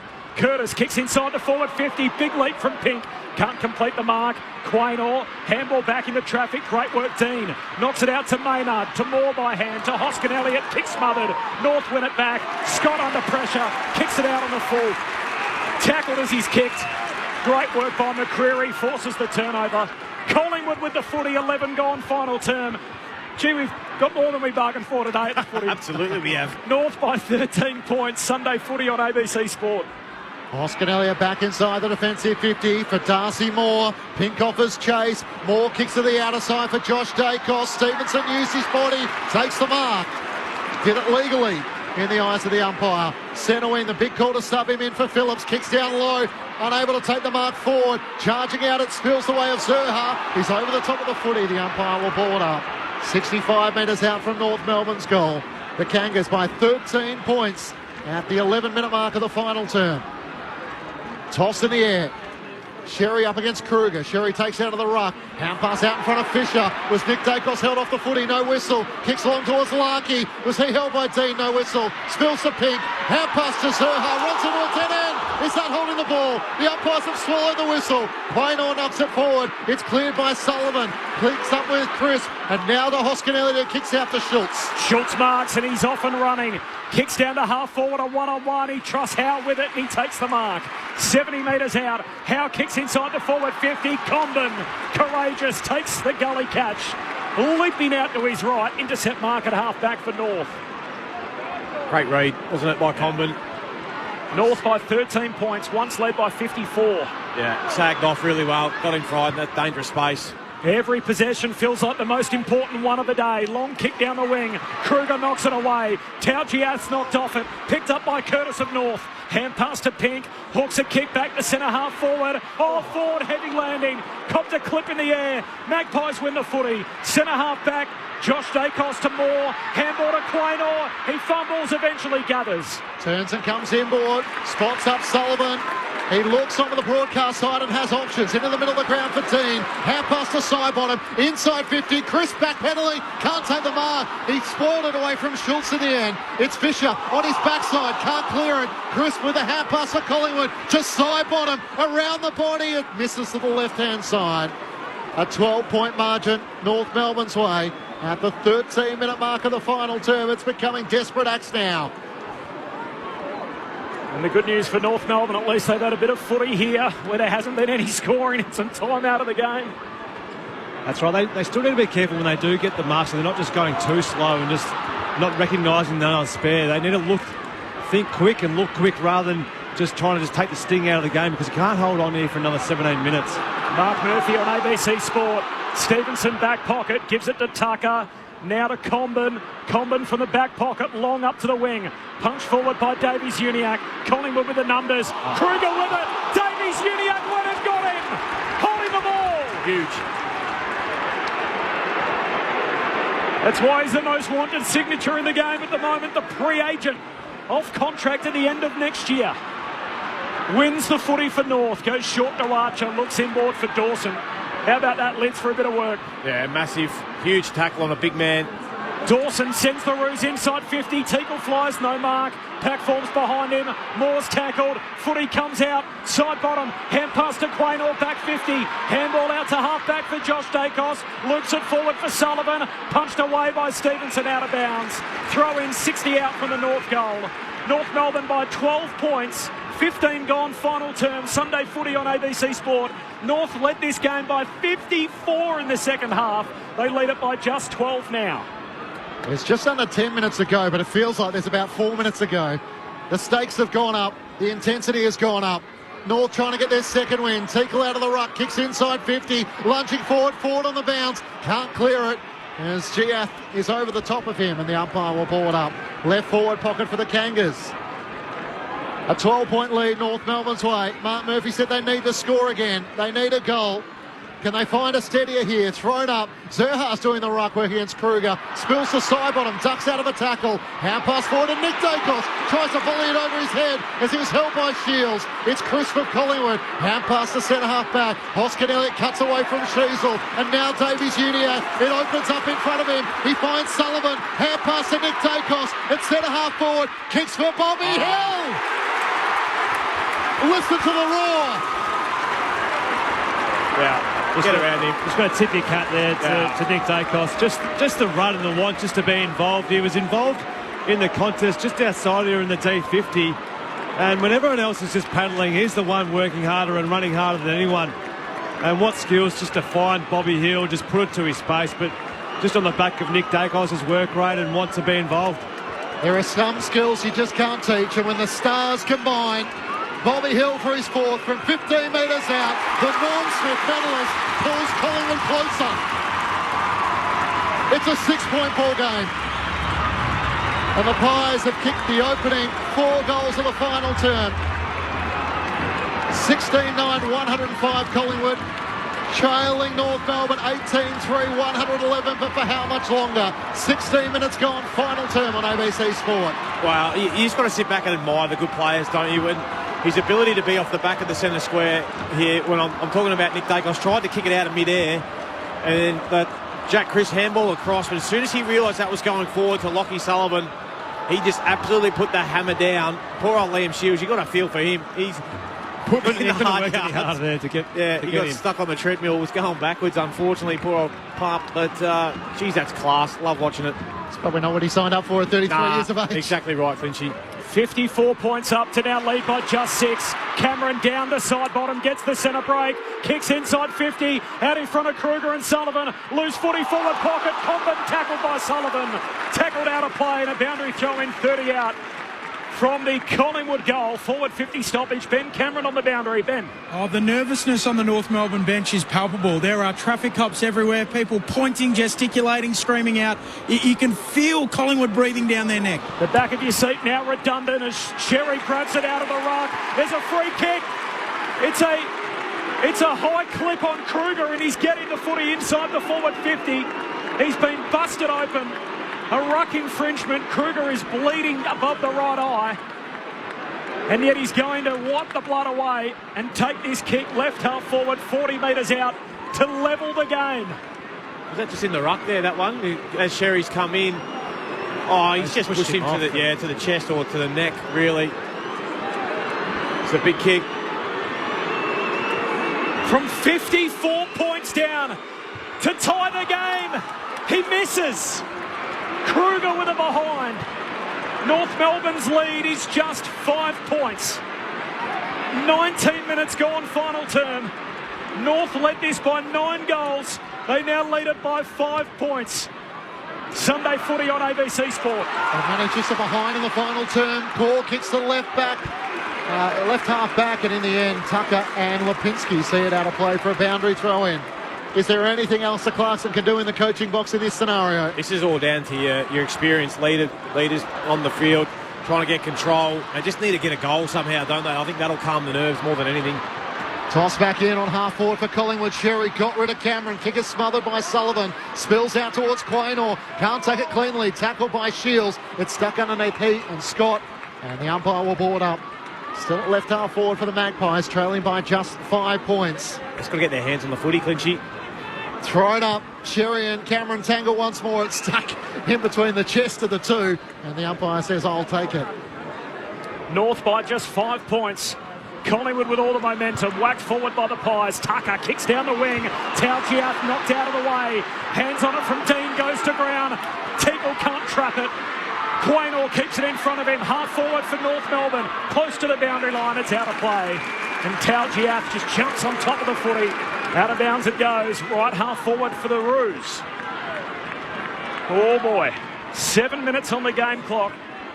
Once 54 up, North Melbourne lead by 5 points as we tick into time on. Final turn. Sunday footy on ABC Sport.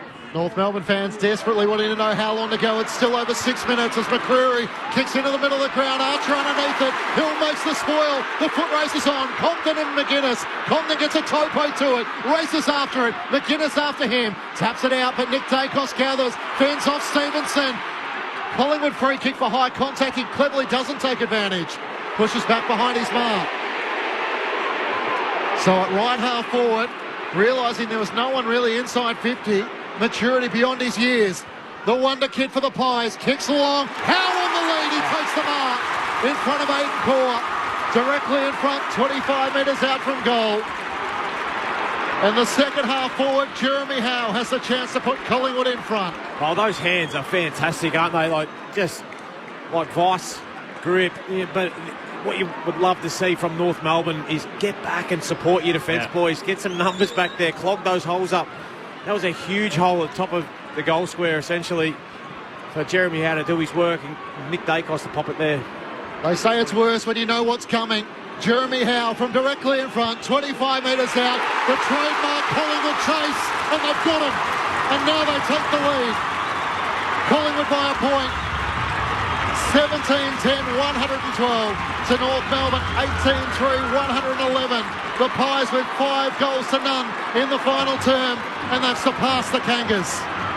Yeah, look, we've been singing the praise of Nick Dacos all afternoon, really. The way in which he's just fought through the tag and still getting scragged everywhere, but he's had the 4 score involvements in this last quarter and has just inserted himself on the game and just thought, boys, come with me here. I'm just going to work myself into the ground here and just go from contest to contest. At speed, mind you, at real speed. At real speed, and he's one of the fittest apparently at Collingwood, and we're seeing that in this last quarter. No one's able to go with him, but he's just broken the game apart here and just made the game easier for his teammates. It's been an action-packed afternoon, a ground invader as well between that goal and the ball being returned in the footy. Hey, in the middle, the footy bounced up. Restart, Collingwood forward again. Side bottom, hand pass to Crisp. Kicks to full forward. Howe flies again. Punched away from the back. Forward pocket for Collingwood. Picked up by Hoskin Elliott. Spun around. Hand pass got to Dawson of the Roos. He got it out. McDonald kicks out of the defensive 50. Puts it out on the full. Collingwood will keep it in their front half. There's still 5.5 minutes to go. The Pies by a point. What a turnaround. A 55-point swing in the second half alone. As Josh Dacos kicks to a pack in the forward pocket. Off hands, it spills out of bounds and a boundary throw in deep forward for Collingwood. At the 3-minute mark of the third quarter, North led the game by 9 goals. 24-minute mark, final term, Collingwood lead by 1. It's been 11 goals to 4 after half-time. 5 goals to none in this final term. The Kangas have managed just 1 behind. Cameron wins down the tap for Collingwood. Davies-Uniacke, hand pass away to Stevenson in the middle of the ground. Curtis wrestling with Lipinski. Spills to Larkey. All hands on deck across half-back. Hand pass to Taylor. Kicks out to half-forward. Wardlaw, what a chase. He can't get past Frampton as Moore gathers. Hand pass over the head of Noble. Ricochets out in front of Curtis. Gathers for North Melbourne. Chips it up towards Ford. Josh Dacos coming the other way. Ford takes the mark. He's got Larkey on his own. They can raffle it. He and Teakle. And Nick Larkey hand passes over the top. Teakle for his first goal as a Kangaroo. Puts the Kangas back in front. And they are celebrating. As they say, sometimes you have to fall behind to find the front once more, and North do answer back. A 5-point lead, 19-3, 117 to Collingwood 112. You'd love to know whether Alistair Clarkson would be happy with a hand pass over the top. I'll tell you what, I shuddered when I saw him going a handball to him. I was like, you're the leading goal kicker and you're giving it to a ruckman, please. I know it's his first game, but just go back and knock it through. Big Sulf. No. But well done. I don't mind it because it is his first game, and regardless of the situation, you're still rewarding that. That it's a huge goal in the scheme of the actual match. I just had shades of Heath Shaw just jumping across Nick Rewald's boot. I know it's not a grand final, but for North Melbourne today it is. Spare a thought for North fans. Last week they led by 33, fell behind, came back and won it. Today they led by 54, fell behind, they're back on top now. 25 minutes into the final term, we got a secondary ball up in the middle. Edge of your seat stuff. Cameron wins the hit out. Down to Stevenson, he's locked up straight away at another ball up. Ben Cameron on the boundary. I wonder whether Clarko would like to come down to the bench and coach from the bench. We know he had that incident in Tasmania. I'm just putting it out there. That's a good call out. Of course, that's part of his real sanction as a result of that. He had that suspended sentence hanging over the top of him. The expletive-laden rant on the bench in Hobart, and told he'll coach from the box from here on in. North by 5 points. Still 4 and a bit minutes on the game clock, so there is time. North hurried kick forward. Maynard takes the mark. Not 15, Ump says keep going. Maynard hurried kick across the ground. Taylor whacks it away for North, and Lipinski's onto it in the centre square. He looks up to Howe on the lead, every bit of a natural forward, and he takes the mark in front of Compton. It will be marched back to the paint of 50. A couple of steps in front of that in the end. So Bobby Hill deep in the goal square. McGuinness is there as well. He sends it in the direction of home. Goes for it himself and misses into the right goalpost. It's a 4-point lead North Melbourne's way as Jeremy Howe tried to send it home. Big kick, wasn't it? It was just coming back. A bomb. Yeah. It's been a great move. Adam Hunter all over, as you called. Forbes. Match winner. Here we go. Kick out time for Zach Fisher. Steps outside of the square, looks wide, he misses Scott. One bounce through to Lipinski, turnover. Collingwood at half forward, side bottom, centering kick. Great mark! What an effort, Bobby Hill! Crashes bodies with Archer and takes the mark, 15 out dead in front for Collingwood. Well, I'll tell you what, if Clarko was on the bench, he would be going bananas at Zach Fisher at the moment. What was he doing with that kick in? Completely missed him by 15 metres. Just allowed Collingwood back into that. Still side bottom playing his wing role, centering ball. How about the hands of this bloke all day? Oh, Bobby Hill's been on fire. Both players throwing their bodies at it. Hill wins the aerial battle. Now for the finish. Bobby Hill kicks it. These Magpies are inevitable. You've got to play the 80 minutes. Collingwood back on top. Hill's got 5. Collingwood by 2 points. 28 minutes gone, final term. Sunday footy on ABC Sport. Mark Murphy and Brent Delidio. Incredible scenes here. You just got to hand it to Collingwood. But yeah, a little bit of a brain fade there by North Melbourne. But interesting to see Darcy Moore came sprinting off to go talk to Craig McRae. Didn't come off the ground, but just wanted to get the exact words right from his senior coach about what they wanted to do in this last 3 minutes, what moves they wanted to occur. That's great leadership by the skipper just coming on. I don't think I've ever seen that ever in a game of football, seeing the skipper run to the boundary line to speak to his coach. The last 3 goals have swung the lead. Jeremy Howe with his 100th goal put Collingwood in front. Teakle answered, and now Bobby Hill puts Collingwood back to the lead. A free kick coming back to the middle of the ground. It'll be North Melbourne's free kick. And Luke Davies-Uniacke will have it. You've just flicked on the radio and thought, geez, this sounds exciting. North kicked 8 of the first 9 goals of the match, got out by 54 points, and Collingwood have come charging home inside 50. Big fly from behind from Zerha. Couldn't get hands to it. Spoiled out to Nick Dacos. Did he take on the tackler? No whistle as they dive on top of it. Pink on top of the footy and Noble on top of him. A ball up 25 metres out from North Melbourne's goal. Jeez, he's lucky he got a fist on that Nick Dacos. They believe it's their day, North. They got to try and win it again later. Sherry palms it down to Curtis. He's tackled. You can throw a blanket over around 25 players around this ball up. Crowded forward 50. Southern end of the stadium.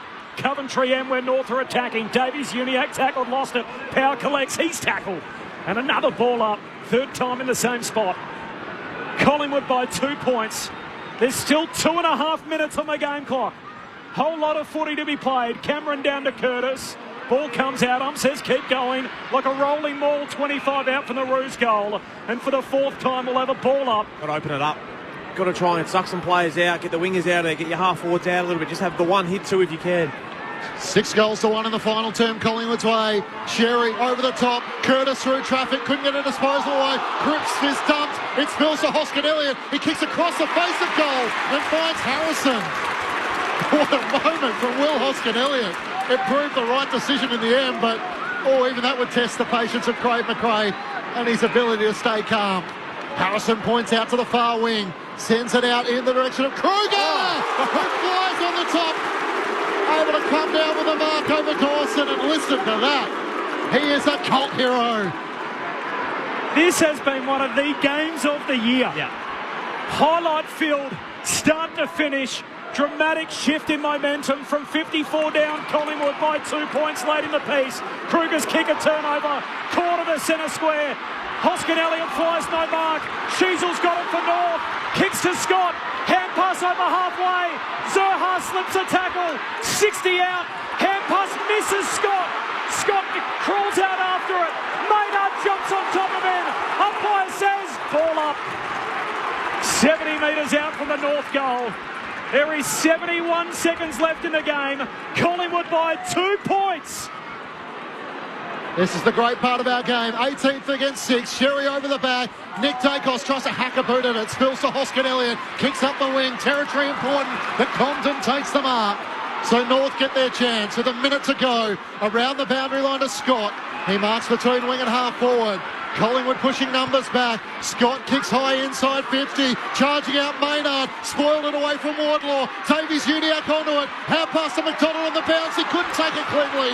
Nick Dacos hacks it clear. Scott gathers, not 15. It is a mark. The umpire in the middle of the ground says now it's play on. As he gains a few metres. Inside 50. Pink in the pack. Can't take the mark. Sheasel and Zerha. The pack is crashed.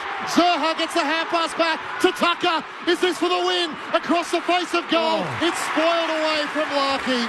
A lunging effort from Brainerd Maynard in game 200. With 23 seconds to go. It's up against the right behind post. North deep in attack. Trailing by 2. This is the game right here. Boundary throw in deep forward for North. Collingwood by 2 points. Sherry hooks it down. Dean's got it, lost it, comes out to Power, hand pass, Sheasel, couldn't get a kick away, stolen by Moore, still alive for North, comes to Fisher, it's a goal! He's missed it! Fisher's missed it! Wrong side of the post, Collingwood by a point, 4 seconds left, Fisher's kicked us the wrong side of the stick, Pies by 1. Jeremy Howe gestures to left half-back. He'll kick it as far as he can as the seconds tick down. This black and white show.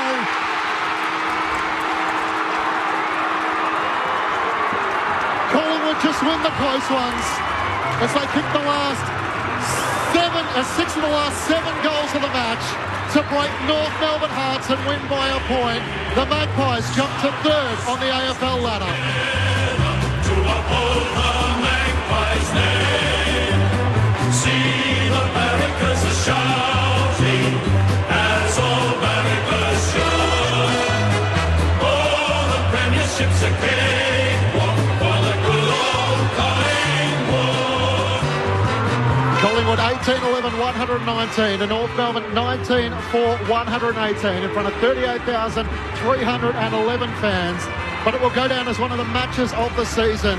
Collingwood kicked the opening goal of the match, and then North Melbourne kicked 8 of the first 9 goals to lead by 35 points at quarter time, by 48 points at half time, by 31 points at three-quarter time, before the Pies came rattling home. The last 3 goals of the match shifted the lead, and Collingwood prevailed by a point. They know how to play the game. Side by side they stick together to uphold the Magpies' name. See the barricades are shouting as all barricades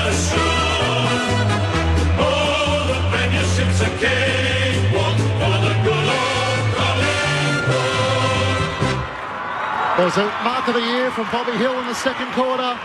There was an outstanding goal from Tristan Sherry in the left forward pocket. There was highlights aplenty.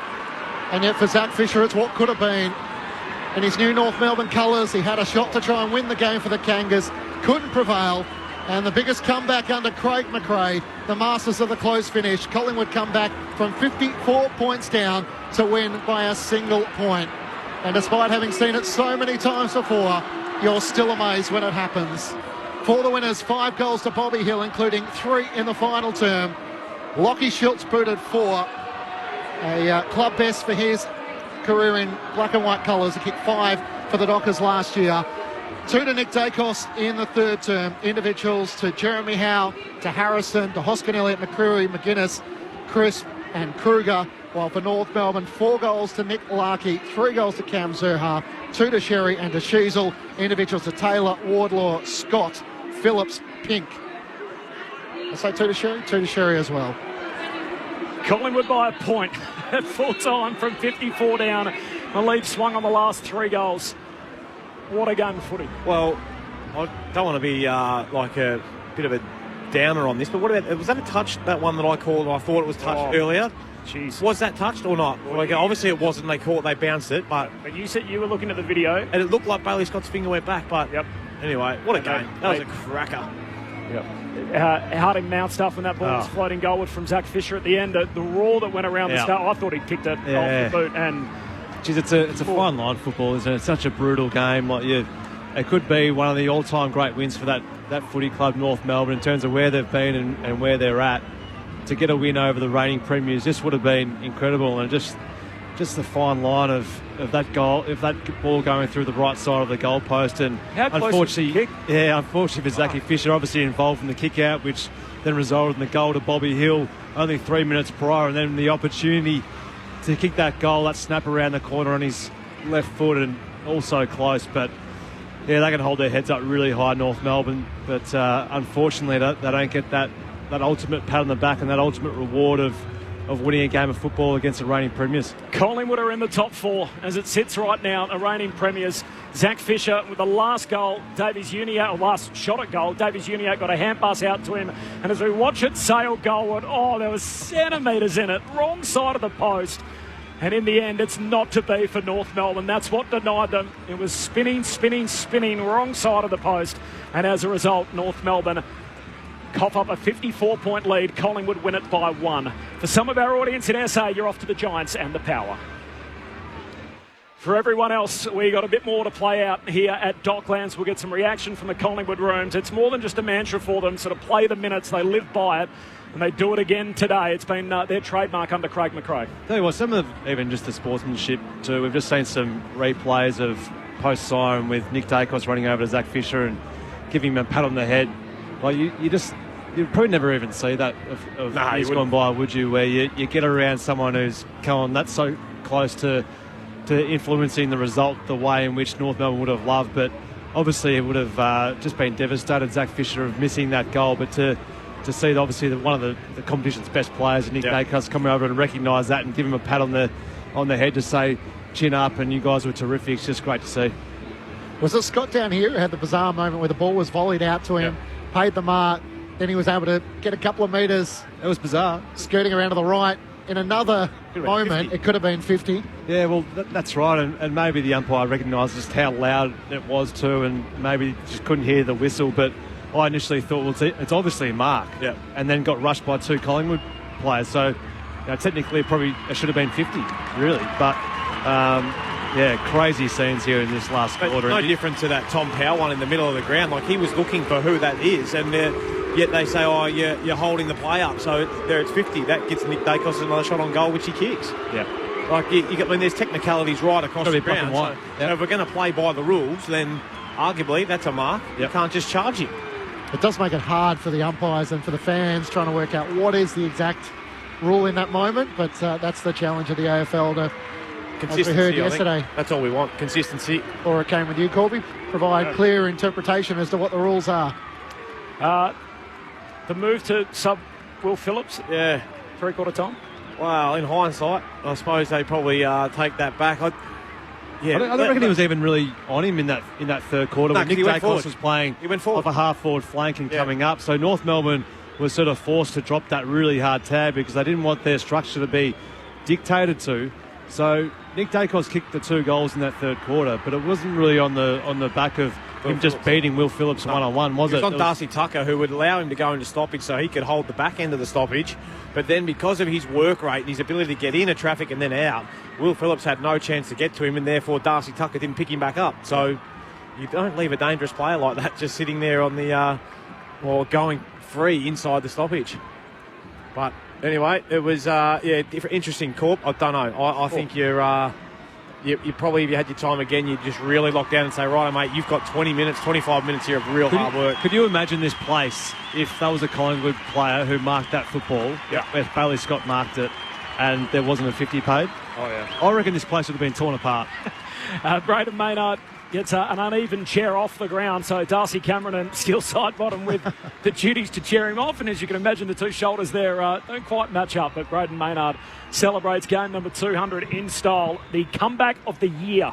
54 points down Collingwood in the second half to come back and win it by 1. A late shot at goal from Zach Fisher, just the wrong side of the goalpost, swinging too much late, and as a result, North Melbourne denied what would have been the go-ahead goal and the match-winning goal.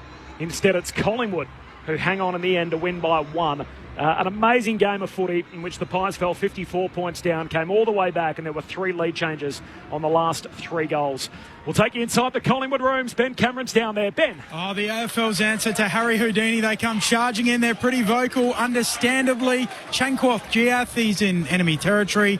Craig McRae sauntering in, but the Pies players, they are up and about, understandably, on the back of that performance. 54 points down. They charge back. They're the fast finishers in the AFL. Jackie Loudy, we mentioned her.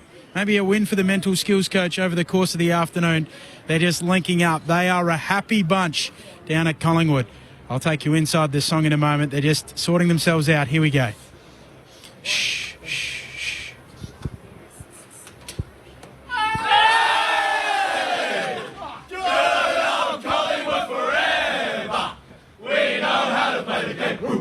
Side by side we stick together to uphold our magpies. Hey, almighty, see the barricades are shouting as old barricades shout. Oh, the barricades again, walk for the good old Collingwood. So they celebrate Braden Maynard's 200th with a victory. Tau Jath was in the middle at the start, then went back into the ring. I actually got a little shove closer to the circle by Craig McRae to hang the mic in. So they're mightily happy, and Nick Dacos is going to join us. I'll ask him about Will Phillips being subbed off at 3/4 time. Beansy in Broadford off the SMS. First, the Aussies beat Scotland to keep the Poms in the World Cup, and then the Pies come from the clouds to beat the Roos. 2 terrible results in sport today from Beansy. Appreciate that off the SMS. I've been a long-suffering North supporter for over 50 years. Why do North always have this fear of losing when so far in front? From Paul in Ballarat. I can imagine the pain of some of our listeners following this on the radio that are North Melbourne fans throughout the afternoon. It was every bit as good for Collingwood fans. From Tom in Willers Hill, gents, nothing for Collingwood to be proud of, so not overly happy there. It was an amazing comeback, and the Roos were absolutely on. Do the AFL want to make sure Collingwood make finals? 24 free kicks to 14, so some unhappy support there. From Rob in Newport off the SMS, it will be a Swans Magpies grand final.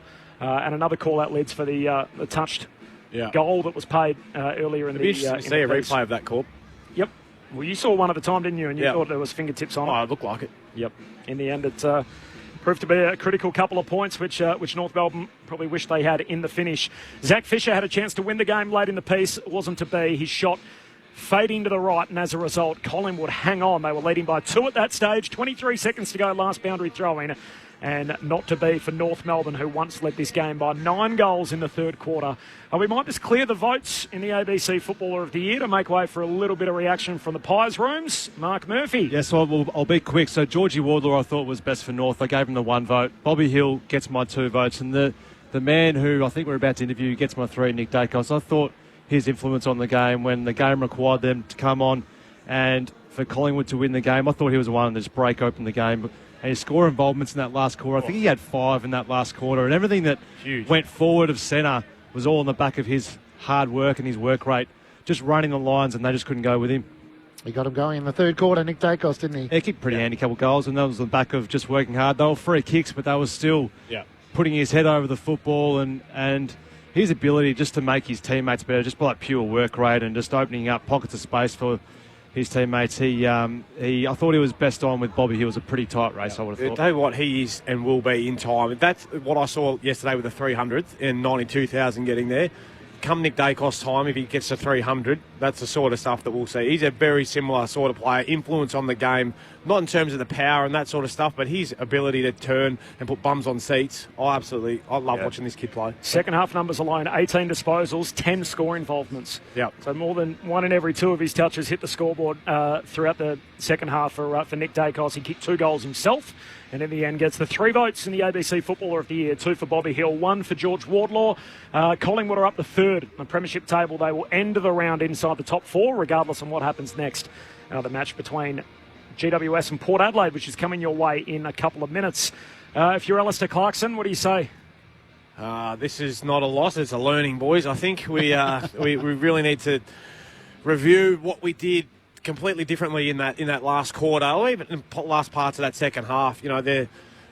I think what they showed us in the first half was their ability to attack and attack the opposition, keep them under pressure. But I think ultimately it comes down to experience and that inability to know how to win and expect to win, and keep demanding high standards of all your teammates right across the board. But I don't think you could really point too many fingers at blokes for making mistakes or not having a red hot crack today, because I think they just about to a man did. No, well, just in the big moments, Collingwood, their skills and their attack was spot on. I think in the last couple of minutes here, you saw North Melbourne just miss a couple of handballs. They missed a couple of kicks that Collingwood wouldn't have made those errors. Yep. So that's the difference between, obviously, you're talking about a side who's right at the bottom of the ladder and a team that's won the flag last year. But Alistair Clarkson, I think, would just be really proud about the way in which they went about it today. They fought to the end of the game. They run the reigning premiers into a kick, and they've got some pretty exciting talent amongst their list, don't they, North Melbourne? Incredible finish. North 54 points up in the second half. Collingwood hit the front not once, but twice, as North Melbourne had to snatch back the lead, and then a Bobby Hill goal put Collingwood 2 points up. The last shot of the game went to Zach Fisher. It went the wrong side of the post, and as a result, Collingwood hang on to win by 1. And they complete the comeback of the season so far, from 54 down to win by a point. What an afternoon. A thrill to share it all with you. Thanks to Mark Murphy, Brett Delidio, Matt Clinch, Ben Cameron downstairs, and to Con at the controls, to Loz back in the studio. Signing off from Docklands. Collingwood by a point. They're in the top 4. 1 game of footy to come. Let's go to Sydney, the Giants and the Power.